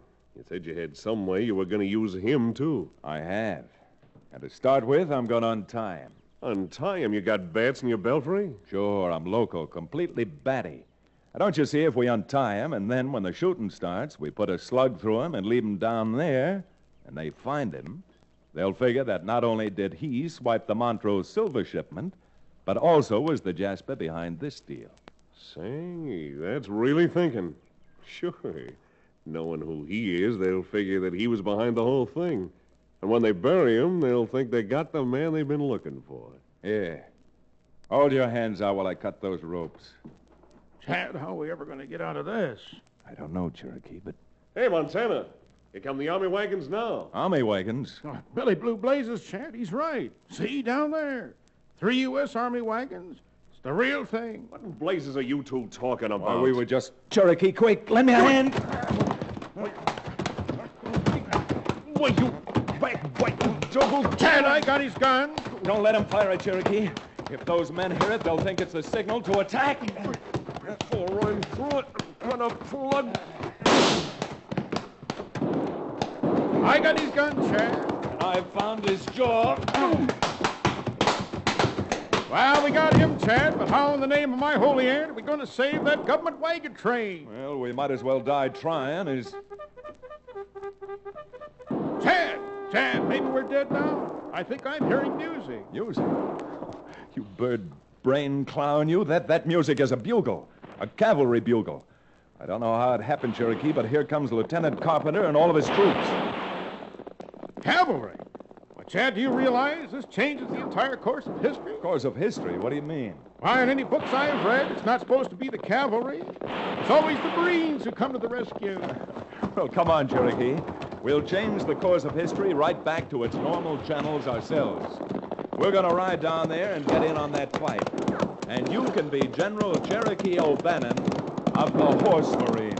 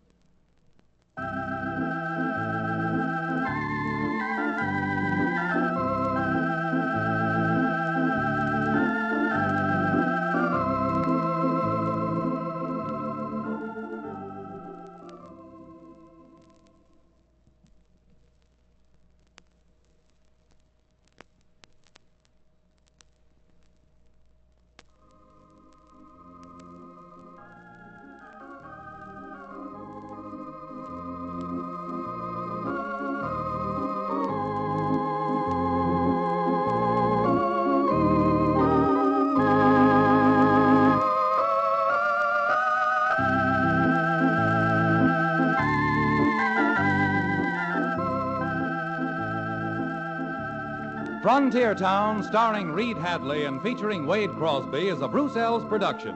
Supervised and directed by Paul Franklin. Music written and played by Ivan Ditmars.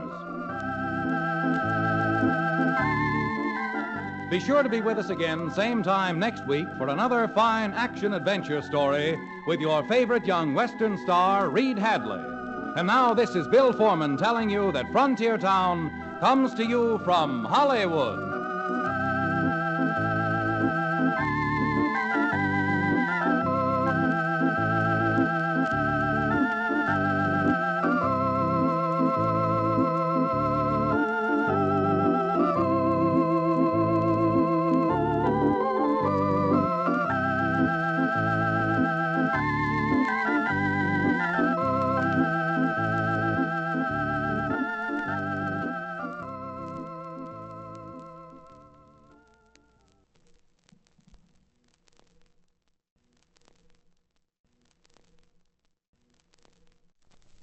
Frontier Town, the saga of the Roaring West.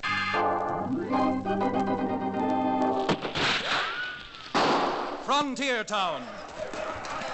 El Paso, Cheyenne, Calgary, Tombstone. Frontier Town.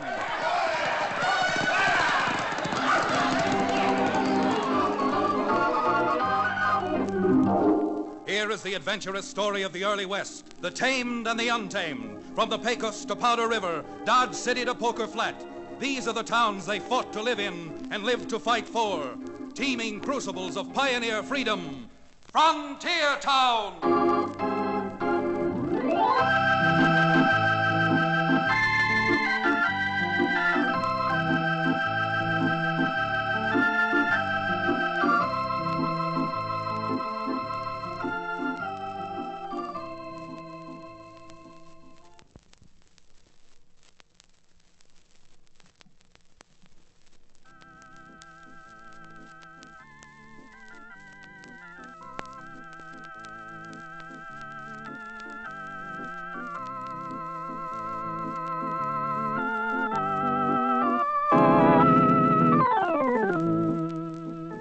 Howdy, friends. And in case you've forgotten, I'm Chad Remington, frontier lawyer from the little frontier town called Dos Rios. Now, even if you didn't remember my name, I'm sure you will remember I've told you time and again that the frontier is made up of all kinds of people, good and bad, shrewd and... Well, I'll let you draw your own conclusions as I tell you about my most recent case. My most recent case and client. Now, I've told you before how trouble has a habit of falling into my lap, and this case started with trouble. Real trouble, long before I came to hear about it. It seems that one of my fellow citizens, Chicago Eddie Doolin, who operates the Bottoms Up Bar and Entertainment Hall, wasn't satisfied just making money hand over fist. Chicago Eddie concocted a scheme to make money by the carload. Except to accomplish his purpose, he needed to own Fred Batchelor's Trails End Ranch. So taking along his bodyguard, an ape of a man called Monk, Chicago Eddie rode out to Batchelor's ranch and virtually laid his cards on the table. Take it from me, Batchelor. You'd be better off climbing down from your high horse. Blame right.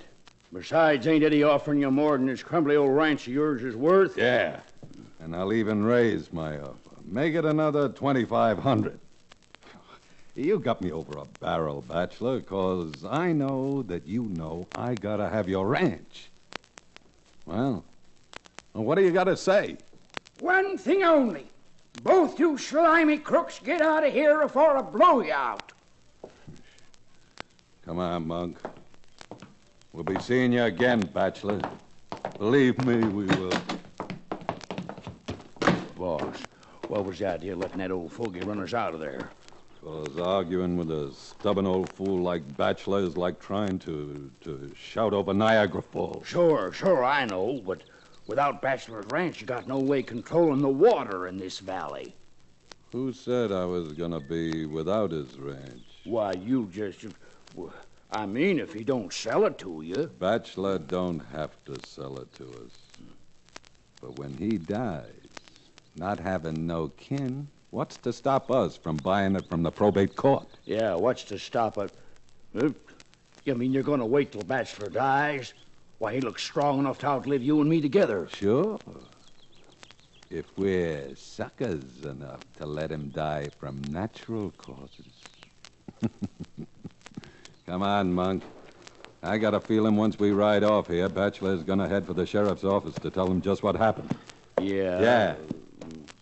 Except Batchelor ain't gonna get no further than the little bridge over Sheepshead Creek, 'cause he's gonna meet with an accident. His last accident. All right, pull it. Get up there.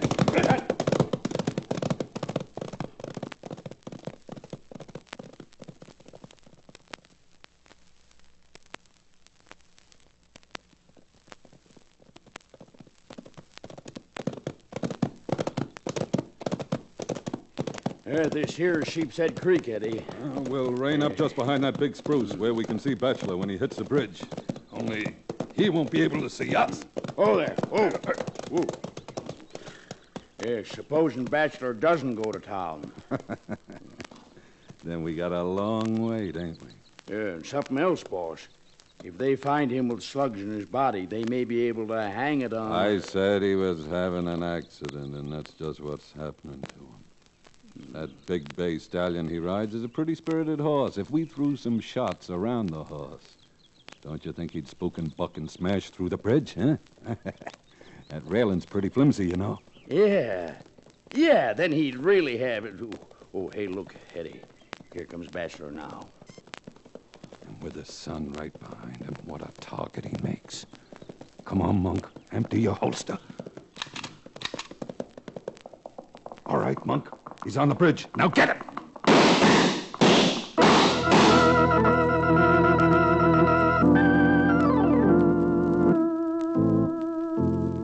Of course, Fred Batchelor's untimely death caused quite a furor around town.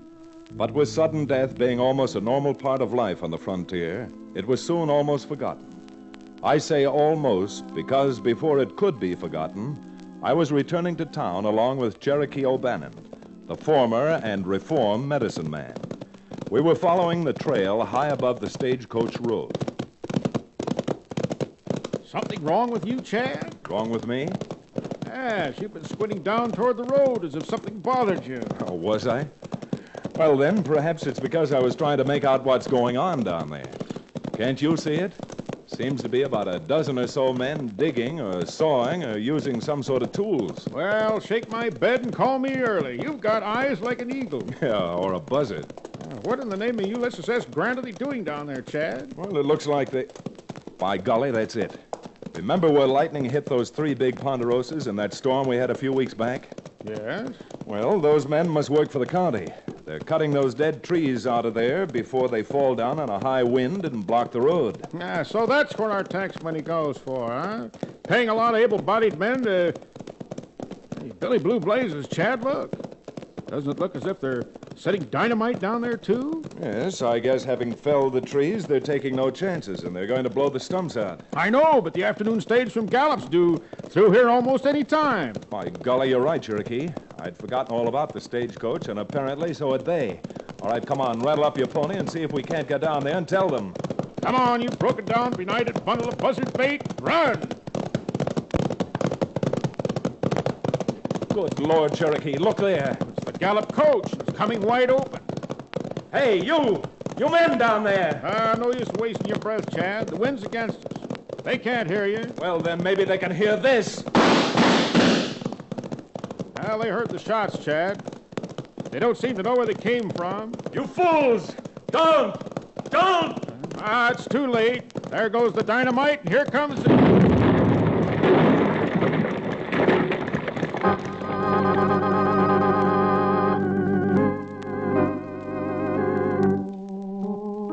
Did you ever see a matchbox that a bear had stepped on? Well, that's just about the way that the stagecoach looked. Except that miraculously, no one had been seriously hurt. The driver and the shotgun guard had been knocked off the box by the concussion and were only scratched and bruised from rolling around. And the only passenger, a woman of uncertain years, well, aside from her hat being awry, she was as good as new. And in her case, that's saying a lot. But more to the point, we put her aboard Cherokee's horse, riding double, and started out for town, telling the driver we'd send a crew from the coach company office to bring them back along with the baggage and mail.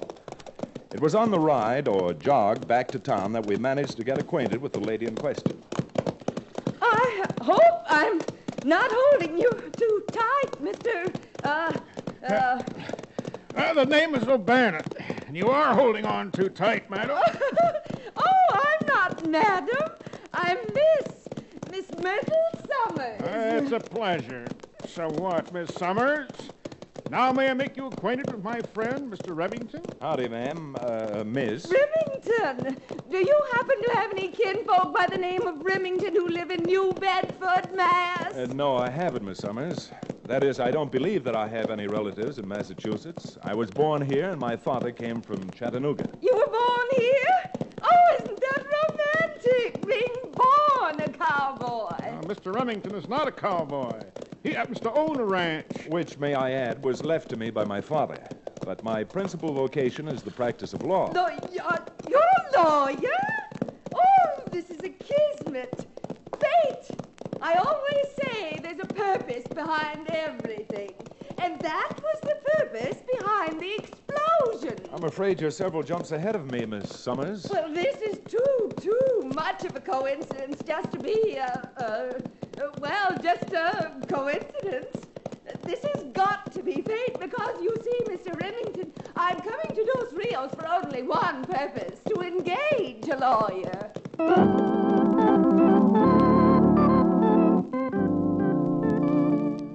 Kismet or not, there was no getting rid of Miss Myrtle Summers. So on arriving in town, we went immediately to my little office located on the second floor of Cherokee's livery stable. And that's about all there is to it, Mr. Remington. And you, too, Mr. O'Bannon. I certainly don't mean to leave you out. Oh, that's quite all right. One way or the other. Now, let's see if I have the facts straight. You received a telegram from the probate court notifying that you had inherited Old Fred's Trails End Ranch. Yes. You see, my mother was a bachelor. That sounds funny, doesn't it?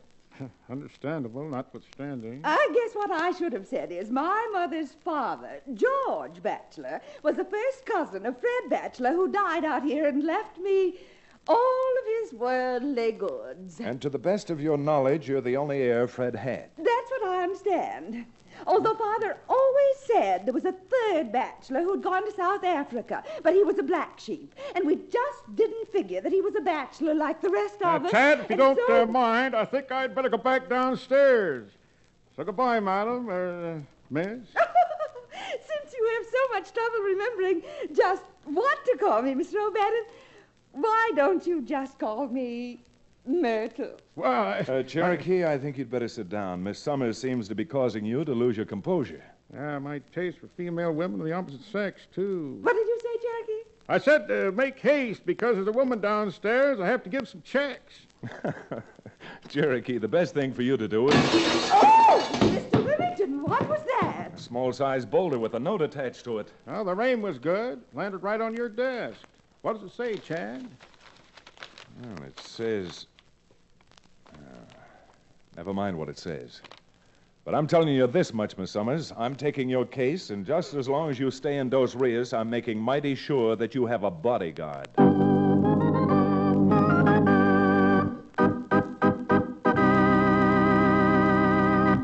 We'll return to the second act of End of the Trail, our exciting frontier town adventure, in just a few moments.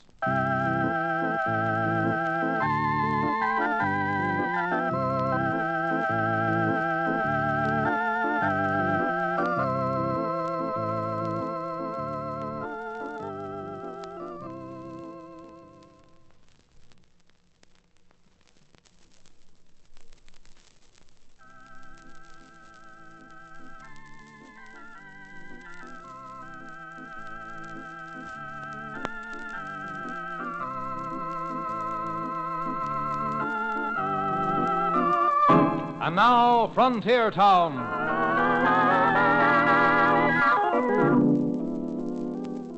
I suppose you want to know what was in that note that landed on my desk by way of a broken pane of window glass.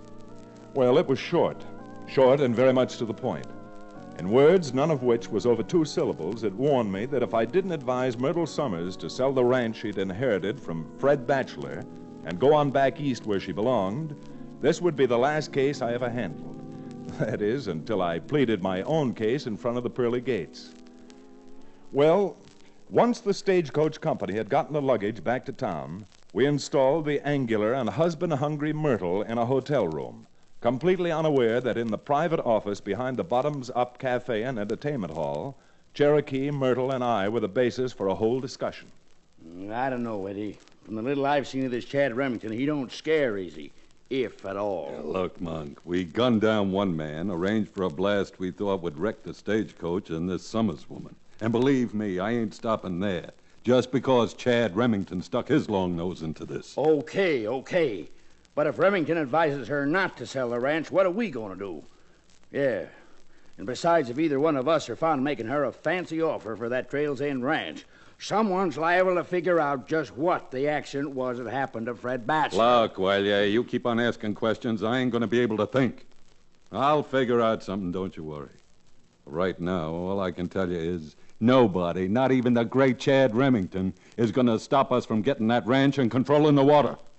If it means 10 more killings.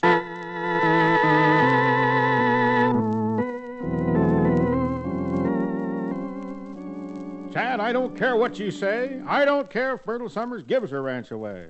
I'm not going to play bodyguard to her. No, or chaperone, escort, or even wet nurse. Oh, yes, you are. Oh, no, I'm not. I've seen better-looking things than Myrtle Summers when I've had the DTs. Chad, have you no heart, no friendship? I've got a lot of friendship for everyone in Dos Rios Valley. And I'm starting to think after that note that Fred Batchelor's death wasn't the accident it appeared to be, and that someone around here wants the Trails End ranch cheap. But who? What is there about Batchelor's ranch that makes it any more valuable than yours, for example? Well, just the one thing that Cherokee O'Bannon wouldn't ever know about. The one thing Well, what's that, Chad? Aqua Pura. Or in other words, John Barleycorn, Jr., water. That pond and dam on the back end of Fred's ranch virtually controls the entire water flow for 50 miles around it. Well, then, why don't the people around here stop bathing? Cherokee, you're thoroughly unconvincing. And no matter how much you buck and argue, you're going to ride herd on Myrtle Summers and see that no accident happens to her. Or that someone doesn't steal that ranch away from her until such time as I can thoroughly look into the matter. But, Chad, you don't know women like I do. I'm telling you that Myrtle Summers has only one interest in a man. She wants to get married. Well, if that's what it takes to stop her from selling her ranch and ruining this whole valley, then I say it's cheap at half the price. Chad, a woman like that running a ranch. She might make a great rancher, Cherokee. Maybe she would at that. Her head is full of wide open spaces. Oh, you're most unkind.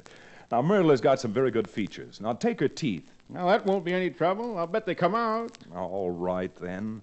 Myrtle's got beautiful auburn hair. Hair? Is that what that is? I thought it was just her head unraveling. Well, you got to admit that she dresses nicely. That suit she had on just matched her skin. That certainly did. What was it? Corduroy? Cherokee, you're hopeless. But you've got to do this. And if she lures you into marriage, I promise you a divorce at 50% off. Ah, you're just as stubborn as she is. Everything I say to you just goes in one hole in your head and out the other.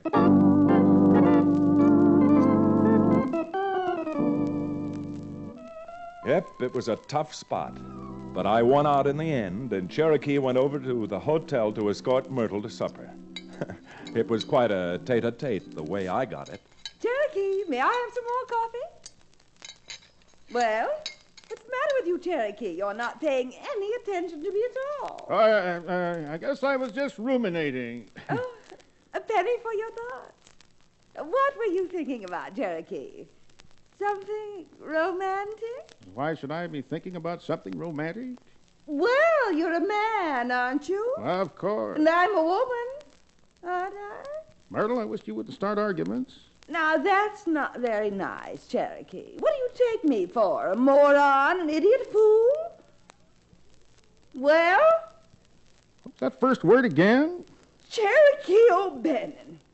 If you're trying to insult me, insults roll off me like water off a duck's back. Myrtle, you seem to have something there. If you're not nice to me, I'm going to sell my ranch and go back home. Now, let's not do anything hasty. Well, why should I stay out here? I can sell the ranch, take the money, and live to a ripe old age. Again? That's enough. You've insulted me for the last time. Goodbye, Mr. O'Bannon. Well, goodbye. With my miserable luck, we'll probably be meeting again. Oh! You're impossible. I hate you. I hate you. I hate you. So she hates me, eh? Well, even though I take only an occasional drink, this seems like it might be the occasion. Oh, waiter, bring me 10 occasional drinks. Bring them in a hurry.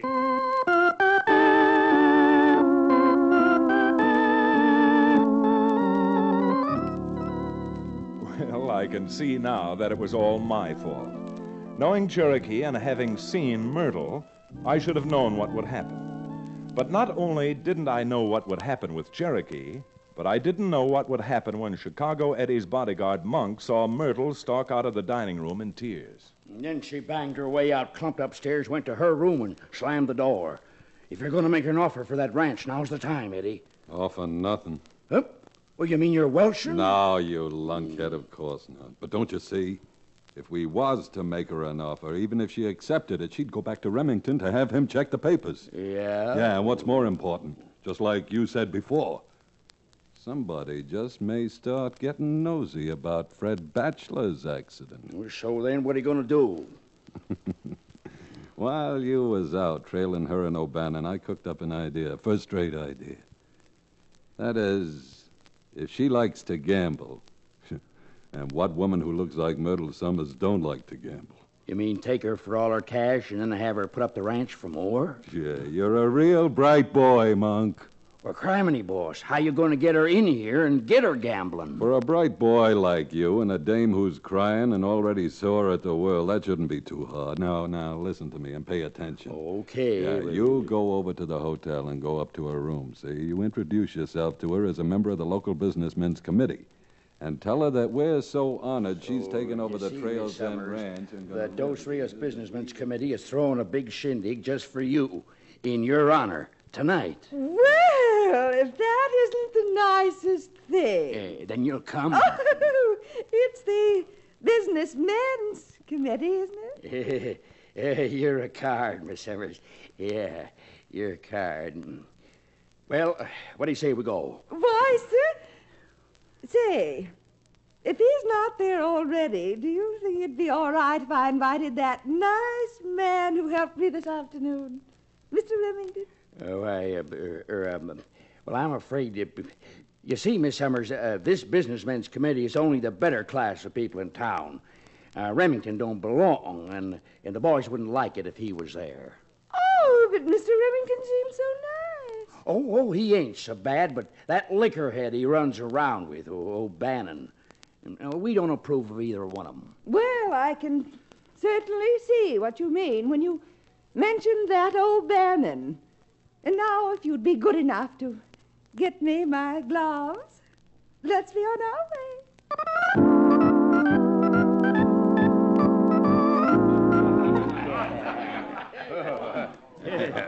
I gotta hand it to you, Miss Summers. I just can't seem to beat you. I guess I'm just the luckiest thing ever. I've won over $50 so far. With the way your luck's running, you ought to see if you can't get Eddie to raise the stakes. You'd probably end up owning the whole place. Well, I don't know about that. Oh, why, Eddie, I'm surprised at you. I thought you were a real sport. And besides, what's a little money amongst friends?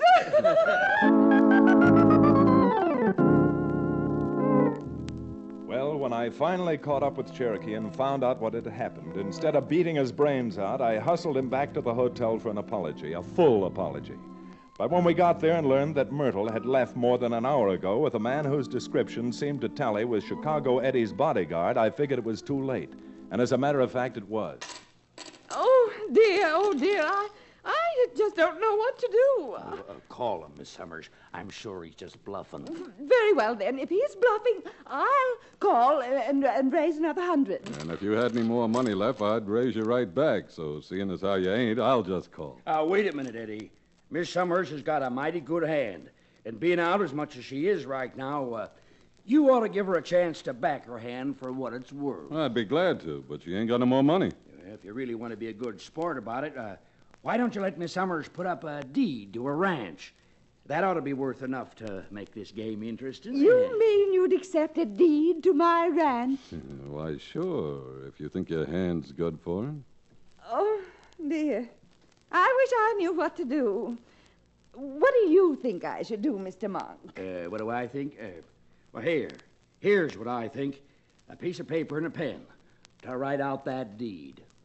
Well, if you say so. What do I have to write? This. For $1 and other valuable consideration in hand received, I herewith assign all my right, title, and... Hey, what's that?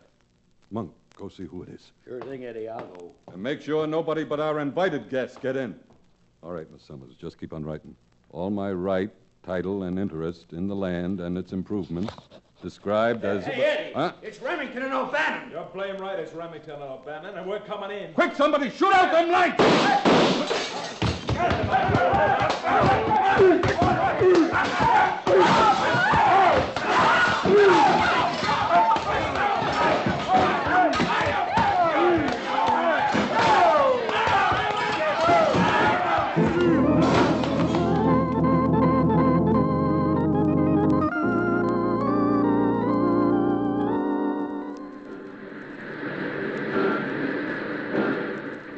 Remington, I can never thank you enough for what you've done. I feel I ought to kiss you.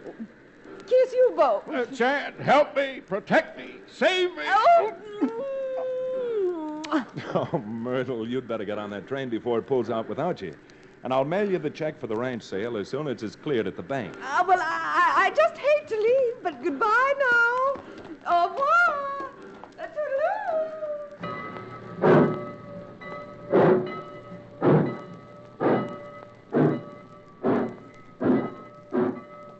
Well, Cherokee, that's that. Now I shall repair to some nearby tavern and order a quart of alcoholic beverage. Now, wait a minute, Cherokee. You're not taking on board that much drinking liquor. Drinking liquor? Heavens to Betsy, no. What I want is a disinfectant. I didn't duck soon enough, and Myrtle kissed me right on the mouth.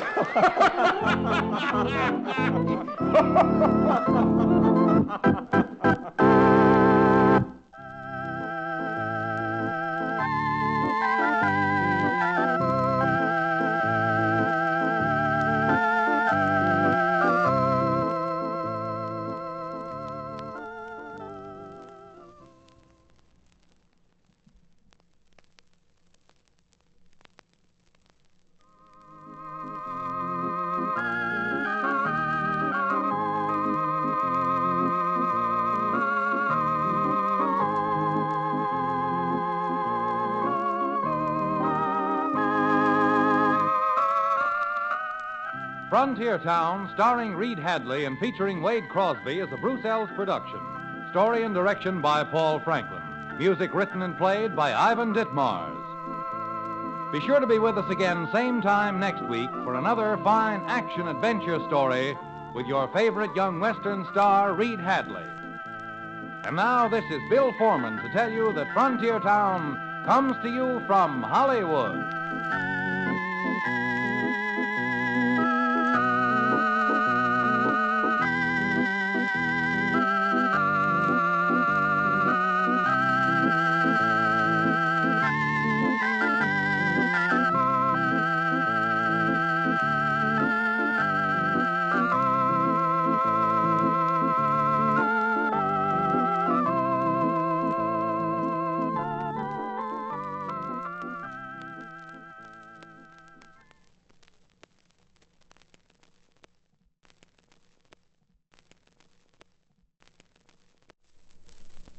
Frontier Town, the saga of the Roaring West.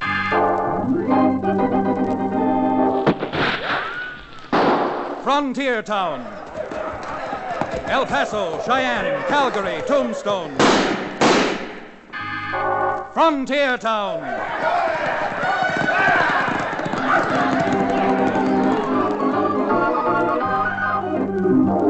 Here is the adventurous story of the early West, the tamed and the untamed. From the Pecos to Powder River, Dodge City to Poker Flat.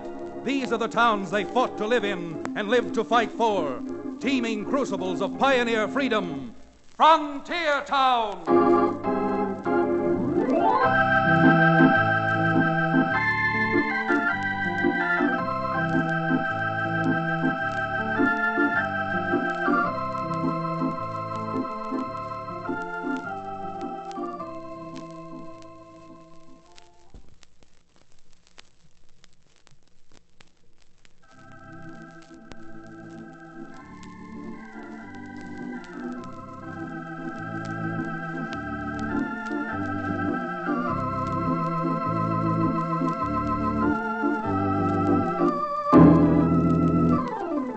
Hello there. If you ever happen to be in the frontier town called Dos Rios, well, here and now you've got an invitation to look me up.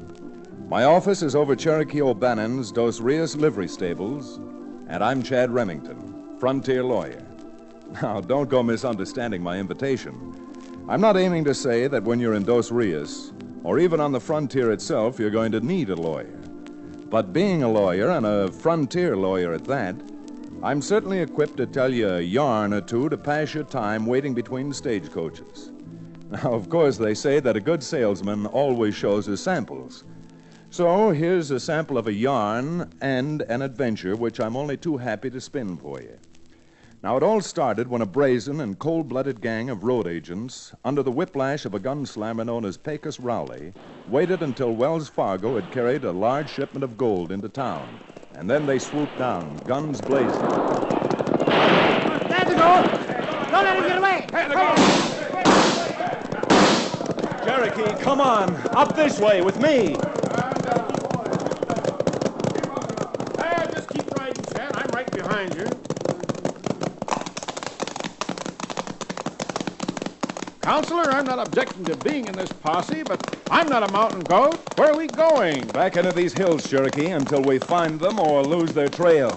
Now stop jawing and keep that horse moving. Come on!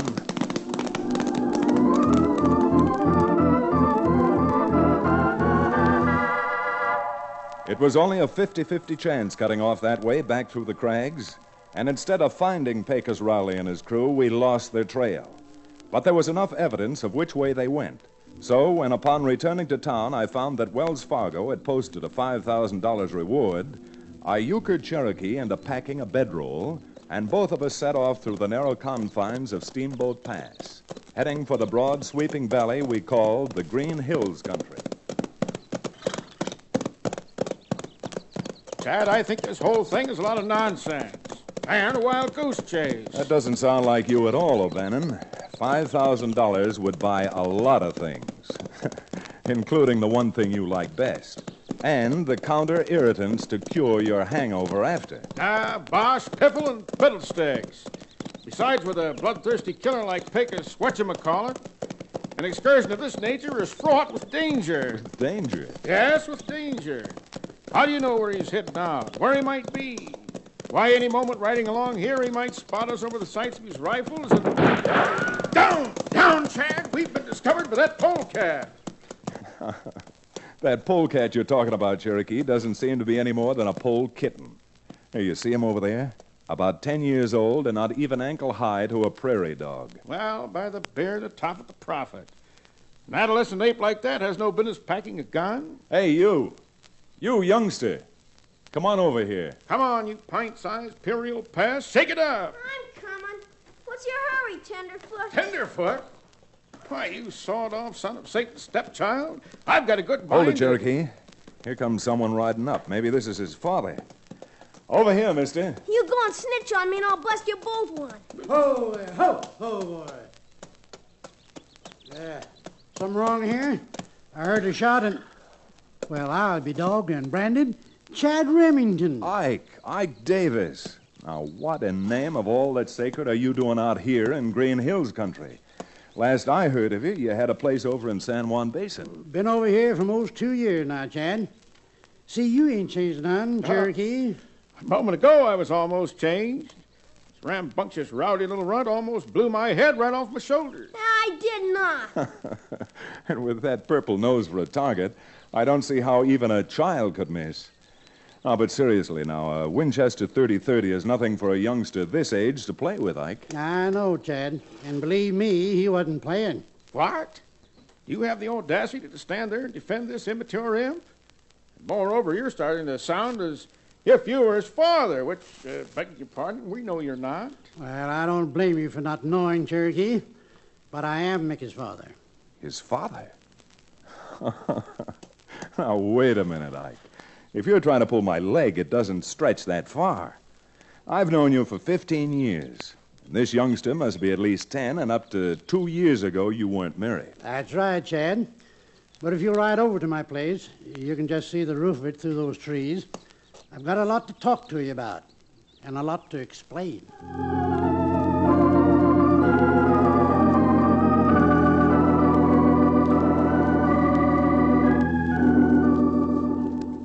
Now, wait a minute, Ike.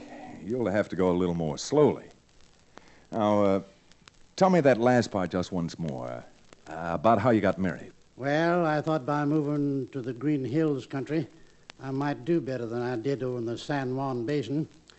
But with no money and not being able to hire much help, things got worse instead of better. Uh-huh. So, being able to do most of the outside work myself, what I needed was a woman to look after the house and the little chores. Well, to make a long story short, I run an ad in one of them matrimonial magazines. You mean that you actually advertised for a wife? I did, and I got one. And I must say that Nellie's a fine girl. Fine girl. Oh, then this young hoodlum is her son, is that it? Mickey? Oh, he really isn't so bad. The trouble is, this is the first time he's ever been out in the country. You see, the man Nellie was married to before was an Easterner. Came from Brooklyn. Well, that certainly explains a lot, except for one thing. Just how is it you let a 10-year-old youngster pack a rifle? Well, to tell the truth, the last couple of days we've been looting food out of our cellar. We don't know how or who's been stealing it, but it's got so bad that unless we put a stop to it, we're going to be going hungry ourselves pretty soon. Well, I'd certainly be careful with a youngster who's new to the West handling a gun. And now, Ike, I'd like very much to meet your wife. Oh, Nellie'll be in pretty soon. She's out in the barn doing the milking. You see, I run a few head of cattle, but trying to do it all myself, even with the little help I get from Mickey, it can't amount to much. For instance, right now, I should be bringing in the hay for the winter feed. Well, if Cherokee and I can be of any help while we're over here, we'd be only too happy to give you a hand. Ah, Chad, in the first place, you forget what we're over here for. And in the second place, when I bend my elbow, I'm not in the habit of bending it with a pitchfork. Well, a little bit of honest work won't do a bit of... Oh, come on in, Nellie. I want you to meet two of my old friends from Dos Rios. Well, Any friends of Ike's are certainly friends of mine, I always say. Chad Remington and Cherokee O'Bannon, my wife, Nellie. How do you do? Well, I'm very pleased to make your acquaintance. I'm sure likewise. Nellie, Chad and Cherokee are going to stay here for a few days and help us get in the hay. That's certainly nice of them. When Mickey was a little baby, we spent a 2 weeks vacation down at Bensonhurst. That's on Long Island. And I was surprised to see how everybody went out of their way to help their neighbors. Well, it's the same way out here, Mrs. Davis. Except that if we Westerners didn't help one another, we wouldn't have much of a West. Oh, ain't that the truth? Except we got some neighbors now who keep helping themselves to our food without us knowing anything about it. Neighbors? Yeah, that's what I was telling you about. Of course, we don't know who it is, but if we ever find them, they're going to have a hide full of buckshot. Cherokee, to get the hand done, we'll split up into 2 teams. I'll work with Ike, and you and Mickey can work on another rig. Mickey? Yes, Mickey. And the point I'm trying to make is this. While you're out haying, you keep your eyes open and your gun handy. If you can find who's been pilfering the food out of the Davis' cellar, there's the barest chance you may end up $5,000 richer, thanks to Wells Fargo.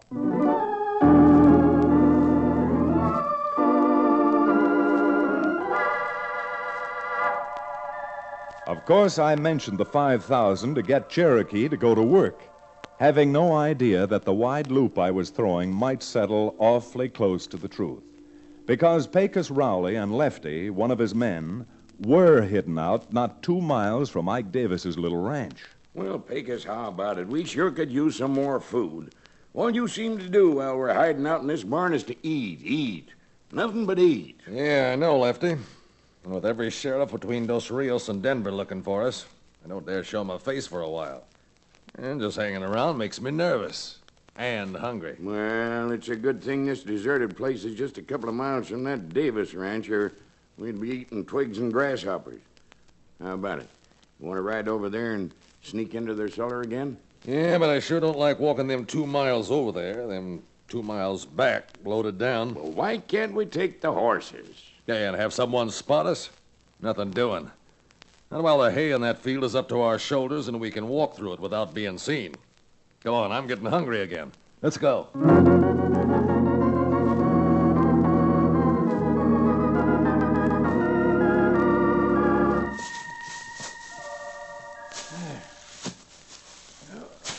What's the matter, Cherokee? Pitching hay too much for you?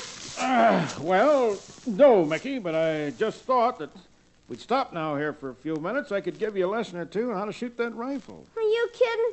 I bet you couldn't hit the broadside of the Flatbush Avenue car barn. Oh, I can't, eh? Here, give me that Winchester and I'll show you. Now, the first thing to do is to hold the rifle lightly.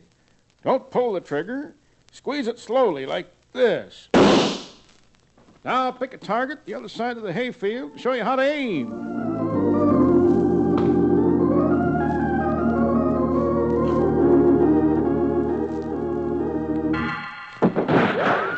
Lefty, hold it. Who in blazes tossed that shot, Pecos? Hey, you see over there? Huh? Some Jasper with a rifle and a little kid. Pecos, you think they spotted us? Not from where them last 2 shots went, but I'm sure gonna find out. Come on.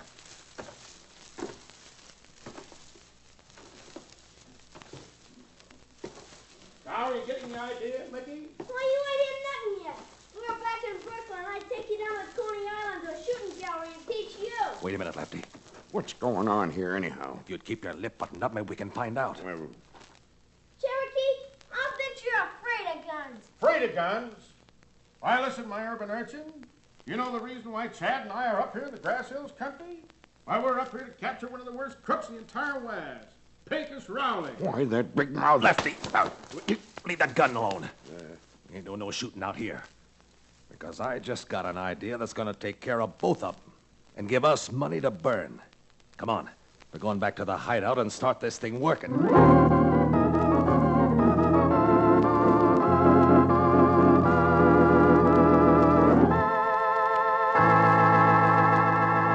We'll return to the second act of Canyon of Wanted Men, our exciting frontier town adventure, in just a few moments.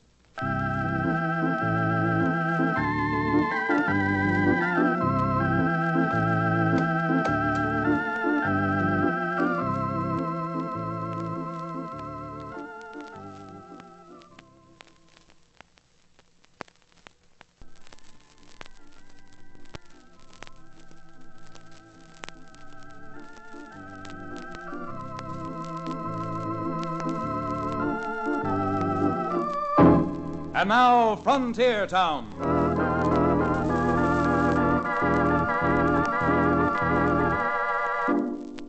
Of course, to spin this yarn, I'm putting the cart before the horse in some places. That is, I'm telling you now what Pecos Rowley and Lefty were doing, although at the time neither Cherokee nor I, nor the three Davises, had any idea, not alone that they were in the neighborhood, but that they had spotted Mickey and Cherokee. Well, so I don't get the chronology too confused before we go back to the Davis Ranch, let's find out just what it is Pecos had in mind when he said that running across Cherokee and Mickey was going to mean money in the bank to him. I don't know, Pecos. Maybe I am stupid, but I still don't see what you're driving at about that kid we seen in the hayfield. Look, you heard what he said, didn't you, while we were walking up toward him? Yeah, but... He said something about Coney Island, didn't he? Sure. Coney Island's back east somewhere, huh? New York, ain't it? That's right. New York. So? So, a kid that age who knows about Coney Island must come from New York. Must come from New York? How do you know? By putting two and two together, that's how. Ain't you heard? Some of these ranchers out here are taking Eastern dudes in for boarders, like they do at hotels. Well, what if he does come from Coney Island? It certainly was no reason for not ventilating him and that red-nosed monkey with him. What's the matter? You got friends in Coney Island or something? No, you knothead. I ain't got friends in Coney Island.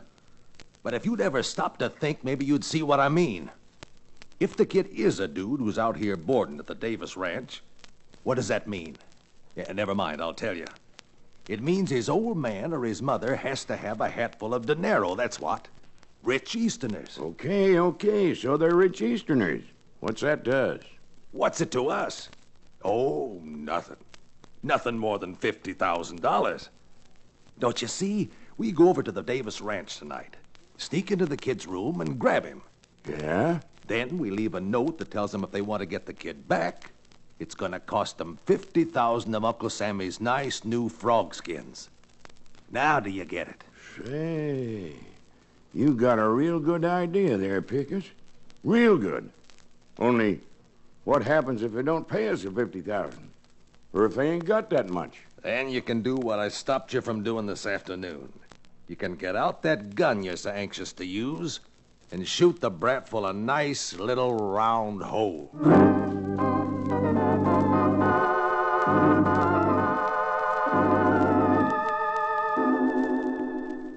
Mickey, Mama doesn't want to tell you again. It's time for you to go to bed. Ma, give me a chance to finish, will you? I haven't told you how Cherokee threw 2 4-bit pieces. Oh, those are $50, Ma. He threw them right up into the air. And before they hit the ground, bang, bang, he put holes in both of them. Well, I must say that's mighty good shooting, Cherokee. It was nothing at all. Nothing, really. It would have been an easier story to believe if Cherokee had thrown Chinese yen up into the air. They got holes in them already. Yeah, but they got square holes.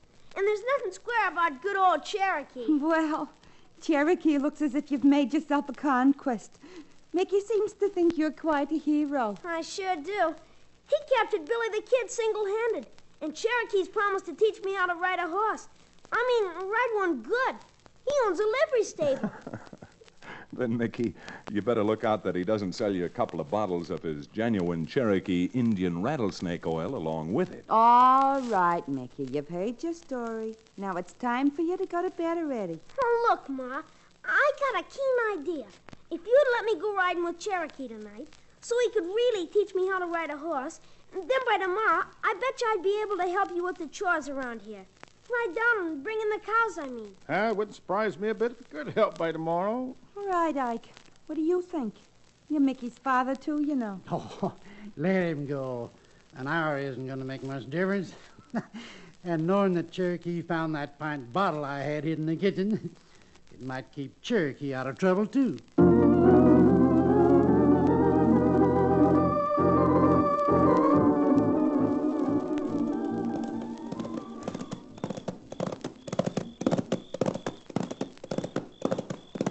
Lefty, quick, rein up. Oh, all right. What's up, Pecos? What's the matter? Look, will you? We're playing in luck. Ain't that the kid and the fellow we seen him with this afternoon riding toward us? Yeah, looks that way. Now wait till they're almost on top of us. Here they come, boss. Okay, Lefty. Now start throwing some lead around their ears. All right, hold it. You don't want to get blasted clean out of your saddles. You're smart, mister. You leave that gun right in its holster. What's going on here? What is this? Oh, nothing. We're just taking you and this kid for a little ride. Go on, you lay a hand on me and I'll slap your ears off. Well, you better do as he says, Mickey. Why don't you do something? I thought you were the guy who captured Billy the Kid. Well, I was. This doesn't happen to be Billy the Kid. You said it. And if you're interested to know just who it is, my name's Pecos Rowley. Uh-oh. Hey, look. Cherokee fainted and fell right off his horse.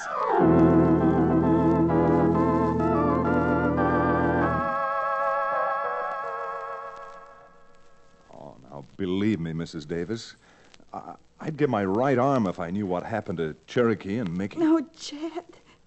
You've got to do something. You've got to. Now, don't go to blaming Chad, Nellie. Oh, I'm as much at fault as anybody, I guess. But I think with your help, Ike, maybe we can find him. Oh, Chad, you mean you know what happened to him? Well, about a mile from here, I found tracks where 2 horses had stopped. And I also found some empty shells. Tarnation thunder, Chad. You mean there's been a shooting? I don't know what I mean yet, Ike. Except that the hoof tracks seem to lead past the fence at the south of your hayfield and over through those aspens. Through the aspens. But Ike told me there was nothing over there except an old shack and a barn that are deserted. Deserted, and some folks say haunted. Oh, no. Oh, now, look, man. You got to pull yourself together. You'd better go into the kitchen and fix yourself a cup of strong coffee. Ike, go strap a gun on and get yourself a horse. We got some trailing to do, and I'm afraid that this time every second counts.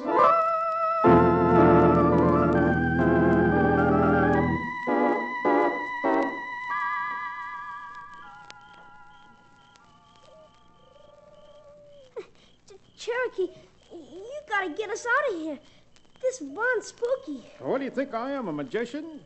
I've got so many ropes tied around me now, I feel like a Vienna sausage. Jiminy, Cherokee, what are we gonna do? Well, Mickey, I wished I could give you the answer. Say, have you noticed? The boards in this loft we're standing on are rotten. If we're lucky enough, maybe I can bust them through like this. Cherokee, I think I hear someone coming. All right, come on, Lefty. Bring a lamp so the kid can see to sign that note I wrote for him. You low-down, good-for-nothing thieving crook. What are you back for now? I just wrote a note I want this brat to sign so we can collect some money from his mother. Lefty, you climb up to that door. What's that? That's me getting loose, that's what it is. Mickey, look out! Lefty, he's busting through the floorboards.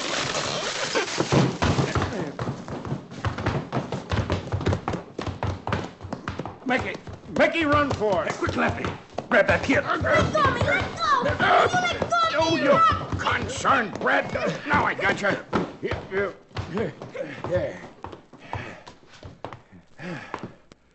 Well, thought you'd give us the slip, did you? Well, we blame near did. Yeah, you blame near did.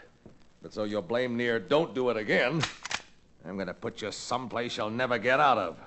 A 6-foot hole. Aw, go on. You wouldn't dare shoot Cherokee. Well, if you've got any ideas on how to stop Mickey, speak up now or forever hold your peace. All right, you. You got any last words? You know, something they can put on your headstone? Why, if I told you all the last words I'd have, I'd be here till a week from next January, you pusillanimous, pasty-faced polecat. All right. That's the last thing you're gonna say on this earth. Chad, look out! They both got guns. They both better use them. Ike, you grab the little one, quick. Come on, Pop! I'll help you!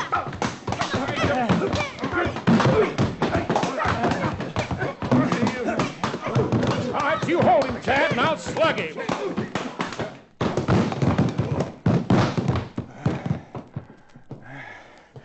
Well, Mickey, and you too, Cherokee.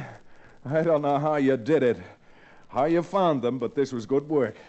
This varmint is Pecos Rowley. Yes. Oh! Jiminy Christmas. Cherokee's gone and fainted again.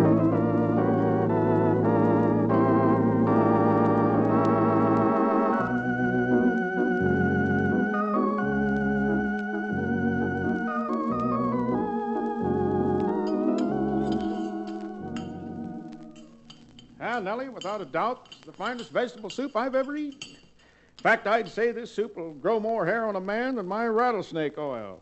Of course, on the wrong places. Yeah, if you think this is good, Cherokee, you ought to taste the soup Nellie makes called clam chowder. Coney Island clam chowder. But you don't have clams out here, of oysters. And they're too expensive for folks like us to buy anyways. Yeah. My mom's a swell cook. Well, with Pecos' trial coming up at the end of this week, you'll be getting your share of the Wells Fargo reward money. And that ought to buy you a lot of things that you need. Jumped up John Thomas Chad. No such thing.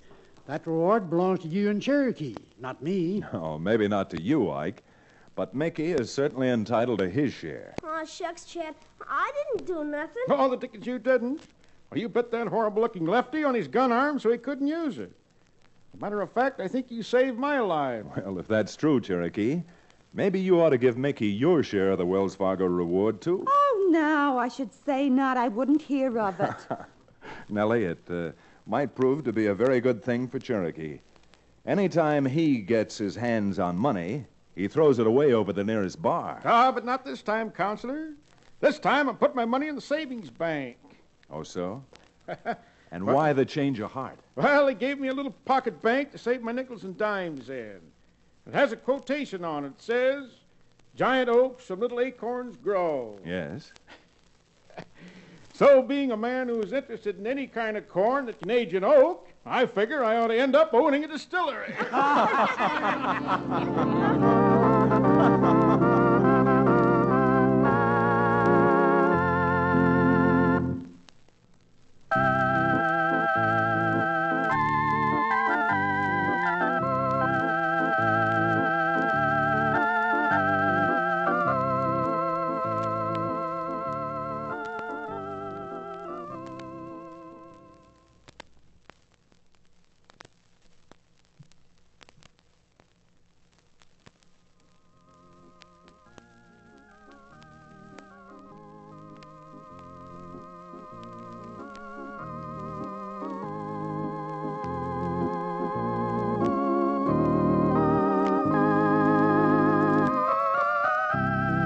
Frontier Town, starring Reed Hadley and featuring Wade Crosby, is a Bruce Ells production. Story and direction by Paul Franklin. Music written and played by Ivan Ditmars.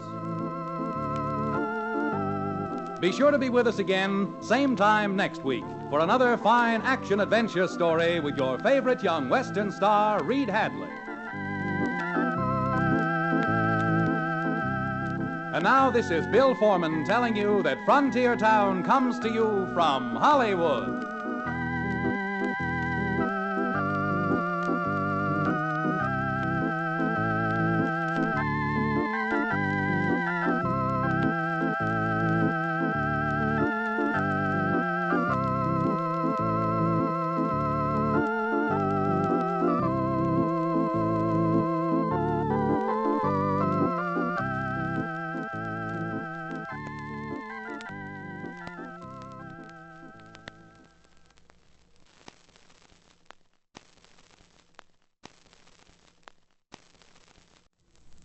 Frontier Town, the saga of the Roaring West.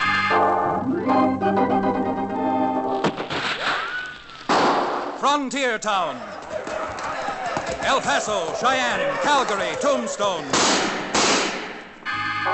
Frontier Town.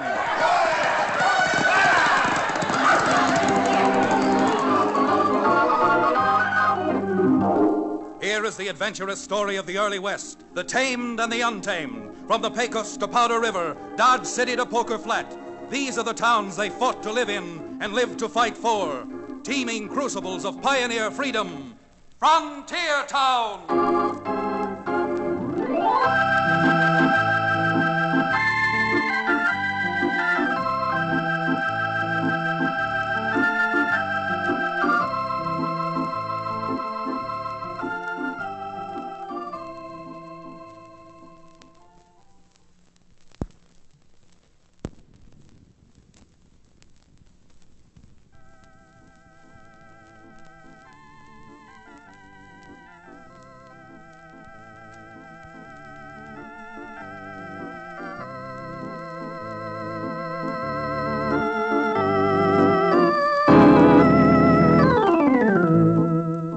Howdy.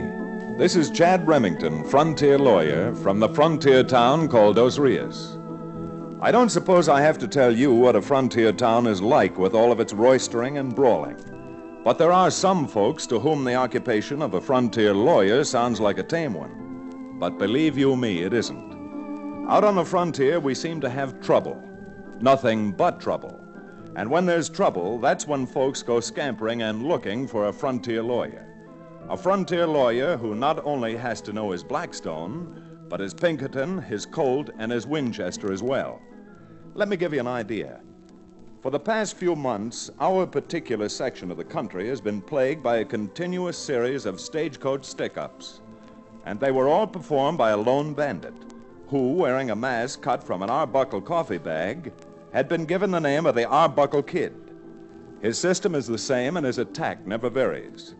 Selecting an isolated, lonely spot along the stagecoach road, the Arbuckle Kid suddenly appears, shotgun in hand, and carefully takes up his position, crouching under the near horse. The express box, please. Thank you. And now, get going. And with those few words, thank you, and now get going, the Arbuckle Kid straightens up from his crouching position, slaps the near horse on the rump, and triggering his shotgun, sends the driver and his team off toward the nearest town in a cloud of dust.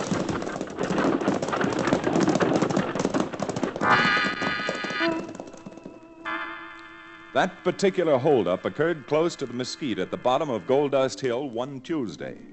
Then early the following Thursday morning, there was another coach holdup near the rocks just south of the Placer Town Bridge, and the Arbuckle Kid was heard from again. Good morning. The express box, please. Thank you. And now, get going.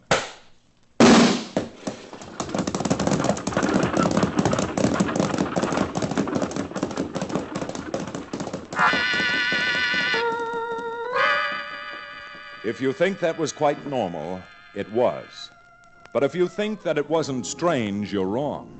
Because the scene of the first holdup, Gold Dust Hill, and the scene of the second, the Placer Town Bridge, were almost 300 miles apart.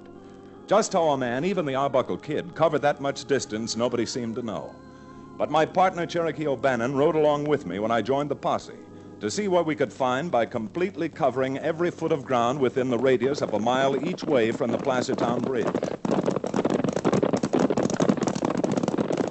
Better rein up here, man. No sense in crossing the bridge. Well, now that we've stopped on this side, Cherokee, perhaps you can tell us why, when the holdup occurred on the other side of the bridge. Well, the answer is very simple, Counselor. That bridge crosses over something I never had, never will have any use for. Water. In that case, O'Bannon, you ought to do your hunting for the Arbuckle Kid back in New York State. They've got a town there called Rye. Well, if I had my choice in the matter, I'd do my hunting over in France. Isn't that where they got the House of Bourbon? I think we'll have to dispense with the whiskey and just concentrate making you into a chaser, Cherokee. Because if somebody doesn't find this Arbuckle... Hey, who's this coming? Really blue blazes, Chad. I don't know who it is, but he's certainly dressed like a stagecoach company driver. Hey, by God, I'm sure glad I found you out here. All right, what's the matter? What happened? Plenty happened. The upstage was just going past a little draw on Quartz Hill when the Arbuckle Kid stepped out. By Godfrey, blamed if he didn't strike again.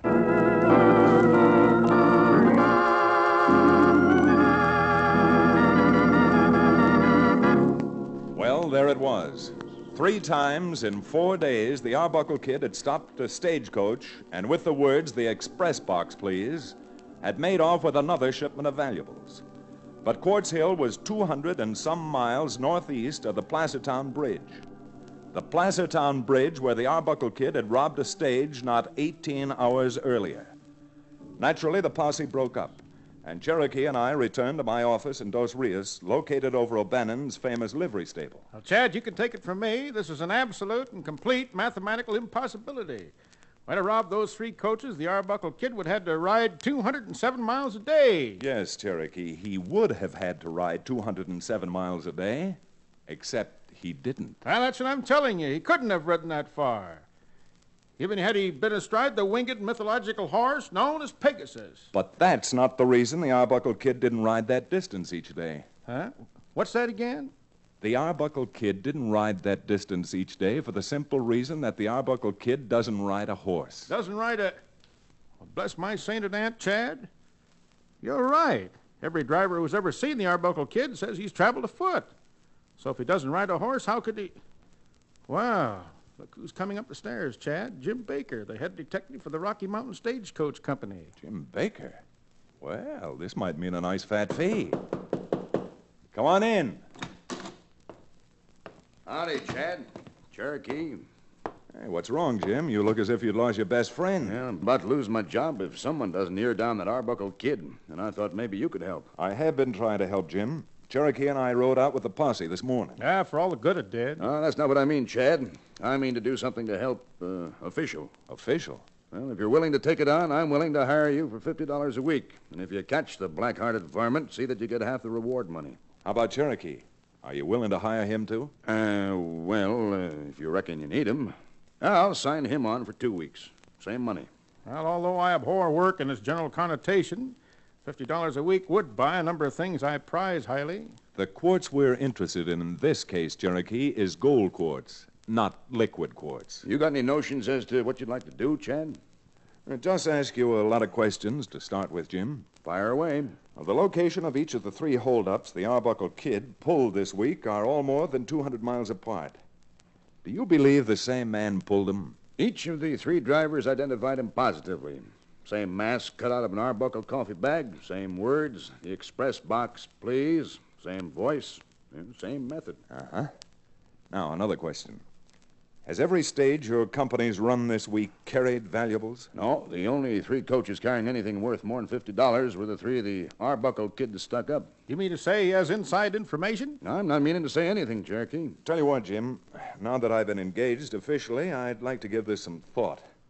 Where can I find you a little later? Down the street, the Stockman's Hotel. I'm staying there as usual while I'm in Dos Rios. Well, you go on back to the Stockman's Hotel, and with a little luck, I should be along shortly.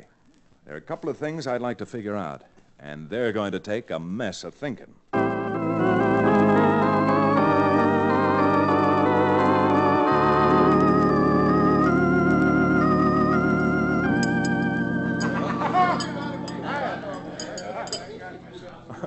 Now, you go right ahead with your supper, Jim, while I do the talking. Well, you're sure you won't join me in something? Well, now that you bring it up, I think I'll just wander over to the bar Nothing doing, Cherokee. Not on company time. Well, if you'd only let me finish what I had to say, Counselor, and not jump at conclusions.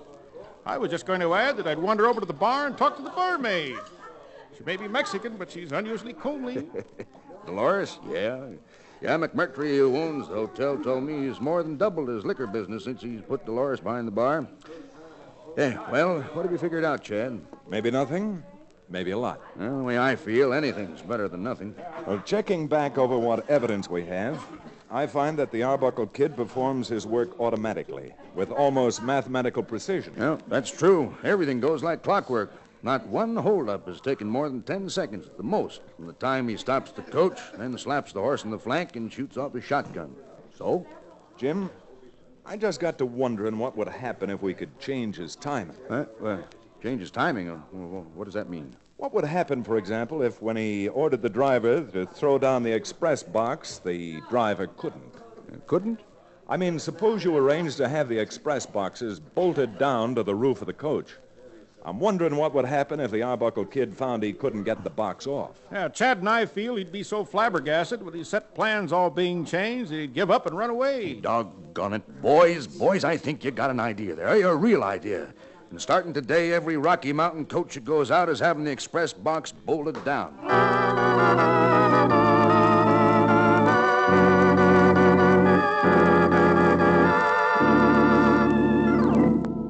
3 days later, the down coach from Steamboat Springs to Rifle was slowing down for the hairpin turn at the top of Sky High Pass.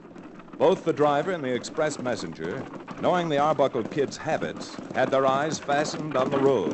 And then... The express box, please. Kent, thanks to you, the company's bolted the boxes to the roof. Yes, I know. So if you'll just take this sledgehammer, be sharp about it. I'll wait. Get busy.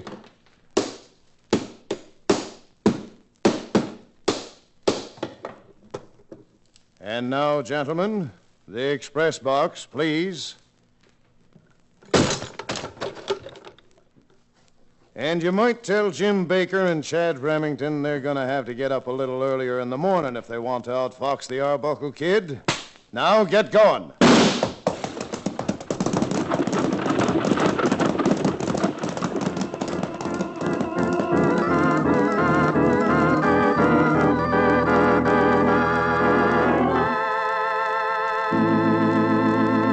We'll return to the second act of Days of the Road Agent, our exciting frontier town adventure, in just a few moments.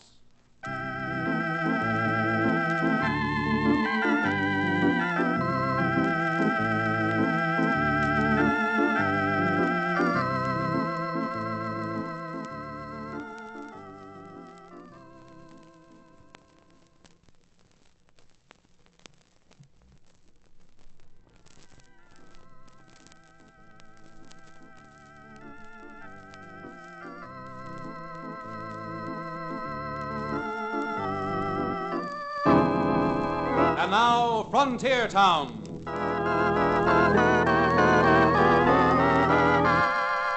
Great idea I had, wasn't it? Bolting the express box to the coach stopped the Arbuckle Kid just about as much as a spider web would stop a locoed bull. Not only were Cherokee, Jim Baker, and I covered with embarrassment, we were covered with consternation. Because here was a thing that not only defied Cherokee's mathematical rules, but the rules of all logic and common sense. A man who doesn't ride a horse traveling more than 200 miles a day, knowing exactly the stagecoach he wanted, and then finally knowing in advance about the express box being bolted down. Well, it had me stumped. Yeah, and just about drove Cherokee to drink. Chad, not only this thing baffling, but it's amazing. Worst of all, it's absolutely impossible. It couldn't happen, and I'll bet it didn't. That's as neat a way as any I know of to talk yourself out of $50 a week, Cherokee. I don't care. I'm resigning. I'm through. I'm going down to the Stockman's Hotel and buy myself 6 fingers of tonic from the beauteous barmaid, Dolores. If we don't lick this thing, Cherokee, I'm going with you. Well, how do you even hope to lick it? It's like a bad dream. You know, everything that happened up to today, impossible though it may have seemed, could be accounted for. But how this coffee sack bandit found out not only that the box was bolted down, but that I'm working for the stagecoach company, that I'll never know. Chad, I realize this is a reprehensible thing to say. Yes? But since the only person who could possibly have known about the box and about us working for the coach company is Jim Baker, do you think the Arbuckle Kid and Jim Baker might be one and the same? I suppose I ought to crawl all over your hump for even daring to say a thing like that. But I've got to admit it is a possibility. Baker would know which coaches are carrying the important shipments, and what's more, hiring us would certainly make his employers think that he's doing everything he can to stop these holdups. Well, for once, you admit that I'm right. No, I'm sorry. I don't admit that you're right. But since I told you I'd go over to the Stockman's Hotel with you, and not being a Welcher, well, let's go. You're willing and consciously going with me into a tavern which purveys laughing water? I said that I would, and I am. All right, come on, Cherokee, let's go.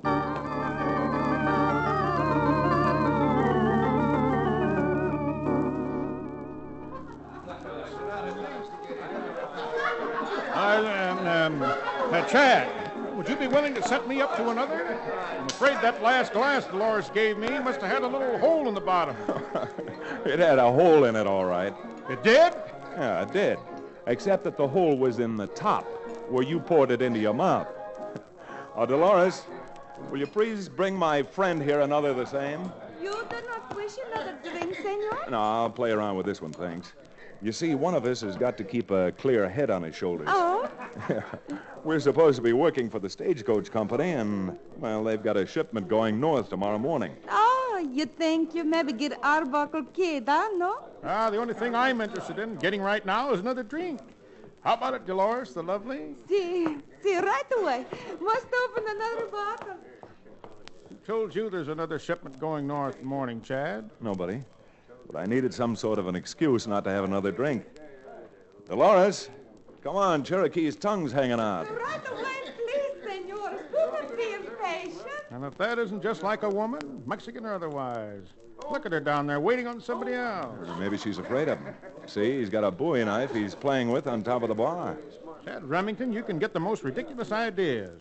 Why, do you think that even a hard-bitten vulture like that one would pull a knife and to get a drink? Thank goodness, here she comes. Very sorry, must keep you waiting. Other man drinking from bottle already have opened. But for waiting, I give you extra good measure. There you are, Dolores, and an extra 4 bits for you. Oh. All right, come on, Cherokee. Come on? But I haven't even raised this glass to... Come on, Cherokee. You and I are going to work.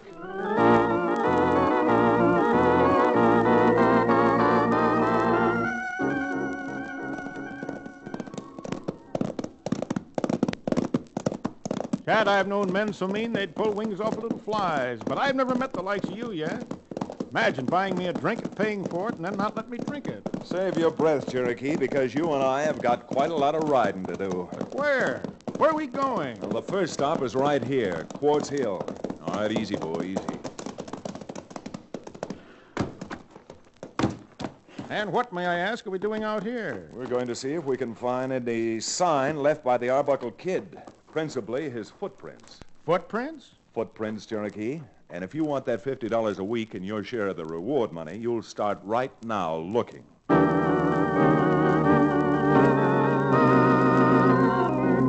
By late the next afternoon, Cherokee and I had been not only to Quartz Hill, but to Placertown Bridge and the other 2 places the Arbuckle Kid had visited lately. And on returning to my office, we had 4 pieces of paper, each with a sketch, the outline of a boot print. All right, Chad, I'll admit that the boot prints are different. Different? One's about size 8, this one's a 10, and the one on the left is a good 12 and a wide width. And the last one is small enough to be a large woman size. But what does that prove? The Arbuckle Kid must be smart to get away with what he's done so far. So doesn't it follow that he may change boots just to avoid detection? It might, but I don't think that it does. Because I think that there are 4 Arbuckle Kids. You what? 4 men, all the same general build, all with the same approximate voice quality, but all wearing different size boots. But why, Chad? Why? Well, how else could the Arbuckle Kid hold up stages more than 200 miles apart? You know, that's a brilliant deduction, Chad. When did the idea occur to you? Yesterday, in the bar of the Stockman's Hotel. Another proof of the stimulating and efficacious results of imbibing and drinking liquor. Not at all. It's just another instance of what happens when a man keeps his eyes open. Because while you were so busy drinking and trying to get still another drink, I saw 2 men come up to the bar, each of whom laid down a Bowie knife. A Bowie knife? How did a Bowie knife get into our conversation? It got into our conversation by the simple expedient of my starting to believe a Bowie knife is the letter of introduction the Arbuckle Kid and his alter egos use to get information from your most attractive Mexican friend, Senorita Dolores. Counselor, if you don't mind, I'm going over to the doctor's. There must be something wrong with my hearing. No, there's nothing wrong with your hearing, although there may be something wrong with your believing. You mean to sit there and look me square in the eye and tell me you think the lovely Dolores is the Arbuckle Kid? No, I don't. But since Jim Baker lives at the Stockman's Hotel while he's in Dos Rios, which is quite often, and transacts his business there, I'm starting to think that Dolores picks up what information she can gather and passes it on as a go-between. But what about these 4 bandits you say passes one? Are you sure of that? I'm not sure of anything, Cherokee. But as that stage driver said, by Godfrey, we're certainly going to find out. All right, come on, O'Bannon. You and I have got another 40 miles to ride, and we're going to burn up the road to Steamboat Springs and find our friend Jim Baker.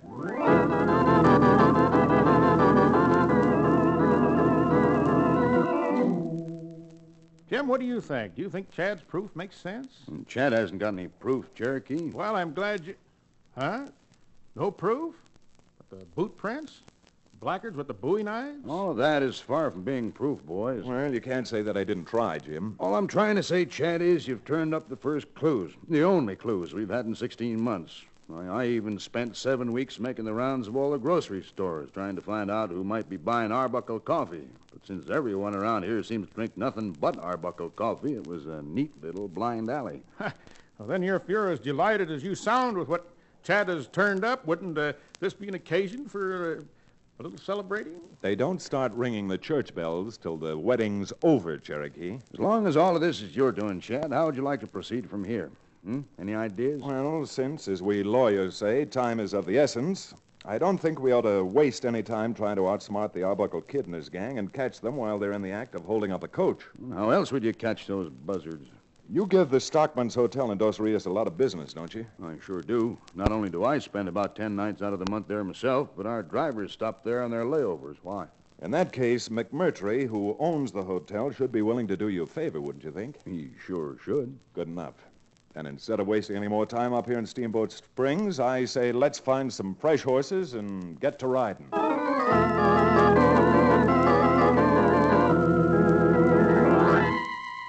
With McMurtry's help and without the lovely Dolores being aware of it, the crowd in the cafe of the Stockman's Hotel suddenly thinned out until there was nobody there but Cherokee, Jim Baker, and myself.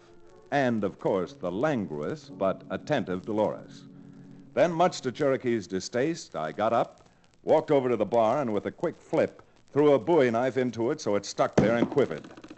Senor, what is the meaning to this? You ought to know what a Bowie knife means, Dolores. All I know is I shall call Mr. McMurtry and tell him you put big hole in his beautiful bar. Sure, go ahead. Call McMurtry. And while we're waiting for him, I'd like a drink. A drink, senor? A drink, senorita. A cup of coffee. A cup of Arbuckle coffee. No comprendo, senor. I'm going... The only place you're going, young lady, is with us. You hurt me. You let me go. Dolores, I'm going to let you go, but when you leave here, you're going to one of two places. Either you're going to lead us to the Arbuckle Kid's hideout, or you're going to jail. Arbuckle... No comprendo. I do not understand what you say. Then let me tell it to you the way you will understand it. You lead us to the hideout, and you'll cut in for 20% of the reward money. That'll amount to better than $600. No. All right, then. Jim, you're a fully authorized deputy marshal. Let's get started and escort Dolores down to jail. No, senor, no. You sure I get $600 if I show you? You'll get at least $600, Dolores. Maybe more.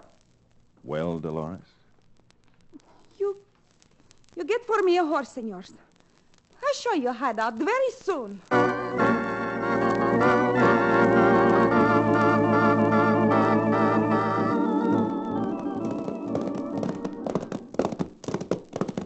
So that's the hideout cabin. Better stop and get off here, Chad.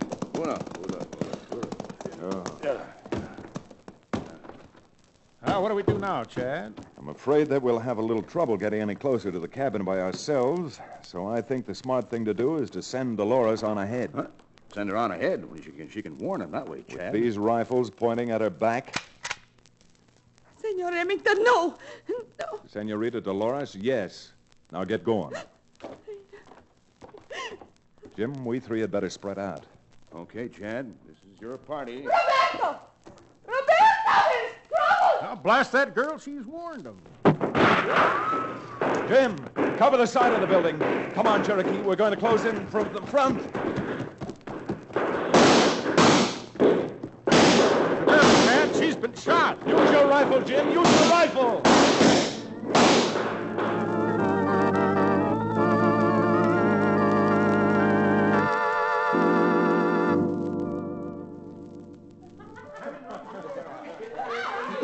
Hey, McMurtry.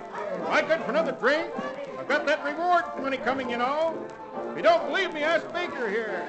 Yeah, he's got the money coming, all right. But he's not spending it on any more drinks. Why, Chad, I'm virtually a hero. Virtually, but somebody's got to pay Dolores' hospital bill, and that's what you and I are going to do with at least part of our reward money. Well, even then, Chad, can't I spend enough just to buy a little gin fizz? You can't spend anything. That girl's apt to be in the hospital for a long time. The doctor says she's going to have a slow recovery. Well, in that case, I've got the drink to match her recovery. McMurtry, I'm having a drink. Bring me a slow gin fizz.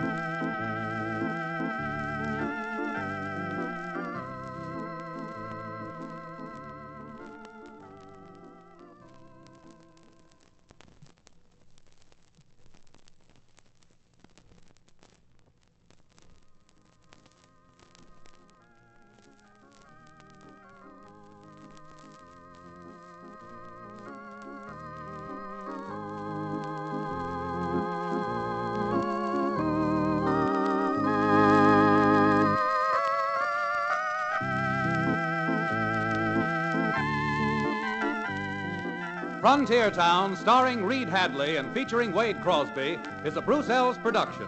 Supervision and direction by Paul Franklin. Music written and played by Ivan Ditmars. Be sure to be with us again, same time next week, for another fine action-adventure story with your favorite young Western star, Reed Hadley. And now this is Bill Foreman telling you that Frontier Town comes to you from Hollywood.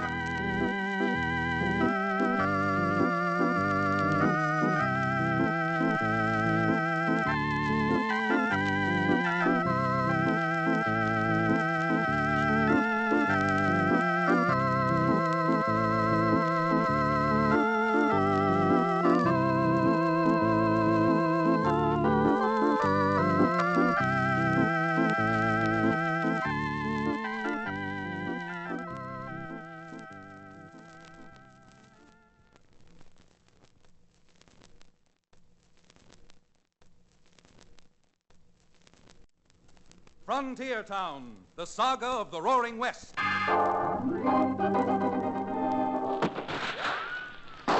Frontier Town. El Paso, Cheyenne, Calgary, Tombstone. Frontier Town.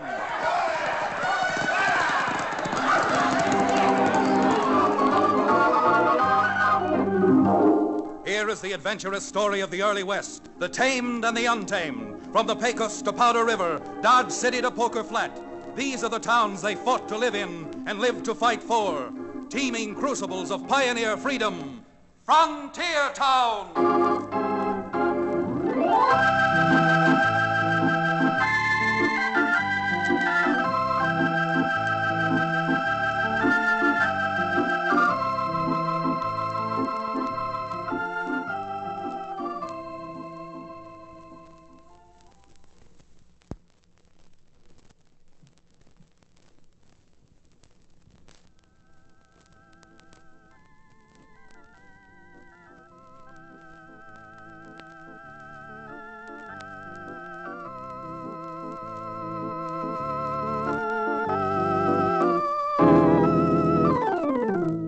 Friends, howdy. This is Chad Remington. Of course, if you don't know who Chad Remington is, let's just say that I'm supposed to be a lawyer and that my headquarters are in the bustling and noisy frontier town called Dos Rios. Naturally, there's not too much law business in a cow town on the frontier, but I managed to get by what with the troubles most folks seem to stir up or run into. Of course, like most everyone else, I do own a ranch which was left me by my father when he died a few years ago. And it's this combination, part-time attorney and part-time rancher, which plummeted me into the adventure I'd like to tell you about now. So settle back, close your eyes, and see if you can conjure up this mental picture. A few days back, I was riding for my ranch into Dos Rios, accompanied by the ex-medicine man, Cherokee O'Bannon. Counselor, I say, Chad. What is it, Cherokee? What brilliant idea have you thought up now? Oh, none, Chad, none at all. However, I was about to make an observation. I thought it would be something like that. Every time I see the cooking sherry in my kitchen go down 4 or 5 inches, a few minutes later you come up with a brilliant observation. What is it this time? First off, sir, I suggest you refrain from poking fun at the healthy stimulation provided by alcoholic nectars. And in the second place, can you explain to me why, owning as nice a little ranch as you do, you continue to risk your life daily by the so-called practice of law? Oh, probably for the same reason that you abandoned your medicine van and your genuine Cherokee Indian rattlesnake oil and bought out the Dos Rios livery stable. You mean the sheriff was about to catch up with you, too? No, I don't. And that isn't the real reason why you quit peddling patent medicine. You were looking for a permanent business you could build up just as I'm looking for a profession I can fall back on in my old age. If you ever lived to an old age, why, the crooks and desperados around this part of the country have taken more shots at you than Santa Anna and his whole army threw at the Alamo. One of these days, your luck is going to run it. Hey, Chad, you see what I see? Look, down there where I'm pointing on the road. A great big wagon. Now, what in the... Cherokee, it's a patent medicine van. A medicine wagon. Certainly is. Although from here I'm unable to recognize who it might belong to. Hey, what do you say, Cherokee? Want to go down there and find out and have a little reunion? I most assuredly do. If I find it's an old friend of mine... Billy Blue blazes, Chad. Those rascals up on that hill are trying to ambush that wagon. They most assuredly are. All right, come on, Cherokee. Even for a medicine man, the odds down there are too doggone uneven. We're both wearing 6 irons. Let's see what we can do if we really try.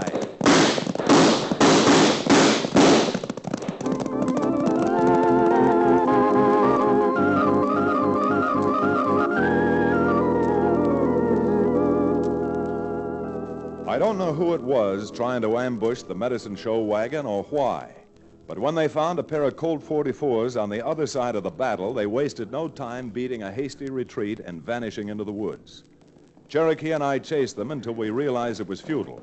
Then we came back to where the medicine van had stopped. Well, what happened here? Was anybody hurt? Yeah, they shot my man, my Spieler, Doc. Was he killed or just shot up? For yourselves, you had better see. I do not know. He's still breathing. But a few inches higher, and he would have breathed his last. Where'd they get him, Chad? Through the neck? Through the neck and the throat. Doc is all right. He's alive. Yeah, he's alive right now, miss. But unless we get him into Dos Rios and to the doctors, he certainly won't stay that way. Poor Doc. Cherokee, you trail my horse back to town. I'll get up here on the seat with this young lady and drive her wagon. As soon as we've gotten this man to the doctor's, I'll meet you back at my office. Right you are, Chad. I'll tell the doctor you're coming. All right, young lady. Up on the seat again.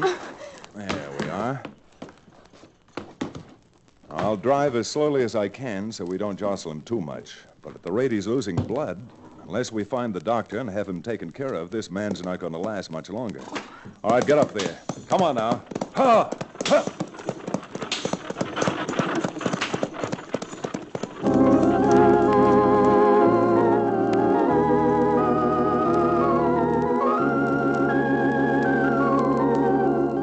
Fortunately, our town physician, our only physician, was in his office when we arrived in Dos Rios.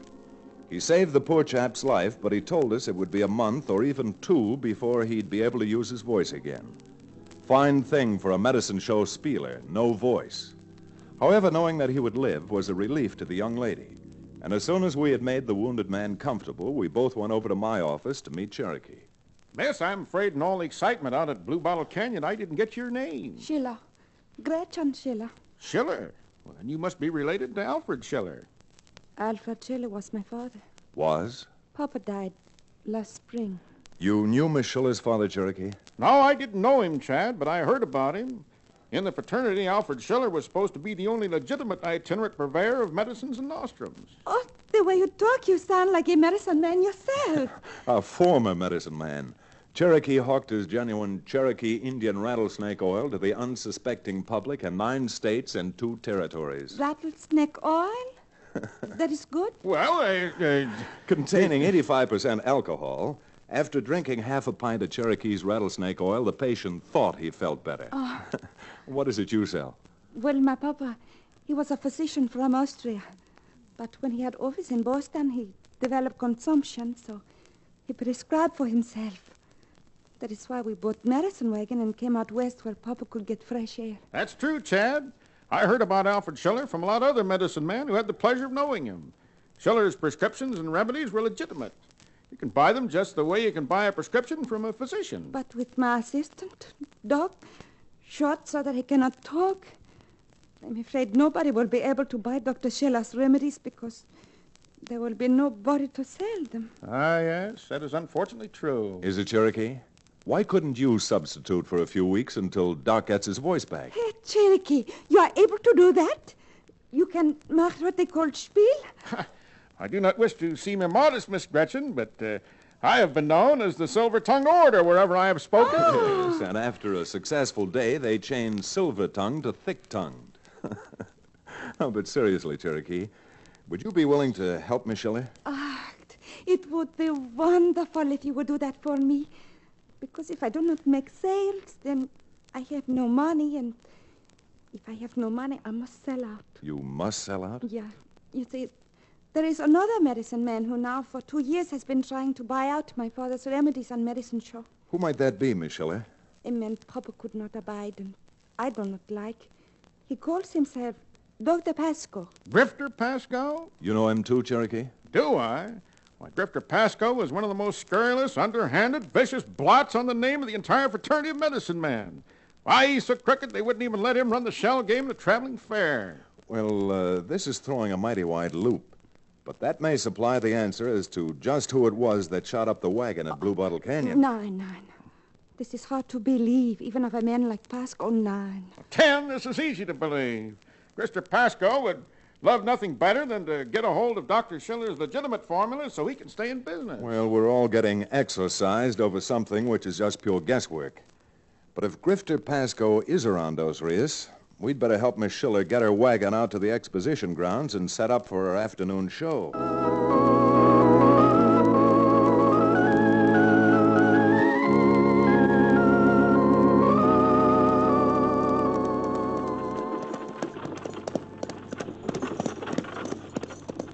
There you are, Miss Gretchen. That's the exposition grounds straight ahead. We'll just set the wagon... Billy Blue Blazes, Chad, do you see what's there? Seems to be another wagon in the exposition grounds ahead of us. This means trouble, real trouble. That wagon belongs to Pasco. Pasco, huh? Well, the way I'm feeling now, I'm glad he's here because I intend to make mighty short work of that gentleman. But you can't have 2 medicine wagons putting on 2 shows, Chad. I know that, Cherokee. And what I said before still goes. Ho there.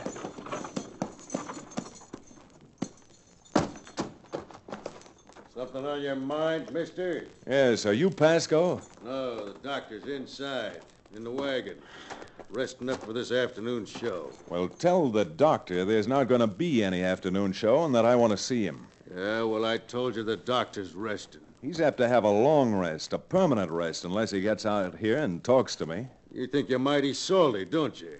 Now, look, why don't you go and do as you're told? Why don't you go and stick your head in a well? Because I'm not calling Dr. Pasco for you or anybody else. Well, then I'll go in and get him out of there myself. Oh, no, you don't. Unless you get back on that crummy wagon you drove in on, you're going to need to see the doctor professionally. You wouldn't want to bet on that, would you? No, get out of the way. Why, you big mouth!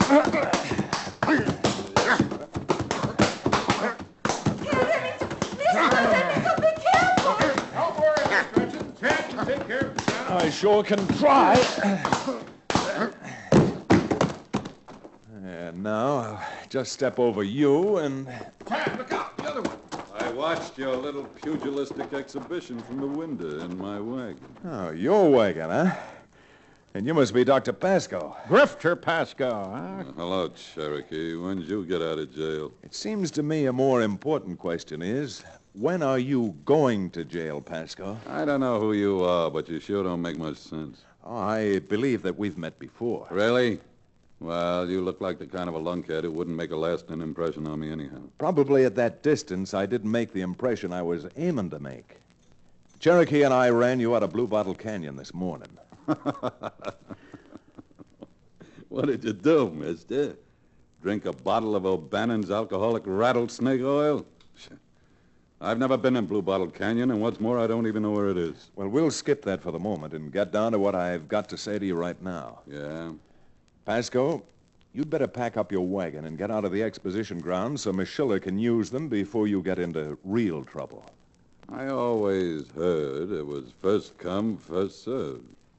But if you think you can make me get out of here... Chad, look out. He's got a gun under his coat. Oh, you sneaking sniffer. And don't try to pick that gun up, Pasco, because now I'm taking it down to the sheriff's as Exhibit A in the mysterious shooting up at Blue Bottle Canyon this morning.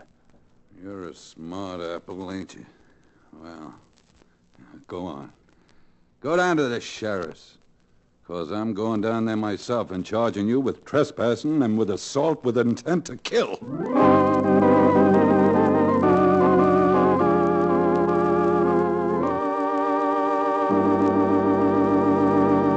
We'll return to the second act of Stampede, our exciting frontier town adventure, in just a few moments.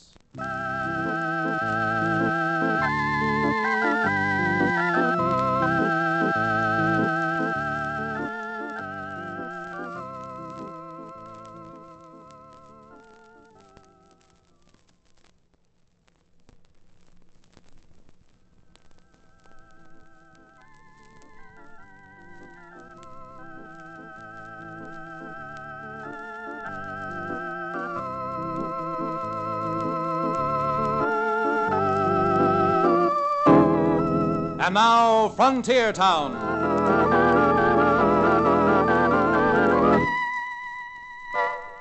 I knew that Grifter Pasco's threat to have me up before the sheriff was just an idle one. Or so I thought. But when I realized he had no intention of being bluffed into moving off the exposition grounds, I did turn Gretchen Schiller's wagon around and head back to town. For town and the sheriff's office. I was running a bluff, too. And both Cherokee and Gretchen were disturbed about it. But then, being a lawyer... Whoa there, you equines. Whoa, hold it. This is the sheriff's office, Mr. Remington? It is, and I can see that the old gentleman is in. Chad, I wished you wouldn't go in there. You're just going to make a fool of yourself. No, I would not say make a fool of yourself, but I am afraid it is wasted time and will be embarrassing. Well, I don't know how it is with lawyers in Austria, Miss Schiller, but out here on the frontier, 20% of a lawyer's success is Blackstone, and the other 80% is bluff. All right, come on.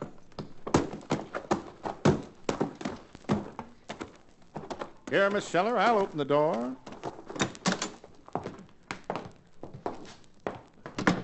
Well, howdy there, boys. Young lady, a new client of yours, Chad? Well, in a way, Sheriff, I guess you could say that she is. Oh, Miss Schiller, I'd like to introduce you to Tom Bemis, our sheriff. I am very pleased to make your acquaintance, Sheriff Bemis. Same here, Miss... what did you say her name was again, Chad? I am Gretchen Schiller, Sheriff. Oh, German, eh? No, Tom. Miss Schiller's an Austrian, and she's over here in this country selling medicines. Medicine show gal, huh? Yes, sirree, and one of the best. Well, that's Miss Gretchen's wagon outside. Wagon? Here in the street? Why, yes, Sheriff. Cherokee charges too much to put the wagon down at his livery stable. Now, see here, Chad, you're a lawyer. You ought to know that no public exhibitions of any kind can use the streets of Dos Rios without a license. License? When did all of this happen? There's an ordinance been on the books of this town about 7 years now. Well, I've never heard of it before. Can't be any public exhibitions without a license. Matter of fact, in town or out of the exposition grounds. Sweet suffering sassafras, Chad. This is the answer to our problem. What problem, Cherokee? Well, don't you see?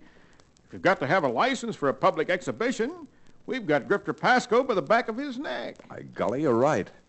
Sheriff, there's a man out at the exposition grounds right now without a license. Yes, I know all about it. And if you mean Dr. Pasco, he has got a license. He has? When did he get it? Oh, maybe 10, 15 minutes ago. Only so soon? Then you know what, Mr. Remington? Dr. Pasco must have ridden in on horseback when we were coming slow with the wagon. Well, I'm starting to see now why I never knew about that license ordinance before. This Pasco, Sheriff, he told you about it, didn't he? Well, not exactly. But he had me look it up, and it's true. Well, this isn't going to stop us from getting a license for Miss Gretchen. I'm afraid it is, Cherokee. There's no way of licensing 2 shows for Dos Rios at the same time. Oh, but if I cannot do my show here, sell some medicine and raise some money... Oh, Oh, this is frightful. Well, miss, I'm mighty sorry about it, but the law's the law, and there just ain't much I can do. But we've got proof this Pasco is a blankety-blank bushwhacker. Tried to raid Miss Schiller's wagon this morning as we were coming through Blue Bottle Canyon. You say you got proof? What's the use of bluffing anymore? No, we haven't got proof. Not the kind of proof you'd want, Sheriff. All right, come on, Miss Schiller. Since we can't get a license right now, we'll put your wagon in Cherokee's livery stable and then go up to my office and put on our thinking caps. Thinking caps? That's just a matter of speaking, Miss Gretchen. It means to think hard. And in this case, if we think hard enough, a thinking cap might look like the hood they slip over a condemned man's head before he falls through the trap and the scaffold.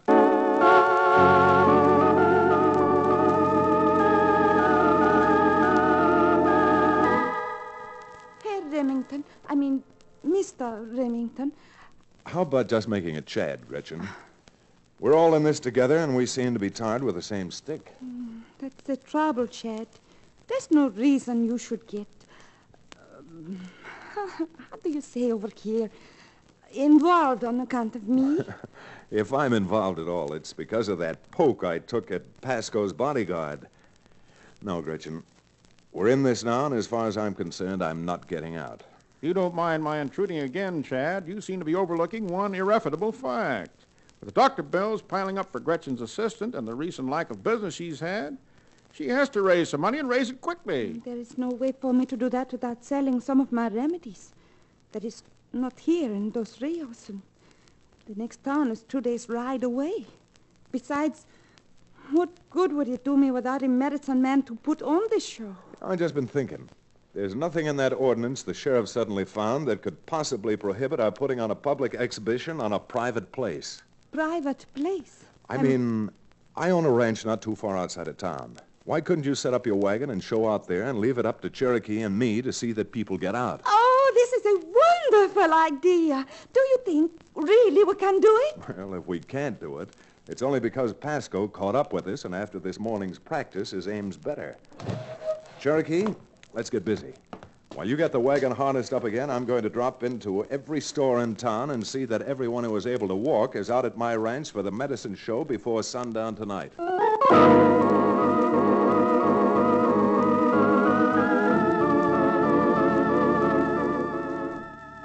Grifter, I know what I'm talking about. I was in the grocery store when this lawyer came in. Yeah, well? Well, don't you see? The way he put it up to everybody like it was a charity or something, they ain't gonna come to near our show now. They'll all traipse out to Remington's ranch and go to that Schiller gal's pitch. That interfering cheap lawyer. Why did he have to butt in here? I don't know, but if that girl has a good day over here, she won't have to sell out. And then where'll we be? Well, I'll tell you one thing, Jumbo. I ain't gonna waste 6 months' work. What do you mean, boss? I don't know what I mean exactly, but I'll figure out something. You sure had better. Go on, go saddle up a couple of horses for us, Jumbo, you and me. We're taking a little ride. A ride out toward Remington's ranch. Well,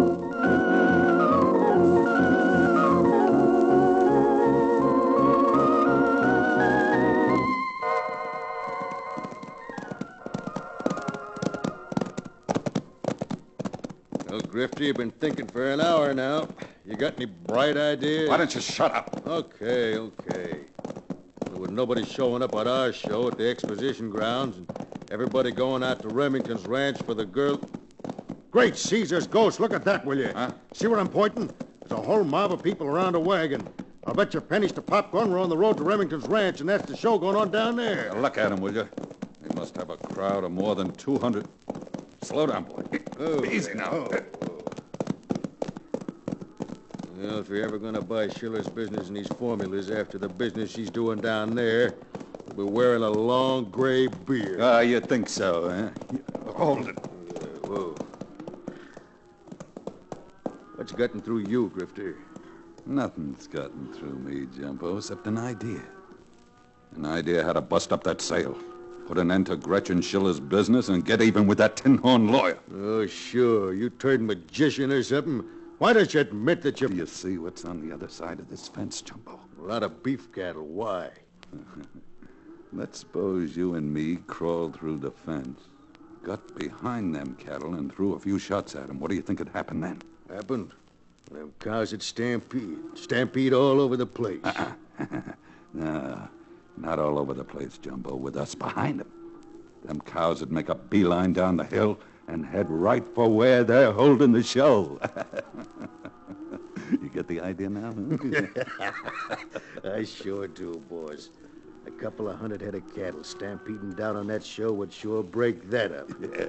It wouldn't surprise me none if they just happened to trample a busybody like Remington to death. Well, what are you waiting out here for? Come on, Jumbo. Down off that horse and over the fence. We're gonna give Remington and Miss Schiller some real trouble.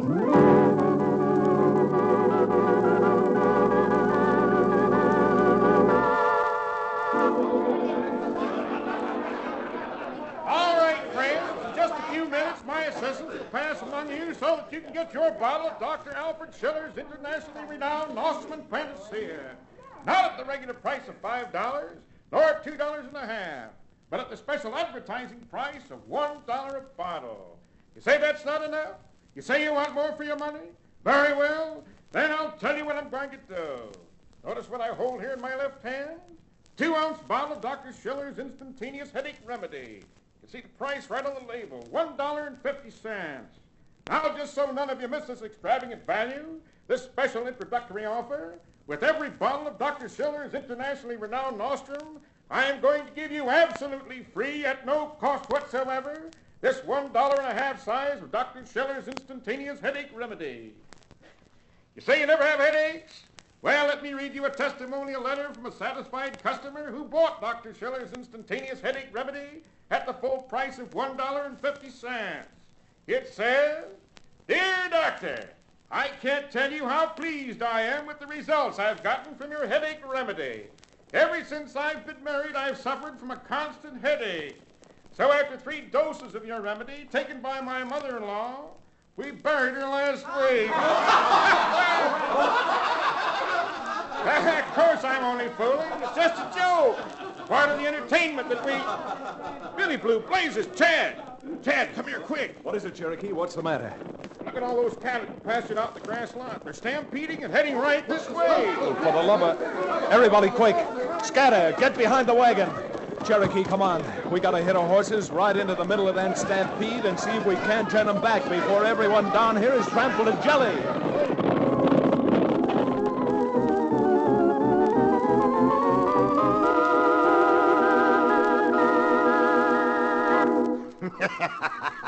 Look at them cattle go. Yeah. Another 10 seconds and they'll be down on top of the wagon and... Jumbo. What's that? Somebody's down there with the cattle, shooting at them, turning them around. Well, I'll be it. Jumbo, come on. Let's get back over the fence. We gotta get out of here. Drifter, we can't. The cattle are splitting up. They're all around us. Run, you fool. Run before that...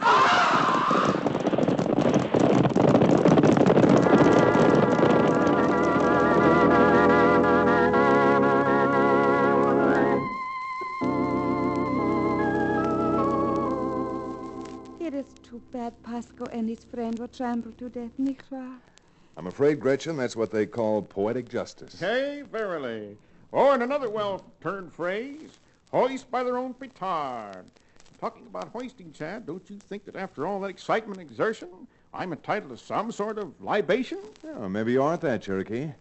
Here's a nickel. Go get yourself a drink. A nickel? You say that's not enough? You say you want more of my money? Very well, then, I'll tell you what I'm going to do. I'm going to give you absolutely free 1 bottle of Dr. Schiller's instantaneous headache remedy. Because knowing what you'll be doing when we get back to town, Cherokee, you'll be needing a headache remedy tomorrow morning.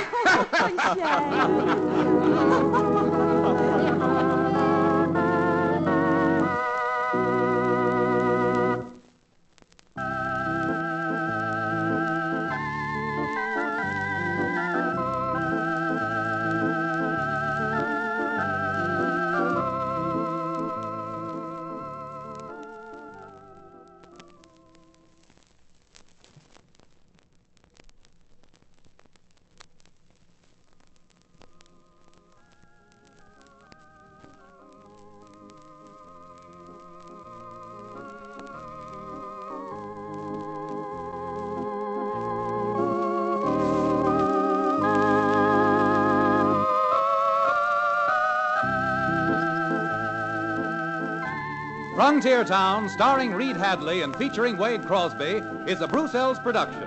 Supervision and direction by Paul Franklin. Music written and played by Ivan Ditmars. Be sure to be with us again, same time next week, for another fine action-adventure story with your favorite young Western star, Reed Hadley. And now this is Bill Foreman telling you that Frontier Town comes to you from Hollywood.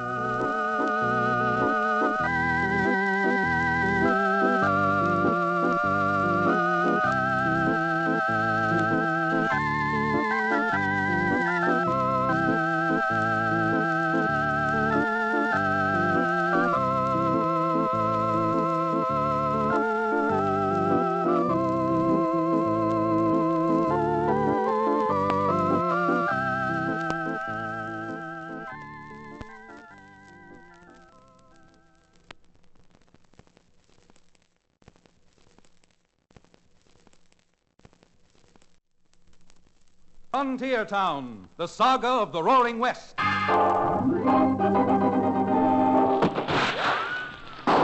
Frontier Town. El Paso, Cheyenne, Calgary, Tombstone. Frontier Town.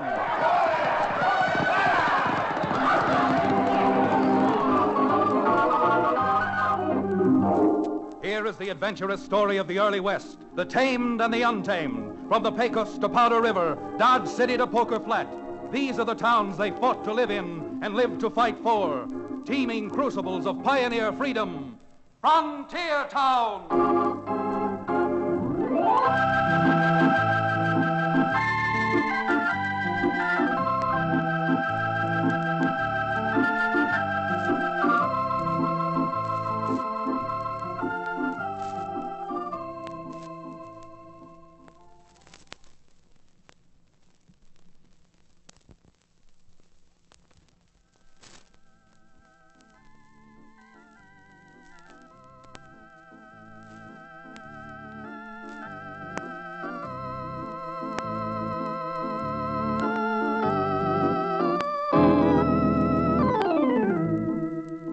Friends, howdy. I'm Chad Remington, frontier lawyer from the frontier town called Dos Rios. And you can take it from a frontier lawyer that the frontier is every bit as rough and tough and as strenuous as they say. Oh, I don't mean that everybody is a gunman or lives by the law of the six-gun. But by and large, most of the enforceable law is the law that's barked out of Samuel Colt's single-action frontier model. With the frontier just developing, there are areas which are unincorporated and still have no law at all. Now, in my neck of the woods, there's a 1,200 square mile section completely detached from any law governing body, which we just call the Badlands. And it was only a few weeks ago that the United States Marshal in our district sent for me and told me that there was a man in the Badlands he wanted brought back. A man he couldn't get to because the badge of his authority wouldn't extend that far. Not wearing a badge myself, I offered to gather up Cherokee O'Bannon, ride into the Badlands, and see what I could do about bringing Slash Stoner back over the border and to justice. Well, it was while O'Bannon and I were on our way up to the Badlands that something was happening on a small ranch, the O-Box O, owned by Judy McGovern, which colored and complicated the task ahead of us. Stepping out on her ranch house porch, Miss McGovern called to her foreman. Cheyenne? Oh, Cheyenne, come over here a minute, will you? Why, sure, Miss Judy, sure. Something I can do for you. Are those our yearlings straggling in there through the brush? Well, I'll be cow-kicked if they ain't. Can't understand it. Told the boys myself this morning to run them yearlings into a box canyon till we got some new drift fence up. At the rate they're tearing our fences down, I wonder what's the use in putting new ones up. Well, Miss, homesteaders never were welcome, even in so-called civilized country. When you get up here in the Badlands, where there ain't no... Cheyenne, those shots, they're coming from our meadow. They sure are, Miss. And before it gets any worse, we'd better ride.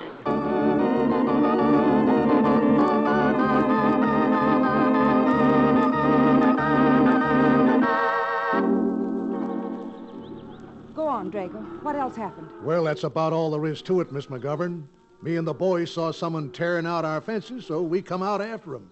By the time we got here, they was gone. Yeah, I wished I knew who was tearing down our fences all the time. You know as well as I do, Cheyenne.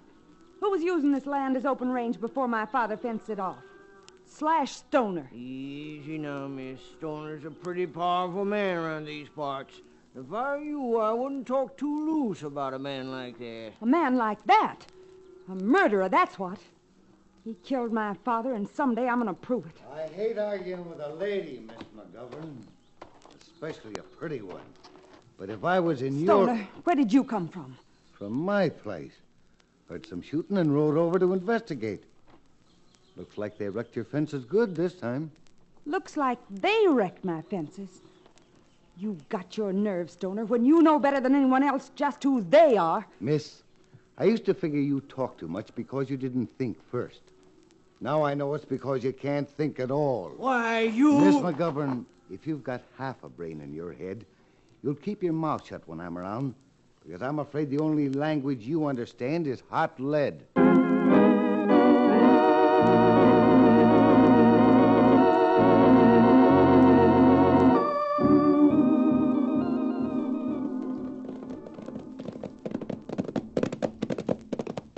Look, Cherokee, what do you make of all those punches milling around in front of that range house? Billy Blue Blazes, Chad, that looks like a small-sized riot. And if it is a riot, and since we are up in the Badlands now, maybe we're getting close to doing what the marshal asked us to do. You mean you think Slash Stoner is right there in that front yard? I don't know, O'Bannon, but until we find out, suppose you let me do the talking and you just follow my lead. All right, slow down now.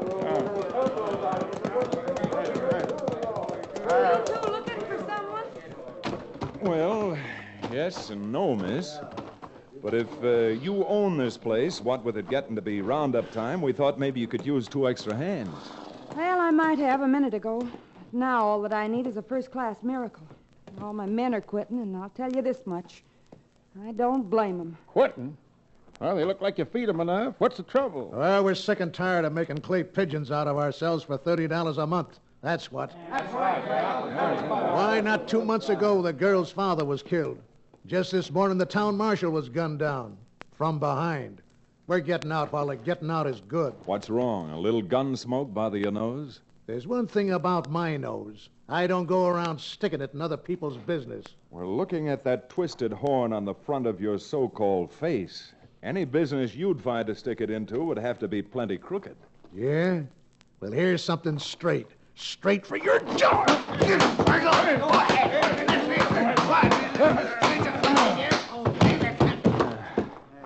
All right. Anybody else like a free swing at my jaw? Well, then, maybe you've all changed your minds and you'd like to stay on working for the young lady here. Well, since they'll stay, how would you two like to stay? You bet, miss. We'll get our blanket rolls right away. Oh, incidentally, what's your name? My name?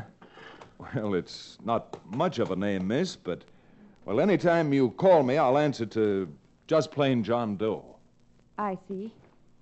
Well, the only place I've ever heard that name before was in court. Mr. Doe. And if you have any ideas of your own about this ranch, that's where you'll end up. Back in court. That's fair enough. But from what I've just witnessed here, I suspect the only court any of us will be in for a long while will be presided over by Judge Colt.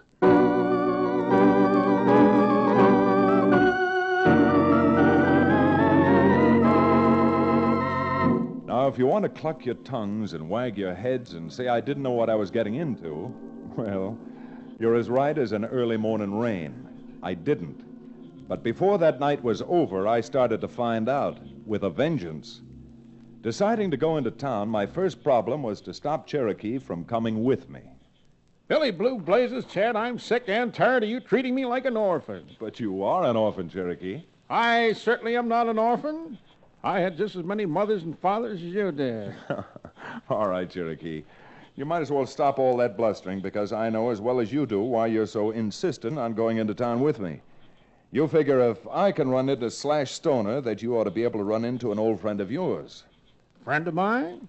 Who could that be? It couldn't be anyone other than your boozing companion, John Barleycorn. Why, of all the unfair things to say, Here I make the unselfish gesture of offering to go in to protect you from the multitude of dangers which will beset you on every hand, and you have the temerity to call me a low-down name like a yaws.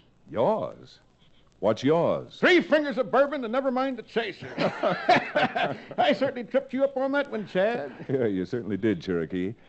But it isn't going to do you a bit of good. I'm afraid I've got trouble on my hands tonight, Cherokee. And when I find Slash Stoner, I don't want to have to keep one eye watching you at the bar and the other eye watching Stoner's hand at his holster.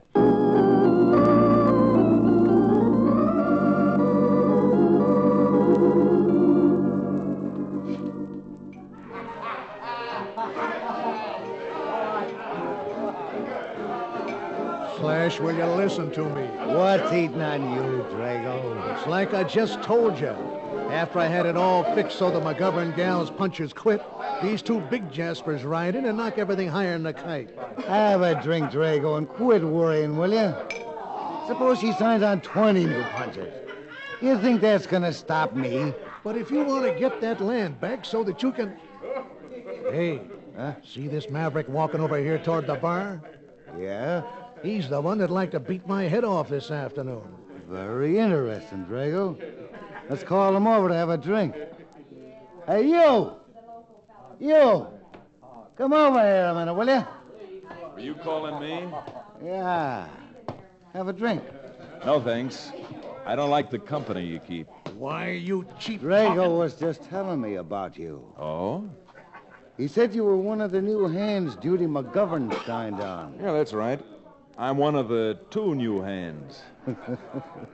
You may think you're a new hand, but to me, you look more like a broken-down old foot.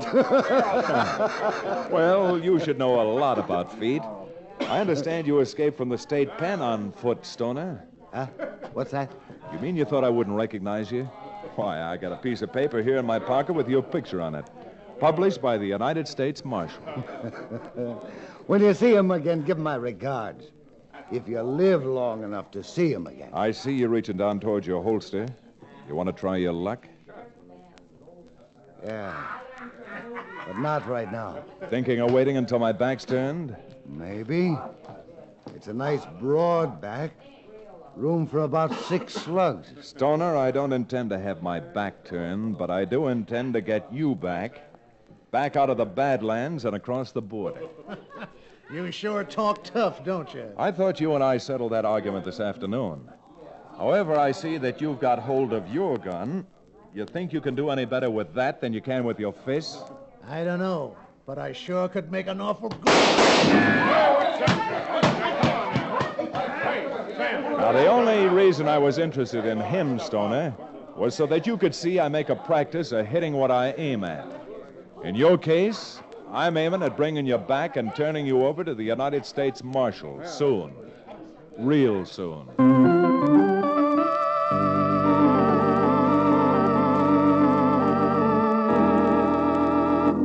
Next morning, Cherokee and I managed to get Cheyenne alone and do a little groundwork on him. Important groundwork. Partner, it's just like I'm a-telling it to you. The gal really can't run on a ranch like her daddy could. And unless she can raise some money, the bank over here is going to gobble her up. Well, then why doesn't she drive her cattle over to Mendocino and raise some money? Oh, great idea. Drive the cattle over to Mendocino. What do you mean, Cheyenne? Well, how far do you think she'd get before some of these black-hearted, side-whining buzzards around here swooped down and took every head of cattle she had? Do you think you could convince her to at least try to drive them to Mendocino? Probably could, but it'd be just like convincing the gal to commit suicide. I'll tell you what, Cheyenne. You convince Miss Judy to drive to Mendocino and sell the cattle, and I'll promise you that no matter what happens, she'll get enough money to pay off the bank. Promises like that don't mean very much, son. Miss Judy's father now, he promised the bank he'd pay him off. And look what happened to him and his promises. Now, you do as I ask you to, Cheyenne, and that'll make 2 promises I've got to fulfill while I'm up here. And believe me, mister, I'm going to make both of them stick unless I end up in a little ranch of my own in the Badlands, Boot Hill.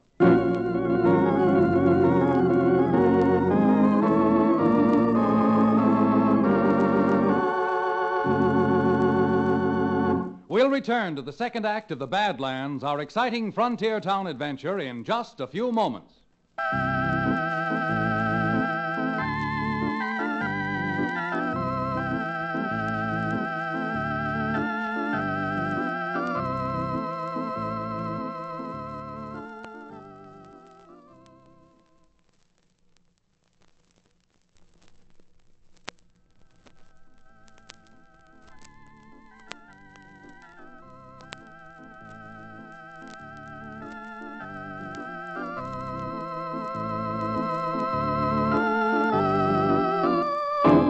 And now, Frontier Town.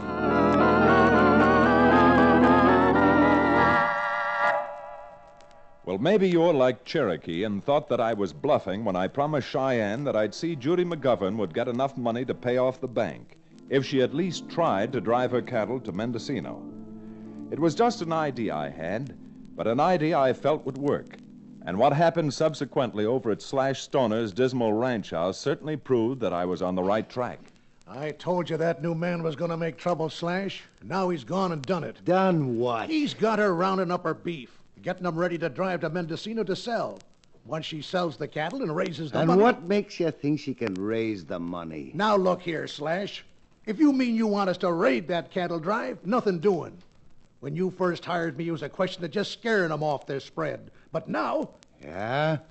But now? Well, by thunder... First you kill her old man, then you gun down the marshal, and now you're talking about more shootings. Maybe you want to end up in jail, but I don't. I've been in jail once too often, but I've got a pretty good idea where you'll end up, you yellow-spined... Yeah? Does this look like it? Yes, you backbiting rat, because you haven't got salt enough to pull that trigger. Go on, pull it. Why, your hand's trembling now like you had palsy. What you need is... Blast you, Slash! Look at that. Not 6 inches away from me. And the best you could do was break a window. Here, give me that gun. Slash, you see, Slash... Never mind that whining I'm crying. You get that job done for me right. Because if you slip up, the next time I see you, I'll blast you the way I did that town marshal. I understand, Slash. Honest. And something else. I don't just want that McGovern cattle. I want that busybody's hide, all full of holes.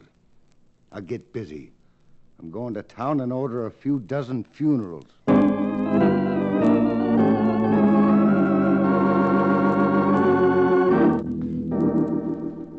Mr. Doe?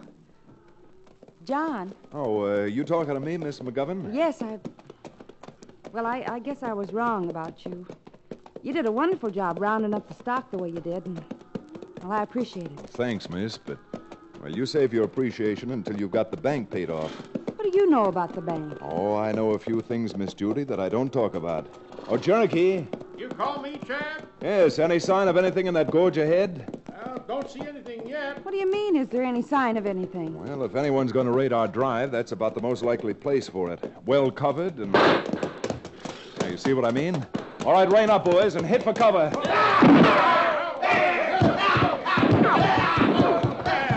All right, find yourself a nice big rock, miss. Those Mavericks are in dead earnest. What are you doing?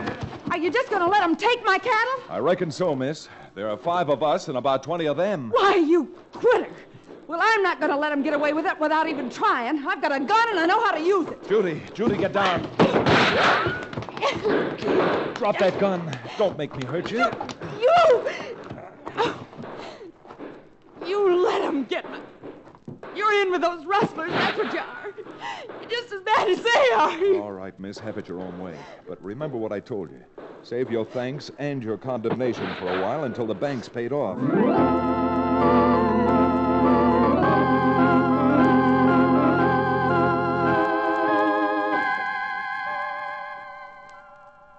Sounded bad for me, I guess, didn't it? Well, as you shall see, and soon, not only wasn't it bad, but it worked out. If not the way I'd planned it, certainly the way I'd hoped for. Judy McGovern's cattle had been rustled, and now it was up to Cherokee and to me to fulfill my promise that she'd get enough money to pay off the bank. With Judy's money and my promise about Slash Stoner to the United States Marshal fully in mind, Cherokee and I took up positions behind some rocks on the trail leading back from Mendocino to the Badlands. Chad, I've taken chances with you on more bat-brained ideas than the law allows. But this one is about the most ridiculous I've ever heard of. You've heard of the old saying, it takes a crook to catch a crook? Well, that's how I propose to catch Slash Stoner. What about the girl's cattle? Don't you believe that Stoner rustled her cattle? Of course. Well, since I promised to get Miss Judy her money, it's our job to get it back from Stoner. Get it back? Why'd you let him rustle the cattle in the first place? Well, since Stoner seems to be the only man who can get any cattle out of this valley, I simply let him take the cattle so he could sell them and get the money for us. Billy Blue Blazes, Chad. Here comes Stoner and some of his gun slicks now. Yeah, and unless I'm mistaken, that bulge inside his shirt is the money he got for Judy McGovern's cattle. All right, come on, Cherokee. You and I are going to pull a hold-up.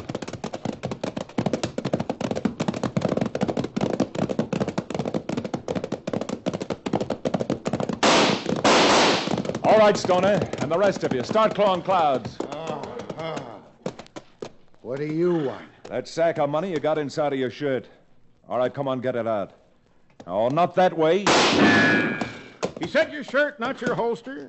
Now, if you can still use your hand, toss that bag over to me. Why, you thieving, sidewinding... Here. All right. Now, all of you, get down off those horses. Come on. And if you know what's good for you, you won't try to follow us. Because next time I won't shoot over your heads. All right, Cherokee, we'd better be riding. Get up there, you. Slash, you're going to let him get away? What do you think? Come on, back on them horses. Right out and let's go.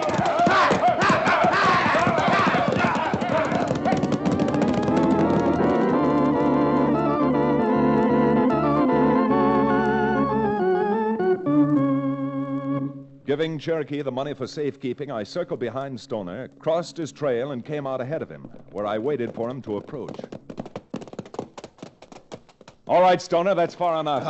Oh. Well, got the drop on me again, didn't you? Never mind the chatter. My horse threw me and ran off. So just get off of yours and I'll be on my way. Why, sure. Sure. Not as smart as you thought, are you? Now, get up. Watch it. This gun will go off right through you if you make one phony move. All right, take it easy. I don't think even you would shoot down a man whose gun is on the ground. No? Well, I got a better idea. I'm taking you into town, wise guy, and locking you up. Anything that ever happened around here, you're going to be blamed for now. Well, there's not much that I can do about it. And I'd rather live in jail than be buried out here. By the way, with my horse gone, we'll have to ride double on yours. Riding in back of you won't be so bad. Not when I know when you're going. All right, Salty. Let's get started for town.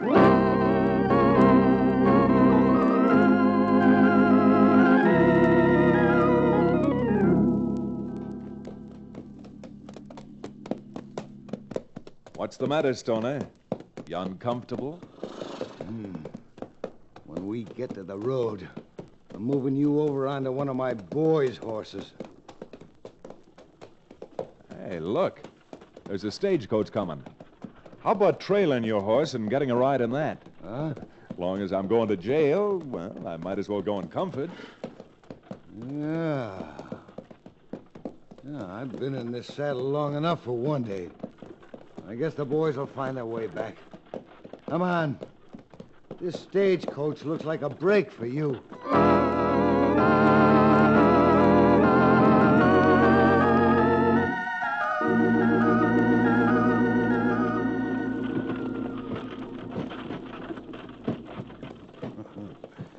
Enjoying your stagecoach ride, wise guy? Your last stagecoach ride for the next 50 years? My last? Yeah. I guess you haven't been very attentive, Stoner. What does that mean? Take a look, Stoner. You should recognize that by now. We've just arrived in your old stamping grounds, Colorado. Colorado? What? Hey, where are we? This isn't the road to the Badlands. No, it's not. That sign we're just passing says state border. You just crossed the line into the United States Marshal's bailiwick. All right, driver, rein up. Why, you double dealer. Easy now, Slash. You see, you didn't clean out my shirt. I had another gun in there. I'll get you for... You fool. That slug just went through the fat part of your leg. All right, come on, Slash. You're able to walk. It's not far to jail. Hey, Marshal. He's right in here and ready for a pair of handcuffs and a nice striped suit. Who says a prodigal son never comes home?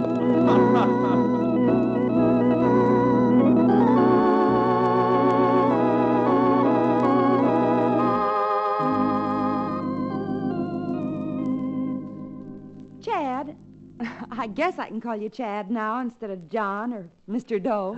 By whiskers, Miss Judy, after what he done for you, and for everybody else up here in the Badlands, you ought to call this broad-shouldered, trouble-shooting galoot Your Highness, or something just as respectful. No, 1,000 times no. Your Highness sounds too much like Your Honor to suit me.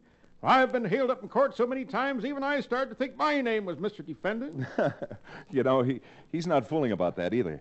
When Cherokee peddled that rattlesnake oil of his that was supposed to do everything from growing hair to making a cooling drink in summer, well, you know, you can gun down a man out here on the frontier and go scot-free. But you certainly can't show a man he's a sucker and get away with it. Well, you certainly made a sucker out of Slash Stoner and got away with it. Although I still don't know exactly how you did it. Well, in the first place, when Cheyenne told me you had to raise some money to pay off the bank, I realized Stoner would never let you drive your cattle out of the valley. Well, I understand that part of it. Tricked him into rustling my cattle and then stealing the money he got for them back from him. But how did you ever figure you could get him into that stagecoach you hired? Chad hired? Why, I hired it. At the marshal's expense, of course. You see, with Cherokee, you've got to give him something to keep his mind off his principal pastime. So that was his assignment. And just what is his principal pastime? Bending his elbow, and then keeping on bending his elbow. Why, Cherokee, I'm surprised. A man of moderation would take only one drink. And being a man of moderation, I only order one drink. But the one drink invariably makes me feel like a new man. Now, what's a new man got to do with a second drink? Well, Counselor, being a hospitable person, what else can they do except order another drink for the new man?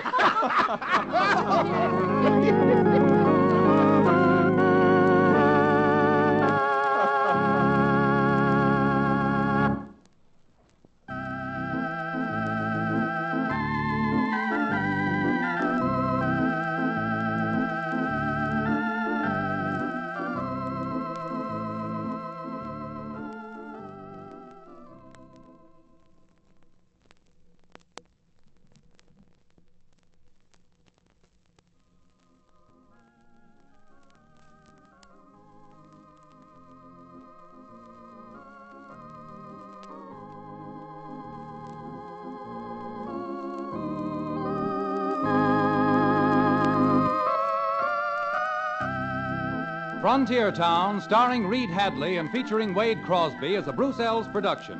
Supervision and direction by Paul Franklin. Music written and played by Ivan Ditmars.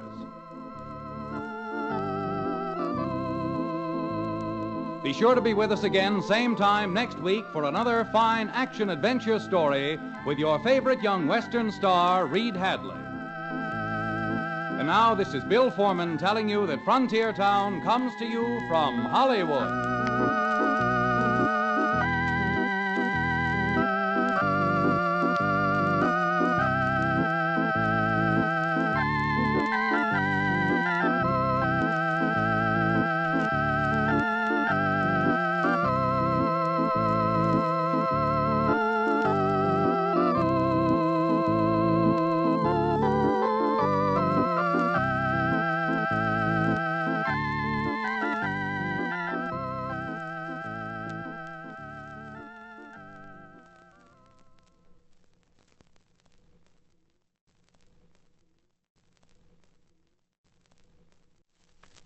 Frontier Town, the saga of the Roaring West.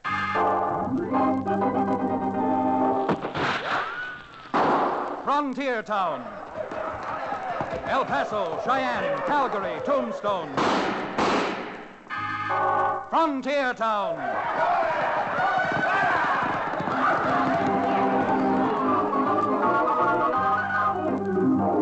Here is the adventurous story of the early West, the tamed and the untamed. From the Pecos to Powder River, Dodge City to Poker Flat. These are the towns they fought to live in and lived to fight for. Teeming crucibles of pioneer freedom. Frontier Town!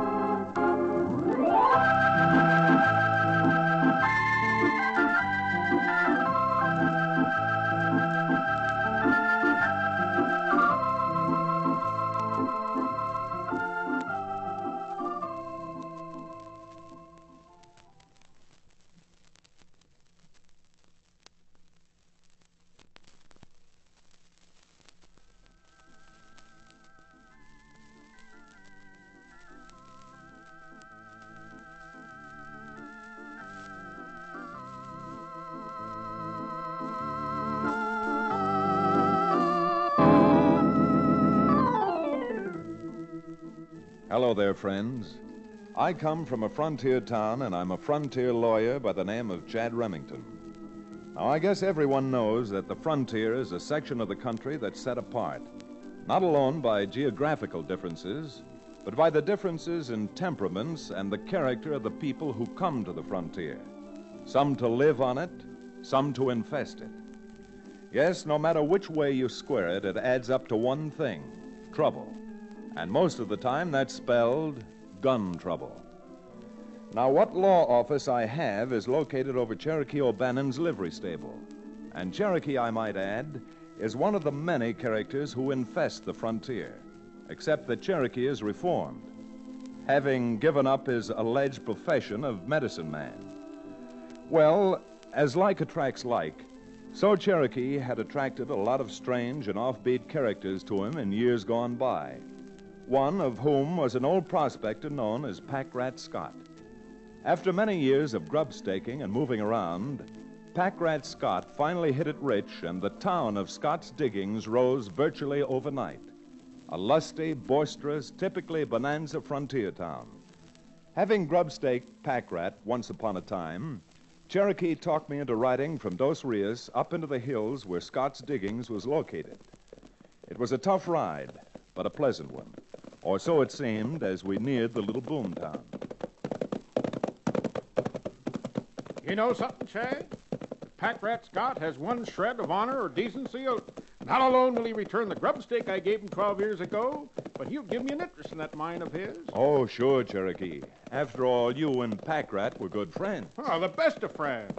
Why, I was practically a father to Pack Rat Scott. It would be a pretty poor commentary on the frailties of human nature if he didn't make me part owner of his mine. It would indeed.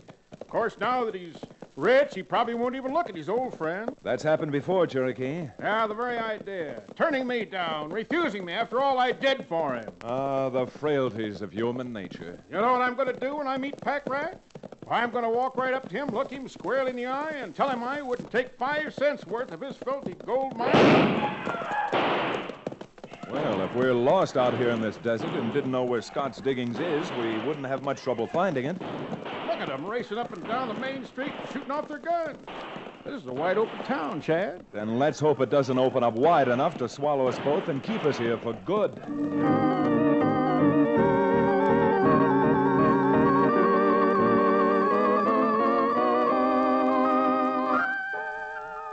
Well, after the excitement died down, we found it was just a bunch of the boys celebrating a new strike. And when they'd been swallowed up into one of the 7 saloons in town, Cherokee and I had no trouble in locating the founder of Scott's Diggings, Pack Rat Scott himself. Well, blow me down and call me Tumbleweed Cherokee if I ain't the happiest man in the world. You've got reason to be, Pack Rat. Folks say your strike assay's close to 10,000 to the ton. Closer to 20,000, boys. But that ain't what makes me so dag-nabbit highfalutin overjoyed. It's the fact that this here town has got my name on it. Yes, sirree, Bob. The name of Pack Rat Scott. And Scott's Diggings is a-going down in the pages of history. I always knew you'd strike it, Pack Rat. I don't mind saying I'm mighty glad for you. Well, there's only one thing I ain't completely happy about. And what's that? Well, there's so many that busted boom towns here about lately that Scott's diggings ain't real well known. And before I die, which ain't gonna be too long, I wish there's some way of making Scott's diggings as well known as, well, Virginia City. Well, if that's all that's bothering you, Pack Rat, publicizing your name for the sake of posterity, then what you ought to do is to create a local chamber of commerce and engage a publicity man. Dog is ding-dot and delirious. That's about the best idea I ever heard of. A chamber of commerce and a publicity man. Yes, sir. I believe that'll do it. Just you leave it to Chad. He's about as smart as... Hey, Billy Blue Blazes, Chad. I know a publicity man. Is there any type of character you don't know, Cherokee? Oh, who is he, Cherokee? What's his name? Well, I knew him several years ago when he was advance man for a medicine show I was traveling with. Left the show in Denver and went to San Francisco to work for a newspaper. I know, but can you get hold of him, and what's his name? Well, if you got a telegraph line in this mining camp of yours, I'll bet you I can get him down here on the next stagecoach. Oh, man, it's no object. Oh, what'd you say his name was again? Well, I didn't. It's Jerry Berry. Jerry Berry? Is he related to Harry Carey? Now, Chad, I'll thank you not to be facetious. Jerome K. Berry is perhaps the best publicity man in the entire business. And with a little luck and the proper salary, I'll have him here the day after tomorrow.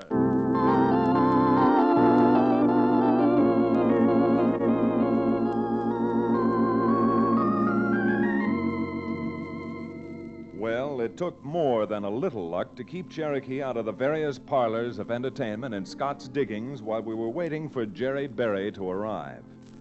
Hardly had I dragged Cherokee out of the Last Chance than he'd show up in the Bella Union. Once safely out of there, he'd sneak away and end up in the Golden Gaboon. Yes, I've said it before, but I'll say it again. Scott's Diggings was a wide-open town, and Cherokee O'Bannon had an appetite for strong waters to match. But 2 days and 3 hangovers later, Cherokee's friend, Jerry Berry, arrived in town, and we had a hasty meeting in Pack Rat's hotel suite in the local hostelry. Boys, you don't know how lucky you are that you sent for Jerry Berry. Yes, sirree. Not alone am I going to put this little town on the map, but I'm going to make it a household word from Antioch to Amsterdam, from Paris to Punjab. Yes, sir, Scott's Diggings is going to be more familiar at the average American breakfast table than oatmeal. Why, this town will have so much publicity, you're going to need clubs to keep people out of it. And back alley lots will be selling for $5,000 a front foot. That talk's real nice, Jerry. By Cinders, if you can do that, son, you're on my payroll for $1,000 a month. $1,000 a month? Why, by the time I get through, you'll be willing to pay me $1,000 a day. And don't forget, Jerry, my boy, that Cherokee O'Bannon had recommended you for this position of trust. Jerry Berry never forgets anyone. Now then, the first thing I think we ought to do is to organize a live wire chamber of commerce. Why, that was Chad's suggestion. Yeah, that's what I say.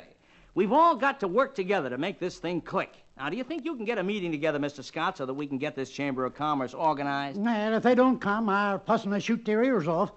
But if we get this chamber of commerce, what are you aiming to do? Get busy, that's what.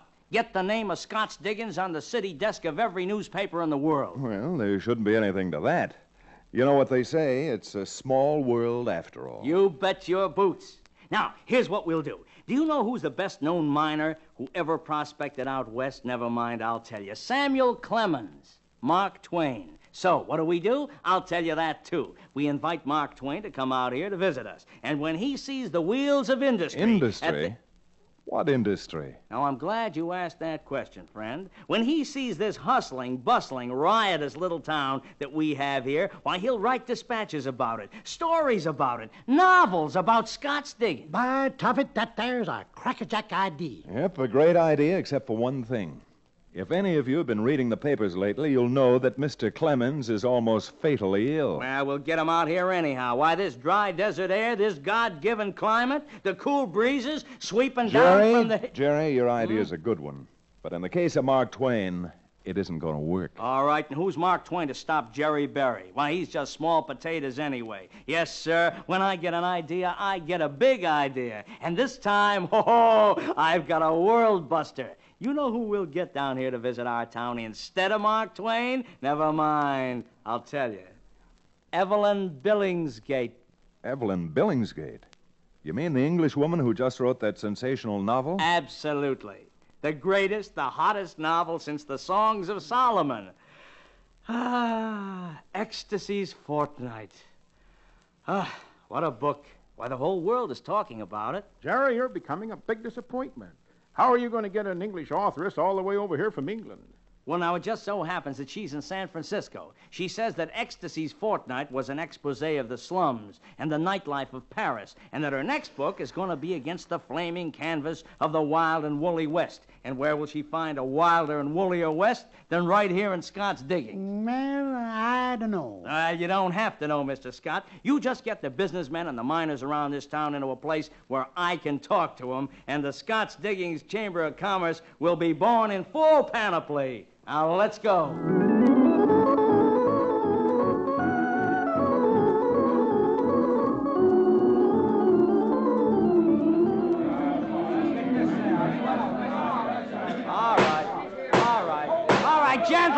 Gentlemen. All right, gentlemen. And you too, lady. Why, you sawed-off little sneaker. Don't you go around giving me a bad name, calling me a lady. Yes,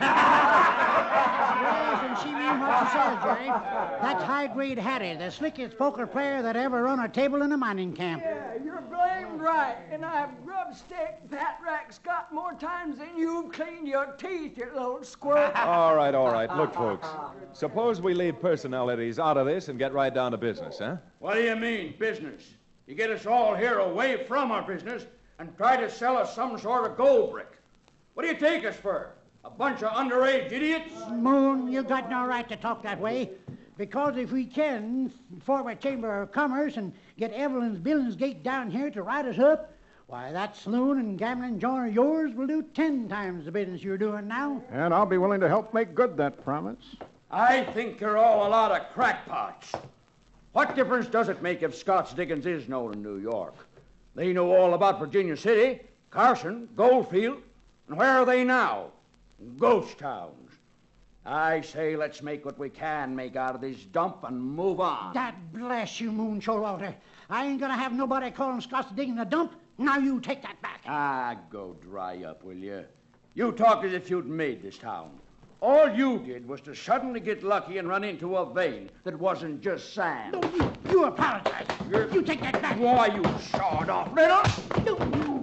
Mister, I don't know who you are. I've never seen you before, and I don't care if I ever see you again.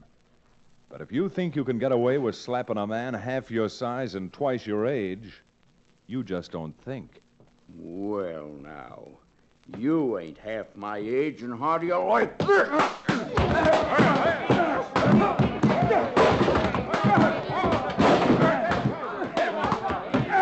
That's it, Chad. Now knock him over this way so I can get his picture.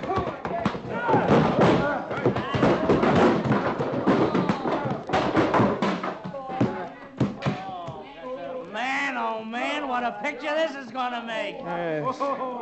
Yes, and what a picture we're all going to make, stretched out in some undertaking parlor unless we break this up. All right, boys. All right. The organization meeting of the Scott's Diggings Chamber of Commerce stands adjourned.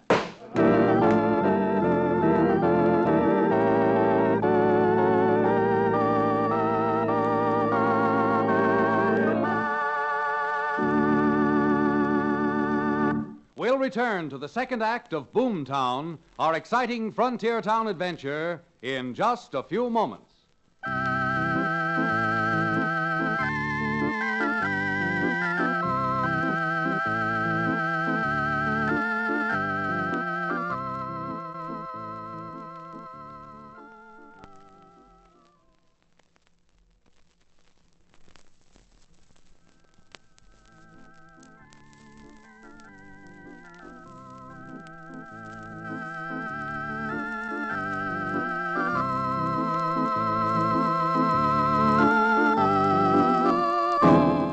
And now, Frontier Town.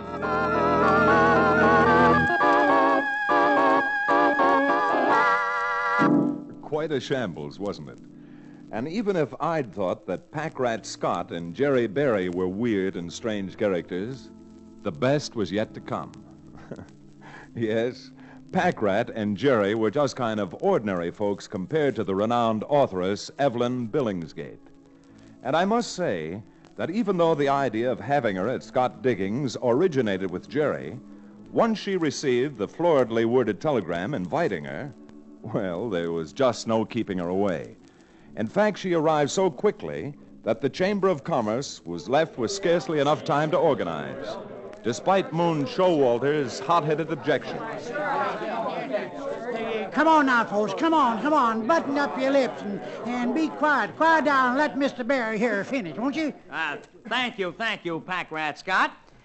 Now, friends, all I want to say is this. Miss Billingsgate is scheduled to arrive on the 2 o'clock coach, and we got a heck of a lot of organizing left to do. Oh, well, then stop flapping your jaws. Let's get down to brass tacks. Brass tacks, woman? In Scott's Diggings, there's nothing but solid gold tacks. I guess that's telling. Now. All right, now, to go over it again quickly. Now, we're not taking any chances that Scott's Diggings will look too tame for Miss Billingsgate, so we're going to put on a little show for her that'll make Custer's Last Stand look like a Sunday school picnic. Now, we've already got a group to give her a thrill when the coach arrives, but who is going to take charge and organize the bunch who are going to hold her up at her hotel? Well, since nobody else is volunteering, I will. You, Moon? Why, I thought you was dead against this. Well, since nothing I can do can stop it, I reckon the sooner we get it over with, the better. And you aren't just talking through your hat, mister. We've got to... Hey, why, it's almost 1 o'clock now. Now, we've got to get busy. Showalter, I haven't got time to go over all the details of the holdup with you, but you look like a man of imagination, so I'm going to leave it all up to you. And, brother, you're not making a mistake. Good.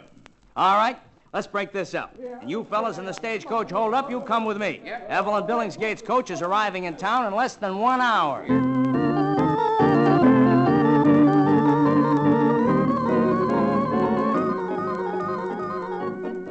It sounds funny now when you look back on it, but as you'll see, comedy ends and melodrama starts with a line too fine to discern. At 2 o'clock promptly, the Concord coach bearing Evelyn Billingsgate drove onto the main street and slowed down for the stage depot. Just before the horses stopped, there was a blood-curdling Comanche yell. Men dressed as Indians swarmed around the coach for a moment, then guns blazed. And then, just as Evelyn Billingsgate was convinced she was about to be scalped and burned at the stake, a band of clean-hearted Westerners came racing down the street to the rescue.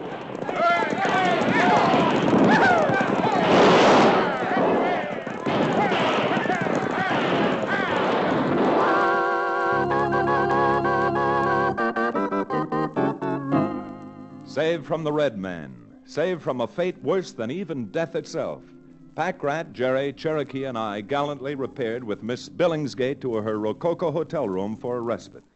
Here, Miss Billingsgate, I think you'd better have another glass of champagne. Oh, you dear boy. You dear boy.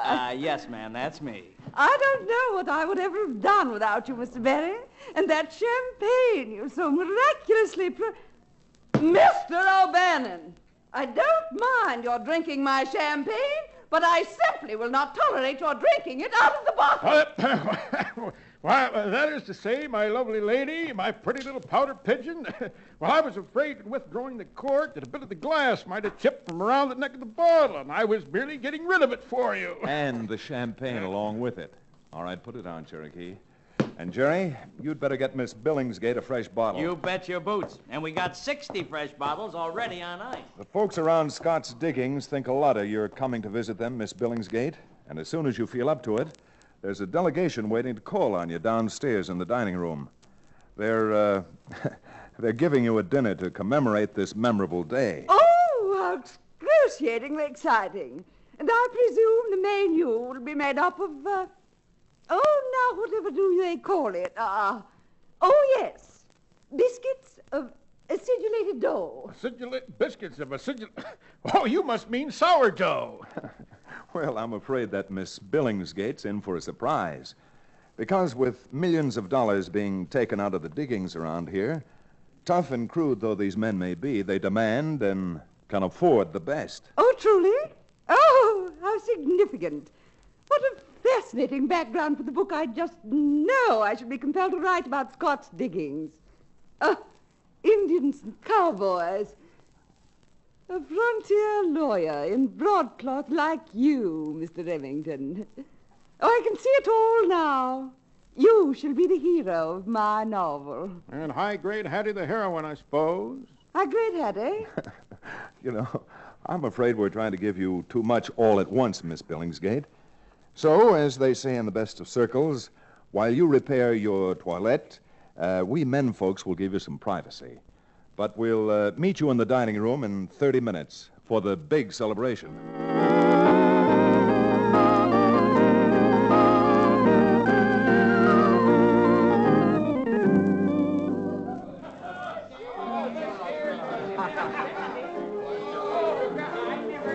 Oh, this is just too exciting. How about some more champagne? Hey, you big knothead, lay off. We've only got a few more bottles. In the name of Bonnie Prince Charlie, what was that? I'll tell you what this is, lady. This is a stick-up. Oh? We want that jewelry and them diamonds you're wearing. Hey, that Moon Showalter looks like the real thing, doesn't he? Come on now, lady. You want to turn that stuff over to us? Or do you want us to yank it off your neck? What? I never heard. Billy Blue Blazes, Chad, what was that? I don't know what that was, Cherokee, but that was no fake. That was the real thing. Come on. You say, sounds to me like someone's blowing high-grade Hattie's safe next door. Pulling the safe? Well, let's not stand here. Let's get out and get after them. All right, come on.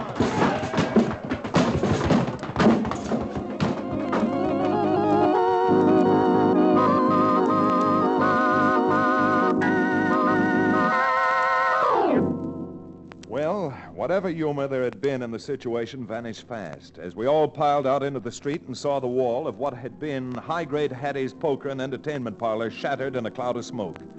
Not 200 yards away, just vanishing around a turn in the street, were 3 men riding heels over leather for the hills. And in less time than it takes to tell, the Chamber of Commerce was on their own horses and streaking after the bandits wide open. But the chase was futile, and we reined up at Moon Showalter's command. Hold it, boys. Hold it. No use running these horses to death.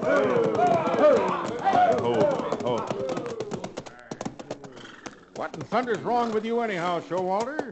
Well, I can still see the dust those thieves' horses made, so they must be somewhere around here. Hold it, Cherokee. Don't forget we're just visitors in Scott's diggings. And if Mr. Showalter says there's no chance of catching the crooks, well, that's that. Well, I don't think we can catch them just by riding around. No, Showalter, and I don't think we can catch them either riding around out here. All right, come on, Cherokee. You and I had better go back to town and put on our thinking caps.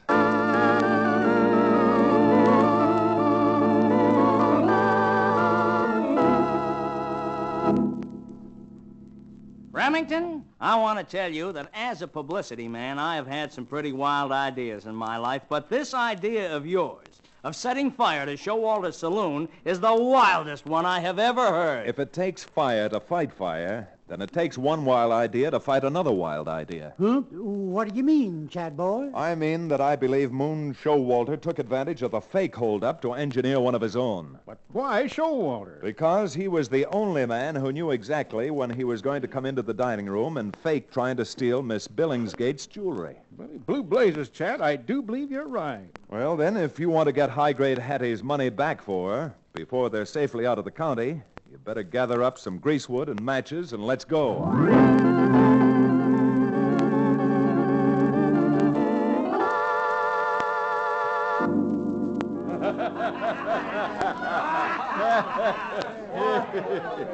Oh, are you serious, Remington? Do you really think high-grade Hattie framed that robbery on herself? Well, Showalter, I wouldn't go that far, but I do think it was an inside job. And I think Your place is on fire! My place is on fire? Where? Back there! In the corner! It's your office, your private office. My office. Suffering Joe. Come on. Give me a hand. Cherokee, come on. Bust that door down. It's too late now. Hurry, what do you want us to get out first for you, Showalter? The safe? No, my desk. It's got some... I mean, all my private papers are in it. Chad, you were right. All right, come on, boys. Grab hold of this desk. All right, Cherokee. Upend it. Over she goes. You Jaspers Loco or something. Look at that. Everything in my desk spilled on the floor, and the place is burning down. We're looking, Showalter, and all I can see is the money you stole from high-grade Hattie. All right, pick it up, Cherokee. Keep your dirty hands off that. Oh, no, you don't. And you're going to end up on the floor right along with the money.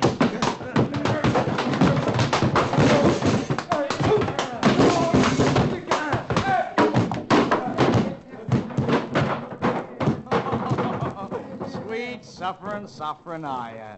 Showalter won't come to for an hour. He sure won't. Say, don't you think we better put out the fire? But there's no water. Who needs water? We still got 20 cases of champagne. Champagne? Then never mind this joint. Let's take care of me. Let's douse the champagne on Showalter, huh? After all, with the way Chad beat him up, he's the one who looks as if he'd been kicked by Mrs. O'Leary's mule.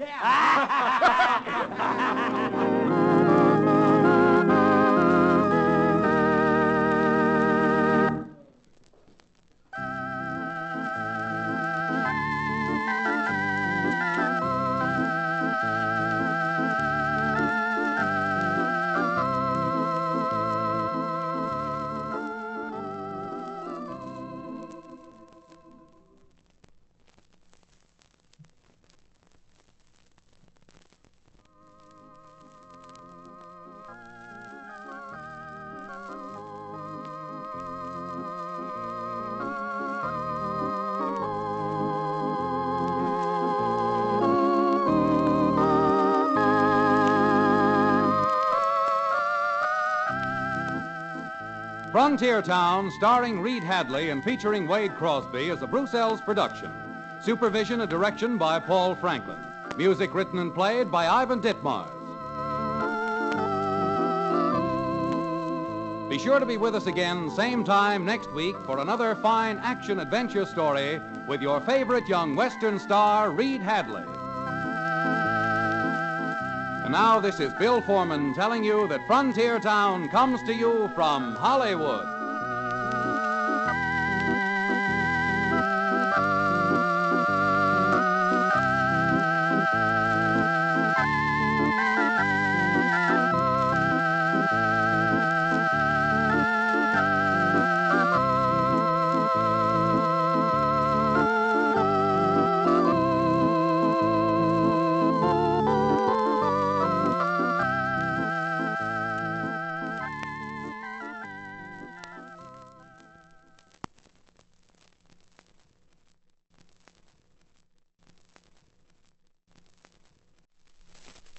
Frontier Town, the saga of the Roaring West.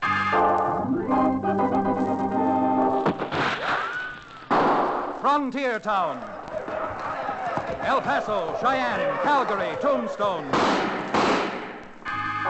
Frontier Town.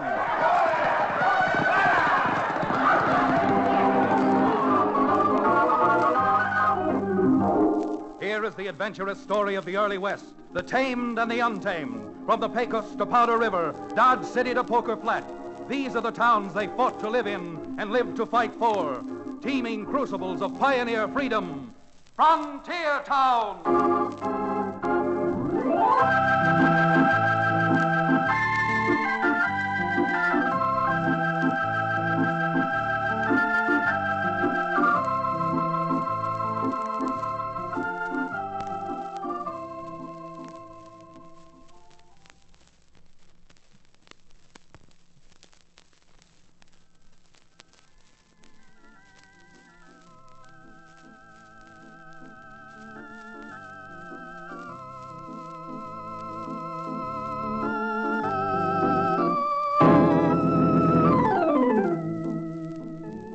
Frontier Town, huh?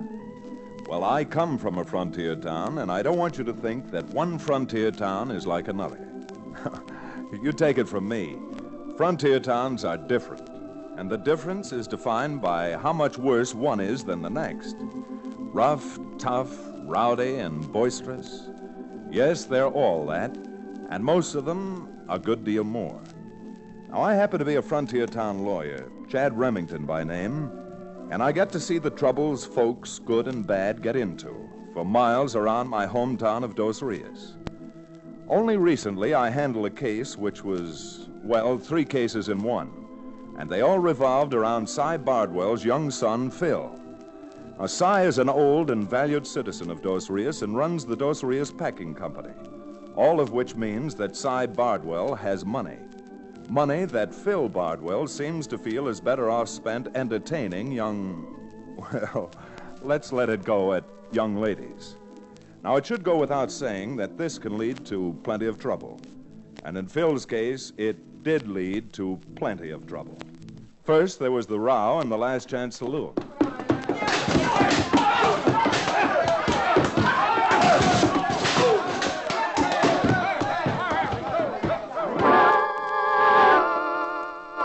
A week after the Last Chance fracas, someone else dared Phil to go for his gun.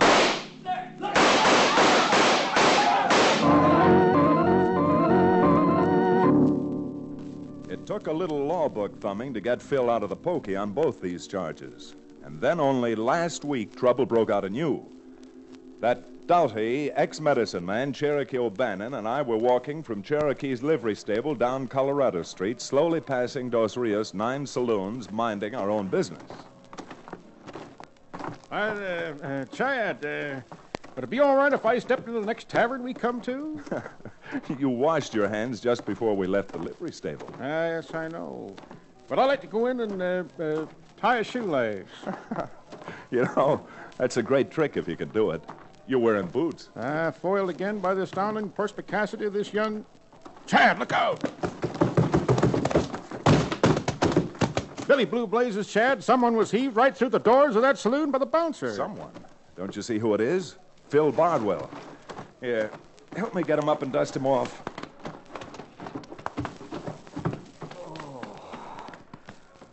Oh, what hit me? Probably a bung starter, Phil. What happened inside? Well, Never mind what happened. Just tell us if she was a blonde, brunette, or a redhead. Phil, for pity's sake, you keep on getting mixed up in woman trouble, and I'm going to leave you in the calaboose. Now, wait a minute, Chad. You talk as if I go out of my way to get into trouble. Why, you certainly go out of your way to pick on the wrong women. Well, how did I know she was married to the faro dealer? She works there just like the rest of them. How do you know anything, Phil? But there's something you might as well learn right now. I'm through getting you out of trouble, and I'm going to tell your father that it's high time he washed his hands of you. Oh, now, doggone it, Chad. You do that, and... Well, you know how Pop is. Yes, I do know how Pop is. And because I do, Cherokee and I are taking you down to his office at the packing house and making you tell him face to face just what happened. Oh, but Chad... When you got into that row at the Last Chance a few weeks ago, you promised your father then that you were through getting mixed up with women. When I bailed you out after that shooting scrape, you swore up and down that you were turning over a new leaf and leaving women alone. I know, but Chad... But Chad, nothing. Now, come on, young fella. You're going down to face the music right straight now.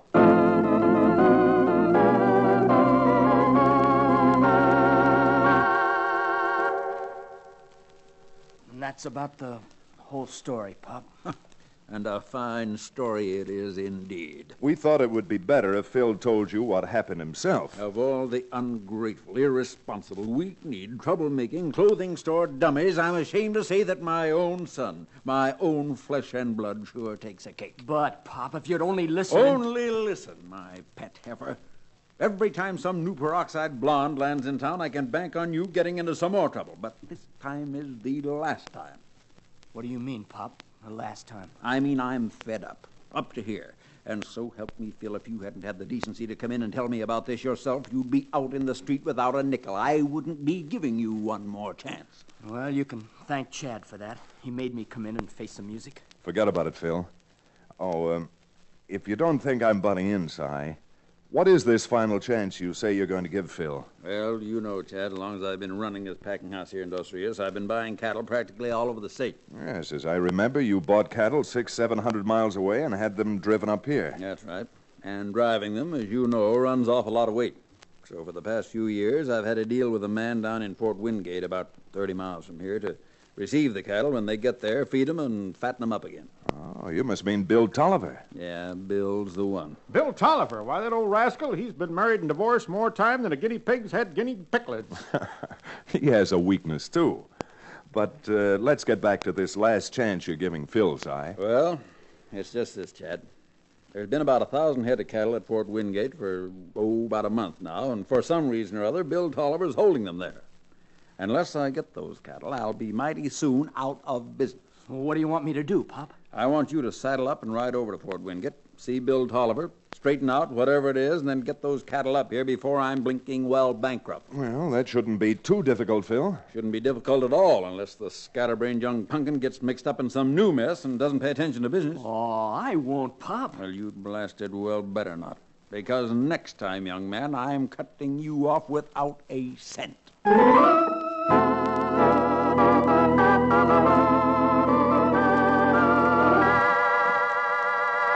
I suppose if I'd been a city lawyer, I would have let it go at that.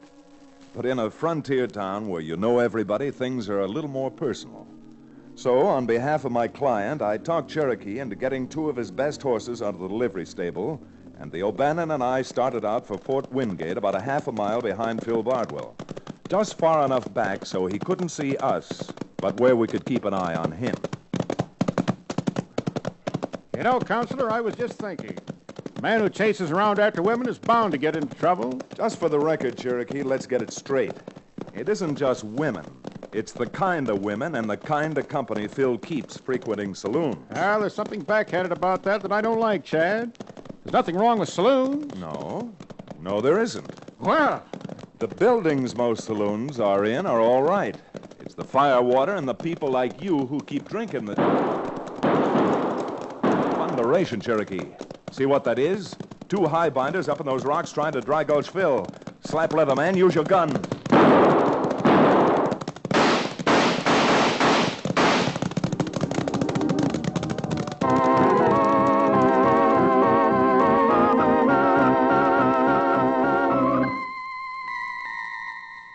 Either our shooting was better than we were entitled to expect, or the blackguards who tried to ventilate Phil's back didn't have any salt. But they hit for the hills, and within a few hundred yards or more, we'd overtaken Phil and stopped. By the beard of Top at the Prophet, Phil, how can you say we were spying on you? Why, Chad and I just happened to have business of our own over at Fort Wingate. Oh, sure. I'll bet Pop sent you over to take care of me. Well, this is one time I'm taking care of myself. Yeah, it sure looks like it. Those 2 bushwhackers almost took care of you for good. I wonder what they wanted. Who knows? Money, probably. After all, Phil's father is about the wealthiest man in the entire county. Believe me, Chad, I'm grateful for what you did. But this time I've had my eyes open to what a fool I've been, and I want to show Pop I can make good on my own 2 feet. I'm all for that, Phil. And not only because of you, but because if your dad doesn't get that 1,000 head of cattle from Bill Tolliver, well, I'm afraid he's going to be out of business. I know it, Chad. And that's another reason I'm in dead earnest. So, if you don't mind, I'll be climbing back in the saddle and finishing my trip to Bill Tolliver's office.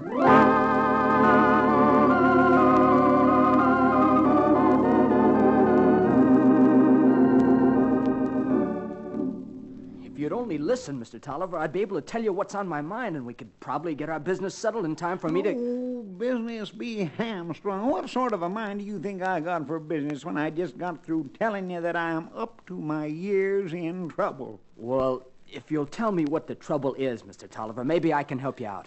Well, son, it's woman trouble. Dad blamed if I don't think you can help me out. Oh, woman trouble? Me? Oh, I've been a sucker for the women folks all my life, and this time I really got myself in trouble. Yeah, but look, Mr. Tolliver, if it's woman trouble, I'm afraid there's not much I can do. Yeah? Well, your pappy wants them 1,000 head of cattle, don't he? Why, sure, only... Well, he won't get 'em unless you get me out of this jam. You see, son, I opened my big mouth just once too often to a little black-haired singer over in one of our cafes. Got feeling liberal. Now she's sued me for breach of promise. Her lawyers filed attachment on them 1,000 head of cattle your dad wants. Oh, gosh, even though I'm sorry for you, what do you expect me to do about it, Mr. Tolliver? Oh, now, you're a right good-looking young fella, and everybody in the state knows your father's worth a lot of money. So I reckon if you went over to the cafe and met the singer and then kindly soft-talked her, I could have a photographer handy, and when you had your arms around her making love to her, whammo, we could snap a picture, and her breech a promise suit would fall plumb to pieces. The little bandit. Oh, good grief, Mr. Tolliver. You don't know what you're asking of me. Okay, don't do it. You just go back to Dos Rios and tell your father to close up his packing house, 'cause he is plumb out of business. Mr. Tolliver, isn't there some other way out of this? Hey, sure ain't. And if you don't want to go home to a bankrupt father, you will hightail it over to the Wheel of Fortune Cafe and ask for a young lady by the name of Blossom. And if they ain't a picture in the newspaper of you making violent love to that little black-haired wildcat, then, son, your father's going to lose every nickel he ever owned.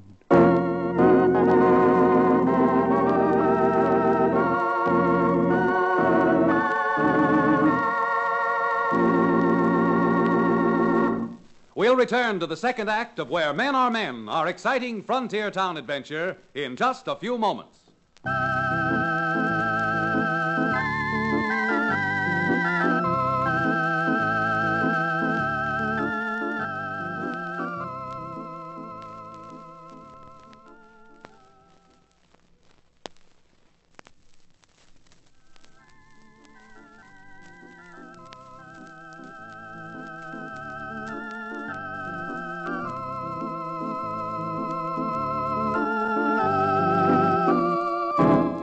And now, Frontier Town.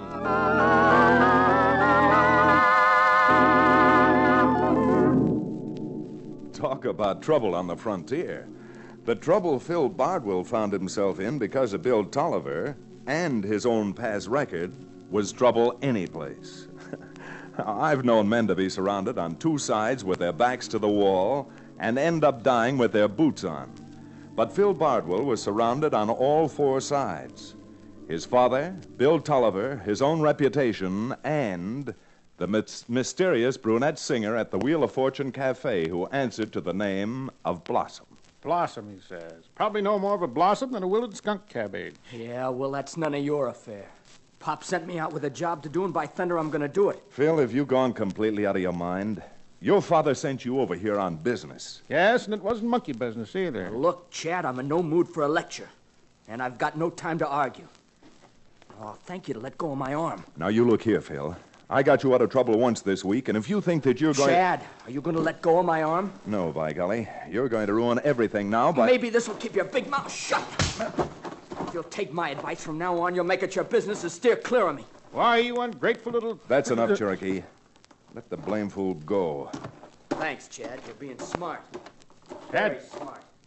Chad, are you going to stand and let Phil slap you and get away with it? It appears that he has already. I don't know what he's up to now, but by George, I'm keeping an eye on that Wheel of Fortune Cafe and finding out just what in thunder is going on.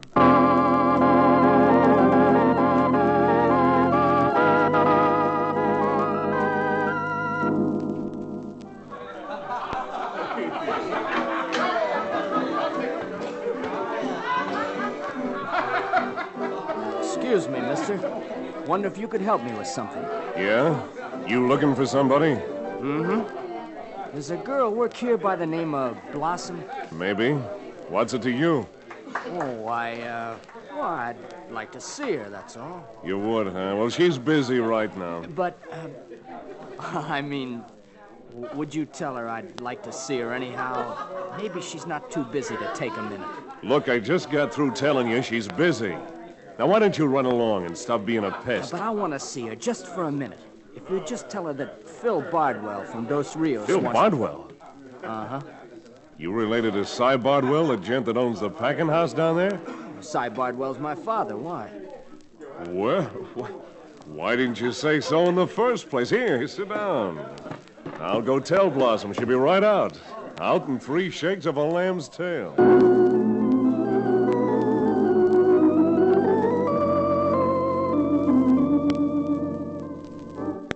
Don't Don't you get the idea, Blossom? That kid's playing right into our hands. No, Boots, I sure don't get the idea. First you have a couple of the boys throw shots at him when he's on his way up here from Dos Rios, and now suddenly you want me to go out and be nice to him. How did I know he was going to walk in here just begging to be taken? Oh, this is better than I could even dream of. I know. But what's better about it? Why do you think he come over here and asked for you? That ain't hard. Gonna try to talk me out of the breach of promise suit against Tolliver so his old man can get his cattle released. Yeah, sure. Only he don't know that we know what he's after. So? So, if we play our cards right, we can collect from Tolliver and Phil Bardwell's old man. And how do you figure that? All you gotta do is do just what you did with old man Tolliver. Only in the kid's case, it's gonna be easier. He ain't old enough to know his way around yet. And once he starts talking gushy, we'll have that tin horn lawyer of ours slap papers on him so fast, his old man will be writing checks in your name for a week. You got a lot of confidence in that bum lawyer, Boots. Matter of fact, I don't think he was ever any closer to a law book than seeing one in a bookstore window. Well, to tell you the truth, he ain't a regular lawyer. They kicked him out back in Illinois. But there's one thing he does know. Breach of promise. Plenty of angles. Ways to make 'em pay off at the bank. But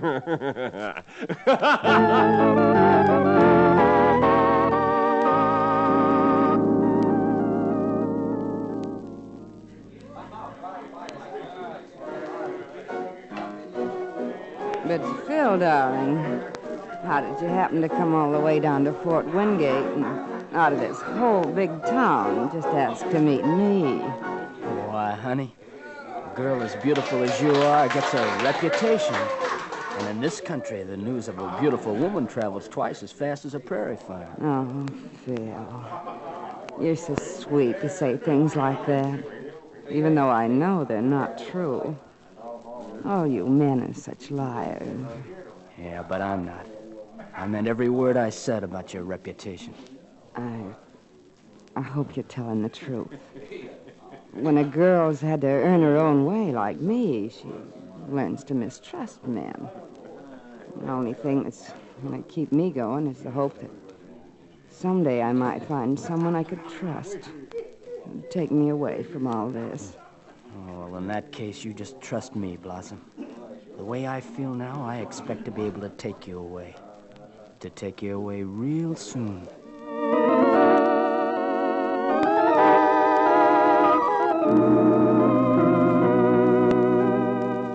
Of course, being on the outside, hoping that we could find out what was going on inside, Cherokee and I knew none of this at the time it took place. But after watching the Wheel of Fortune Cafe for an hour or more, and finding that Phil didn't come out, I decided to take the bull by the horns and pay a call on Bill Tolliver to see what particulars we could learn from him. Well, Chad, that there's what happened, and that's the way it is. Tolliver, is that the truth? You fell for that dance hall singer, and now she's suing you for $25,000 for breach of promise? Oh, you never said a truer word in all your life, Chad. I told you, Chad, Bill Tolliver may be old enough to be an elephant, but he hasn't gotten over trying to act like a wolf. Just the same, I think that little scheme I figured out using Phil Bardwell as bait to prove Blossom's just a fortune hunter is going to work. Don't you, Chad? No, I don't, Bill. You're trying to have Phil help you is like a drowning man grabbing another one who can't swim either. What you need is a good lawyer. A lawyer? And go into the court and have everybody in the county laughing at me? I didn't say for you to get a lawyer. I just said that you needed one. And with a little help from Cherokee and from Western Union, maybe we can work it out. Wait, hey, Chad, where do you think you're going? I'm going a few places first, but I'm going to end up mighty soon down at the Wheel of Fortune Cafe.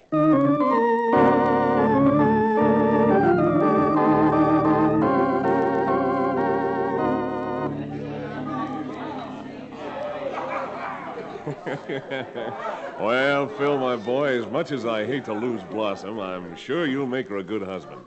And just to show you my heart's in the right place, we're going to celebrate with champagne on the house. Oh, now, wait a minute. I haven't said anything But, about... darling, if Boots wants to buy us some champagne, we've got to be polite and let Sure, him. Phil.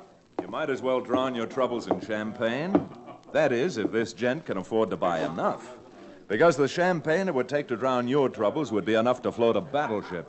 Who is this man, Phil? Yeah, and what's he doing butting in? To make it short and to the point, I happen to be a friend of this youngster's father. I think you get the idea. Why, Just a minute, Blossom. I'll handle this.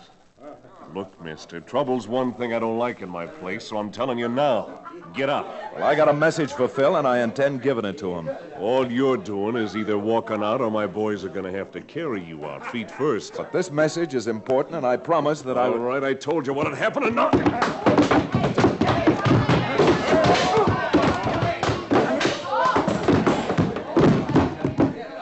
Great Scott, Boots, you knocked him out. yeah. Ain't it a shame?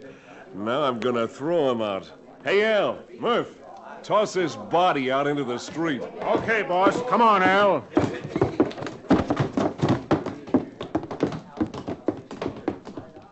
Well, I guess that takes care of that. You see, Phil, what a friend you have in Boots. Yeah, I certainly do. Hey, what's that? That there on the floor looks like a telegram. You better get it, Boots.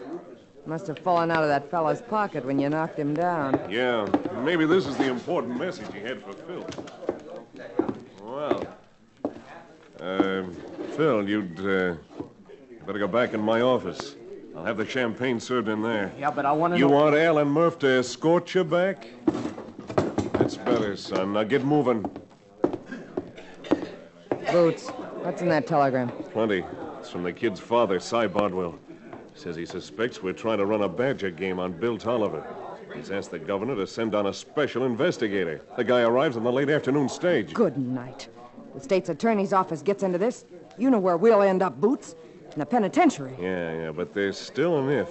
If Mr. Investigator arrives. If he arrives. But he's on the stagecoach now, Boots. Oh, sure he's on it. But that don't say that we ain't gonna stop that coach, take the gent off, and have one of our own boys take over his clothes and papers and come down here and whitewash us. Now, you get back in my office and keep the kid there, Blossom. Me and the boys, we got business.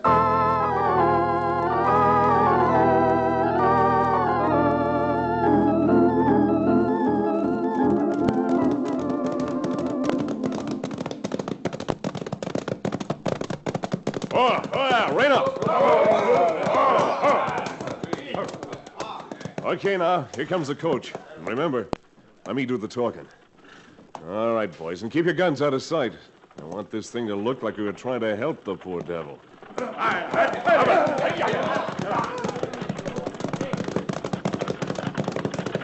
Hey, driver, wait a minute. It's the U.S. Marshal's posse. Rain up. The marshal got word of special investigators on his way to Fort Wingate from the state capitol. Any of you men inside the man? Because we're supposed to take you to town through a back trail. The marshal suspects some trouble. Yes, I'm the special investigator. Well, come on on, get out. We got a horse here for you. I'll open the door, will you? All right-o. There you are. Come on. Now, hold on a minute. If you men are marshals, where are your badges? Hey, look, brother, you're just wasting time. Now, come on, get out. We'll show you our identification later. You'd better show it now, Boots, or you'll end up with some holes in your chest where your badges ought to be. Good boy, Chad. Boy, you troublemaker. What are you doing hiding in that coach? Getting ready to take you to jail for attempted kidnapping. Chad, look out. Billy Blue Blazes, Chad. Those buzzards may end up in jail tomorrow, but right now we'd better take them down to the doctors and get their hands bandaged up.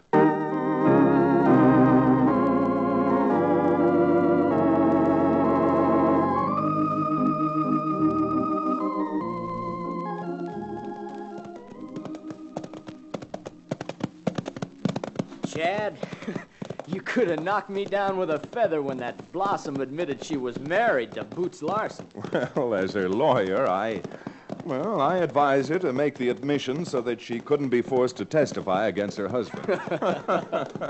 Well, as they say, all's well that ends well. Except this hasn't ended yet.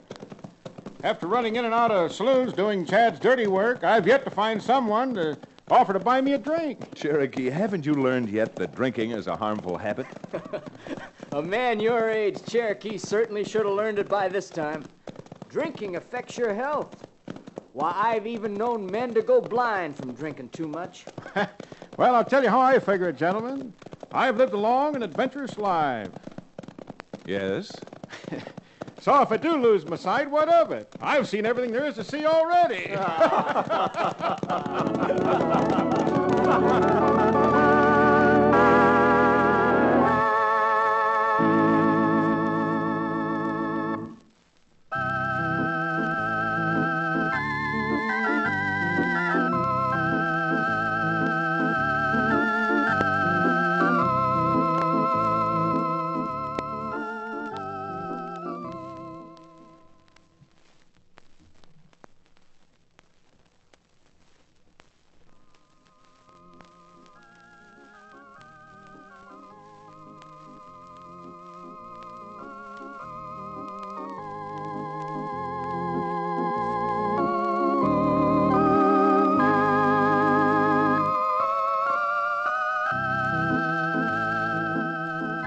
Frontier Town, starring Reed Hadley and featuring Wade Crosby, is a Broadcasters Program Syndicate production. Supervision and direction by Paul Franklin. Music written and played by Ivan Ditmars.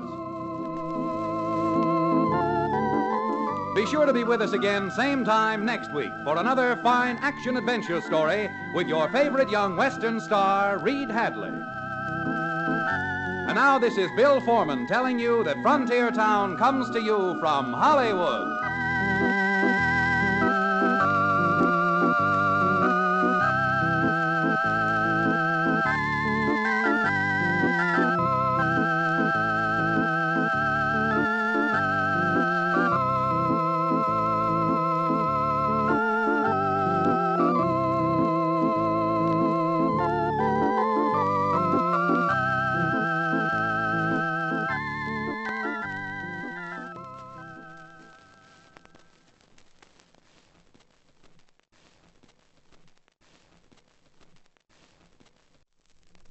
Frontier Town, the saga of the Roaring West.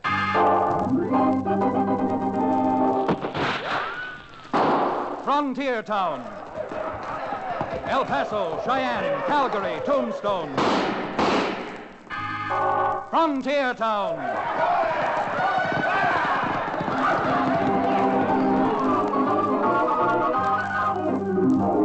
Here is the adventurous story of the early West, the tamed and the untamed. From the Pecos to Powder River, Dodge City to Poker Flat.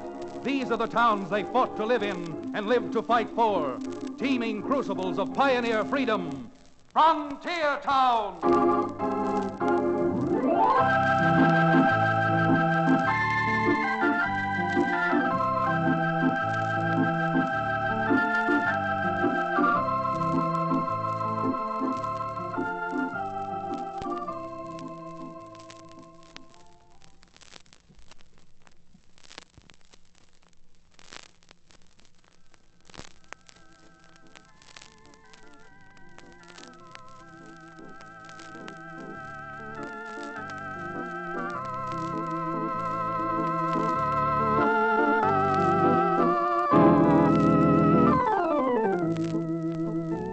Howdy there, friends. This is Chad Remington. Chad Remington, frontier lawyer from the frontier town called Dos Rios. Now, I guess it goes without saying that a frontier town lawyer can find more trouble 24 hours a day than any man living or dead west of Chicago. And if this weren't enough, part of my time is taken up with the running of a small cattle ranch left to me by my late father. Matter of fact, it was while I was on my ranch that this last adventure really had its start. Now, the little law office I rent from Cherokee O'Bannon, the ex-medicine man who now operates the Dos Rios livery stables. I don't know whether it's because he's afraid I may run out with the rent money, or because tagging around with me he gets to see his favorite scenery, saloons. But for one reason or other, O'Bannon is most always by my side. Well, this particular morning, Cherokee was helping me round up some strays in a far canyon on the back end of my ranch. Everything seemed to be going all right. Hiya! Chad, I was thinking again. Why does a man like you with a good law practice bother playing nursemaid to a lot of cows? Well, to be honest about it, Cherokee, cows are like money in the bank, and their products sell for good money. with milk at 6 cents a quart and cream at 10 cents a pint. My. 10 cents a pint for cream. But for a few pennies more, you can get a bottle of good bourbon. Now, don't you tell the cows that. They might start changing their product. Counselor, how is it that cream costs so much more than milk? Well, because of the labor involved, Cherokee. Cream costs more than milk because of the labor involved? Naturally. It's harder for the cows to sit on those little bottles. Well, Billy Blue Blazes, Chad, that's about the funniest remark I've ever heard you. Chad! We're surrounded. We're being ambushed. Cherokee, you blame fool, let that gun alone. But they're rustlers. We're being attacked. Rustlers, my eye. Can't you see who fired that shot? Don't you see who it is coming? It's old Sam from the Western Union office. Sam? Now I wonder what in blazes he wants. Hiya, Sam. What's up? Howdy, boys. Sorry I had to throw that shot at you. Seemed to be the only way stopping you without chasing you another 10 miles. What in the name of my grandmother's bustle is so important that you had to stop us? Well, a telegram come for you, Chad, and since it needs an immediate answer, kind of reckon I'd better bring it out to you. Here. Thanks, Sam.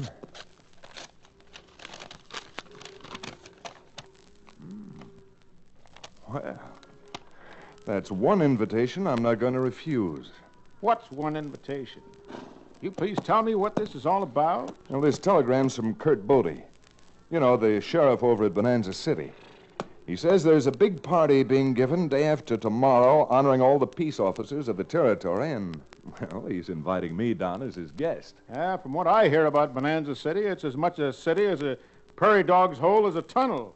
It's a wide-open, rip-roaring boom town at that. I don't suppose that'll stop you from going down and attending the party with me, will it, Cherokee? Me? Attend a peace officer's party?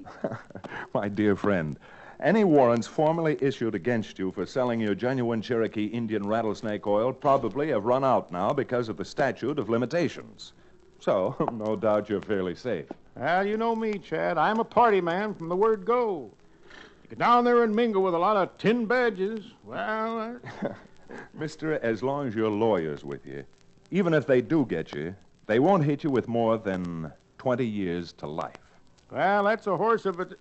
What? Come on, Cherokee. We'll bring these few head we've rounded up back to the lower meadow, and then you and I, well, we're hitting the trail for Bonanza.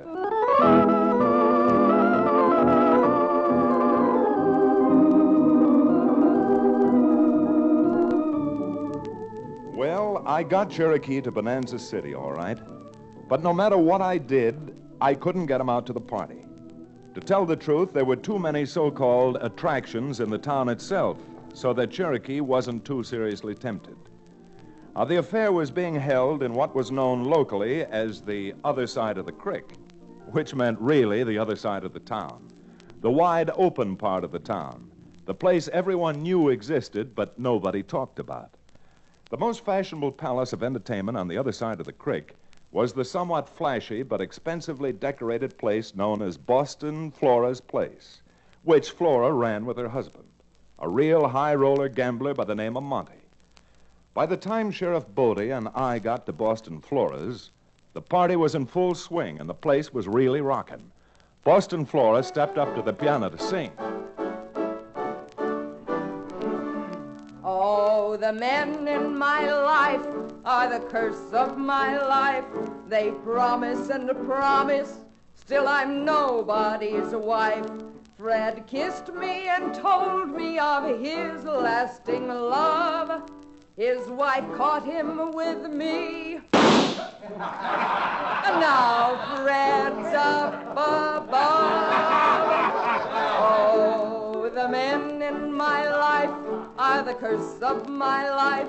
If a six-gun don't get 'em, then there's always a knife. I got Joe to the church with one foot on the sill, but he tripped me and bolted and he's running still. But he tripped me and bolted and he's running still.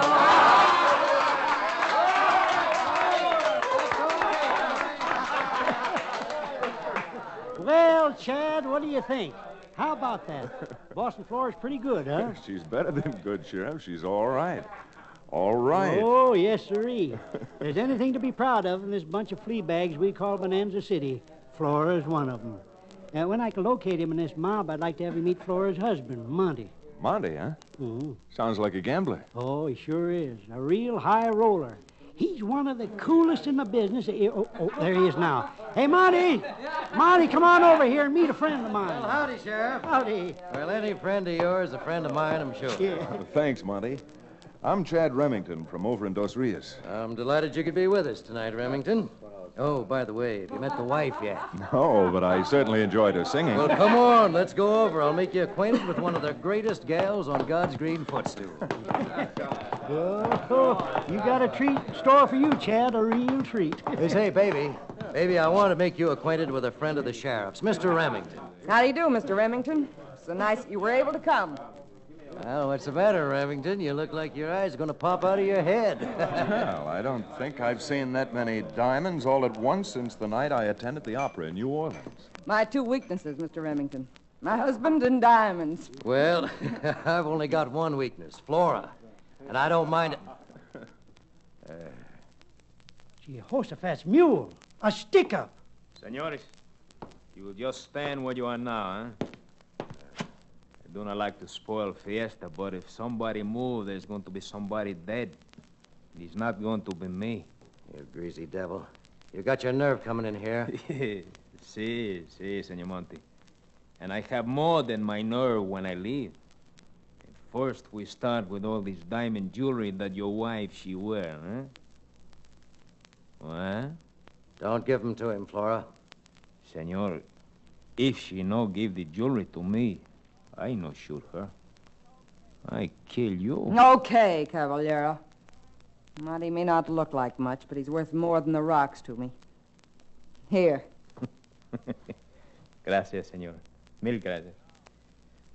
And now that I have the jewelry, I take up collection of cash. We're going to start with you, Sheriff. Huh? Why, you low down. No, Sheriff. Just for a little joke, I also going to take your badge. Senor? Well, there's not much in my pocketbook, but here it is. Bueno. Like your Americanos say, every little bit she counts. Huh? You other people, I shall walk by you slowly. When I do, just drop all you got into sombrero, huh? Gracias, caballeros y caballeras.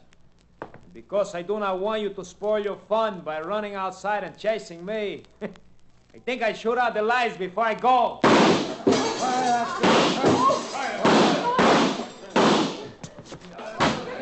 on, go after him.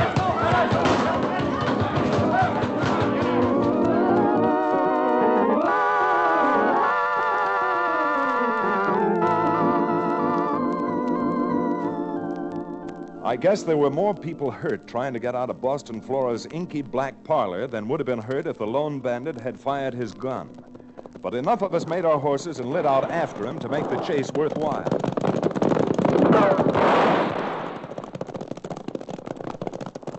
We circled around through Santa Fe Street, cut through Nugget Alley, and that brought us face to face with the bridge over the creek. That is, face to face with what was left of the bridge. Because there was no question about it, the bridge was down. All right. Hold it, men, hold it. Rein up. Isn't there a dam upstream by the smelter, Sheriff? We can get across that. Yeah, come on, let's go before that low-down sneaking no-good gets away. Yeah, now, wait a minute, Monty. I've been thinking. Now, this is no time to think, Sheriff. We've got to get after that cuss before he gets... Now, hold on there, Chad. We ain't going after that cuss. What do you mean? You're not going after him? Well, stop and figure it out yourself. We go after him and get in town on the other side of the creek. Then we got to admit what happened. That one solitary south of the border varmint stuck up a sheriff, 2 marshals, and half a dozen deputies and got away with it. Why, you bald-headed old fossil. No one's stealing my wife's jewelry and going scot-free. Who said anything about him going scot-free? We got a good look at him, and between us, being most every lawman for 50 miles around, we'll catch up with him sooner or later. Kurt, are you serious? I sure am, Chad. What's worth a few $1,000s we lost not to make fools of ourselves? I'll be blamed if me and Flora are going to suffer because you're a bunch of knotheads. I'm going to cross that creek if I have to swim it myself. Doggone it, Monty. Now don't go flying off the handle. Blast you, get your hands off of me and let go. Sheriff, if Monty wants to go, you've got no right to stop him. You keep out of this, Chad. You don't live here like we do. Sheriff, are you going to let me go? You're doggone right I'm not. Okay, then.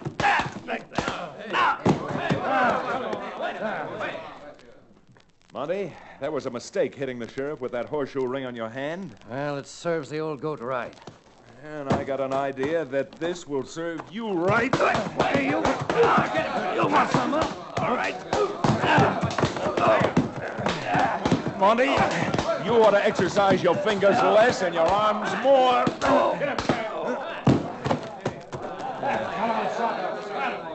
All right, fellas. Let's take this overdressed gambler back to his wife. We're not going to catch the gent who pulled that holdup tonight, but we can sure do a lot of talking over.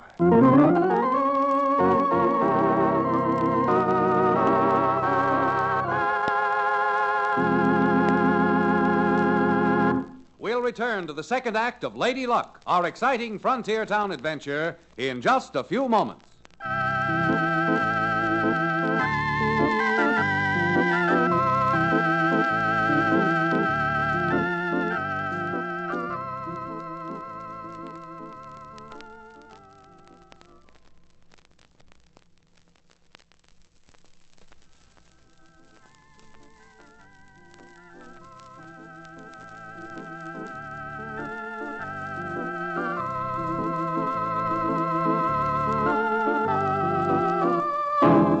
And now, Frontier Town.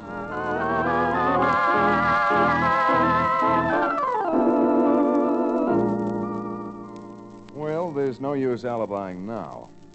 The sheriff, the marshals, the deputies, and the frontier town lawyer had all been caught flat-footed by a mighty clever crook. Or was it crooks? Somehow, when I started to get my senses together again, it didn't seem that just one man, all alone, could have conceived that scheme and done all of the execution that was necessary. So, after getting back to the main part of town, going into 4 saloons and finding Cherokee in the 5th, Cherokee, the sheriff, and I put our heads together down at the sheriff's office. By the whiskers of Walter's Uncle Willie, Chad, you'll pardon my levity, but this is really a good one. The whole law for 2 counties around robbed of their valuable possessions. Yeah, go on and laugh, Cherokee. But I'll get that crook if it takes me to my dying day. And then admitting what happened tonight? Well, it's not just me and the other boys alone. Some of the other men who were there, like the mayor, they told their wives they was going to Oddfellows' meeting. Wouldn't be good for the town to have that come out either. Well, I'm not a married man, Sheriff, but I can see what you mean. Well, how are you going to stop it from getting out? This gambler you told me about, this Monty, he isn't going to stop screaming his head off. I think he's done all of his screaming for a while. Yeah, pretty hard for a man to scream through a face that's all bandaged up with court plaster. You sure knocked the daylights out of him, Chad. Yeah, and I'm sorry I did. Sorry? I wonder if Monty really would have crossed the creek if we'd let him. But you just got through saying... wasn't he the one who... Yes, he was the one who yelled his head off. But you know, it isn't always the man who screams loudest who's hurt most. What you mean, Chad? Well, I don't mean to sound like a school teacher, but don't either one of you remember the children's story about the man who yelled wolf? Of course I remember it. Yeah. Frankly, I don't get the connection. Well, neither do I, Cherokee, not at the moment. But, let's go back over everything that happened, step by step. Chad, I tell you, it's as plain as the nose on your face, or at least on Cherokee's face. Is it? Then how do you account for the bridge being conveniently cut down? Why, it's because why, somebody must have... how did it happen? Exactly. You and I had crossed the bridge not half an hour before, and it seemed to be all right. But what's that got to do with Monty yelling wolf, wolf? Well, it may be more like fox, fox than wolf, wolf. Yeah, more like skunk, skunk, if you ask me. Dirty robbing polecat. Your remarks are immaterial, irrelevant, and probably true. But let's look at the facts. Who organized this party of appreciation for the peace officers? Why, he told you before, Boston Flora and her husband. Right. Now, granting for a moment that Flora and Monty had planned the little affair, don't you think they knew beforehand that the sheriff and the marshals wouldn't want to publicly admit they'd been made fools of? Yeah, but then why would Monty get in a fight with me and risk going to jail because he wanted to follow the crook? Because you couldn't have put him in jail for wanting to do what you should have done. In fact, if he were so inclined, he could probably put you in jail for malfeasance in office. Great jumping gumdrops. I never thought of that. But him and his woman still had her jewelry stolen, and well, there ain't no denying that. Sheriff's right, Chad. And what's more, who was the crook? No one's ever seen him in Bonanza City before. Probably just come up across the Rio Grande. You're convinced he's a Mexican, aren't you, Sheriff? Well, naturally, Huh? You gonna tell me he ain't a Mexican? Well, the only Mexicans I ever heard talk and act like that were in stage plays. In stage plays? You heard me, O'Bannon. If I'm not mistaken, there's a traveling tent show about to open in Bonanza City this week. Well, I'll be kicked by a muley cow. You mean you think Monty and Florrie hired this actor and the whole thing was a put-up job? The whole thing, including cutting down the bridge. But great sakes alive, Chad, it's loco. It's wild. How do you ever expect to prove a thing like that? By taking advantage of the fact that Cherokee wasn't over at Boston Flora's with us earlier this evening. Now, hold on there, Chad. You think you're going to make a guinea pig out of me and... Well, making a guinea pig out of you won't be too hard, Cherokee. The part that's going to take a bit of doing is turning Monty and Boston Flora into a pair of jailbirds.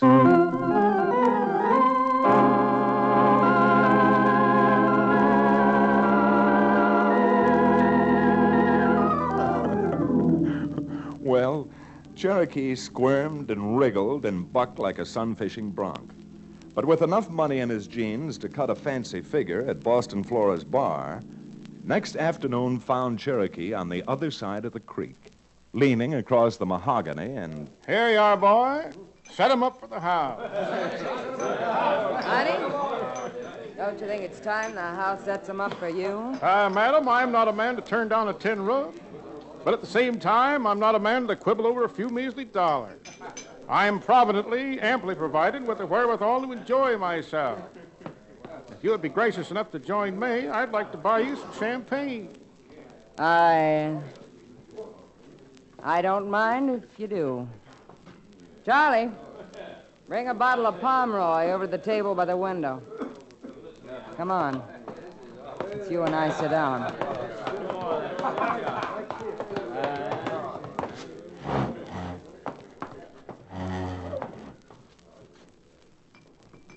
All right, what's the matter? Why are you staring at me? It's your get-up. You don't look like a prospector or a miner. My dear lady, there's a good reason for that. I'm not a prospector or a miner. Well, most of the men around here with money get it out of the mines. Where do you get yours? Madam, I'm a salesman. A salesman? A jewelry salesman. Now, don't ask me where I get my little baubles. Why, some of them come from Tiffany's in New York. I don't get you. I don't get you at all. Well, I've found that there are a certain group of ladies working in the mining camps here in the West who wish to put their savings in commodities like fine diamonds, which never depreciates in value, and, well, they have an eye toward a rainy day. For example, a woman of your beauty and talent should own jewelry. Wait a minute. Monty? Monty, come over and sit down. What is it, Flora? Well, what's on your mind? He says he's a jewelry salesman. Oh?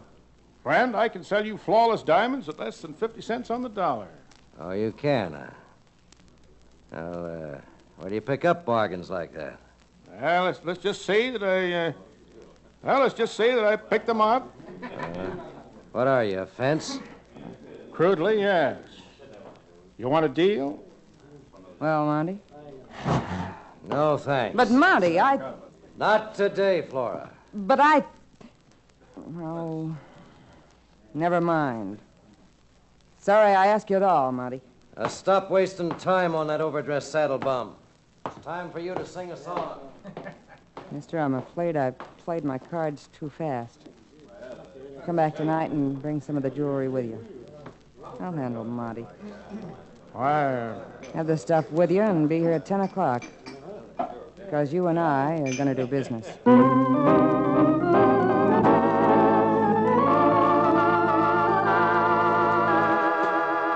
But don't you see, Chad, that you were wrong? Monty wouldn't even listen to buying her any jewelry. Which only proves that Monty thinks Flora has enough jewelry already. Huh? And if Flora has enough jewelry already, the jewelry she allegedly lost last night wasn't lost. But Billy Blue Blazes, Chad. Why did Flora tell me to come back tonight at 10 and bring the jewelry with me? Because Flora has more brains than you have and more brains than Monty has. In fact, Mr. O'Bannon, I'm convinced that Flora has more brains than you and Monty have put together.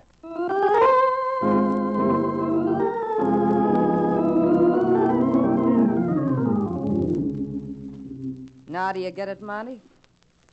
Now do you see what I'm up to? Baby, I gotta hand it to you. You're the only woman I know who can figure how to have your cake and eat it, too. Yeah, I'll say. Anytime she wants, she can come back and join my tent show. Oh. Thanks, Tony. And I'm doing all right here. Now, you understand everything, Tony, don't you? You seem to forget your old partner, baby. I'm the quickest study in show business. And when I meet this jewelry salesman outside and stick this gun in his ribs and I say, Senor, you put the hands up quick, eh? You'll have his diamonds and your money back all at the same time. The great part of it is the only squawk this sucker will have won't be about his diamonds. And all he'll be able to do is run to the sheriff and holler about his money. I don't imagine that stone-headed sheriff's going to do anything about that. Because he might be afraid we'd tell what suckers we made of the lot of them last year. Who was the sucker? Cherokee, keep an eye on the outside. Right you are, Chad. Leave it to me. What are you up to, anyhow, Sheriff? I'm up to throwing the three of you in the calaboose, that's what. We heard every word you said. Don't you know it's bad manners to point at a lady with a gun? Yeah, all right, quit stalling, Flora. Let's get going. Why, of course, Sheriff, if you say. Money, come on! Let go of her before I... Cherokee, get on here, you.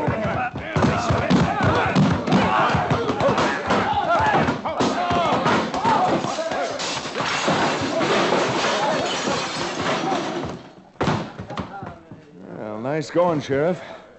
I see you got the so-called actor. Well, what about me?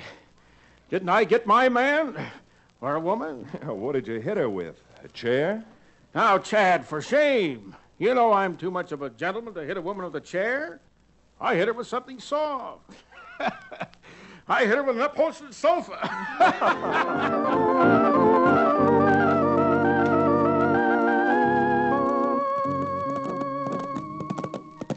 Cherokee, Sheriff Bodie, and I, and all the lawmen for 2 counties around certainly owe you a vote of thanks for your help in getting the goods on Flora the Phony, the Boston bad woman. Your thanks be hanged.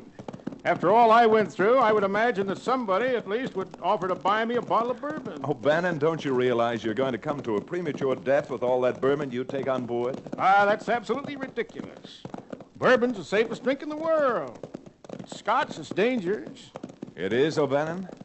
And how do you figure that? Why, Chad, don't you see? A man who drinks Scotch is apt to end up getting killed.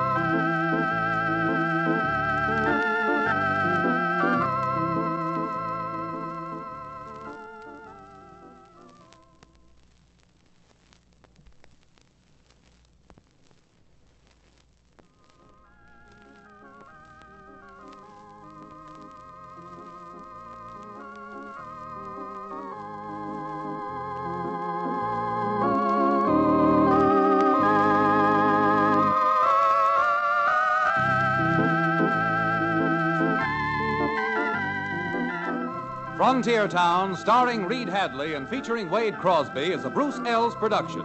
Supervision and direction by Paul Franklin. Music written and played by Ivan Ditmars.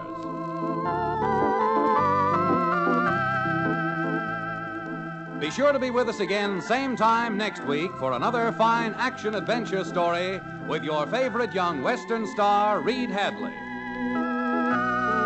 And now this is Bill Foreman telling you that Frontier Town comes to you from Hollywood.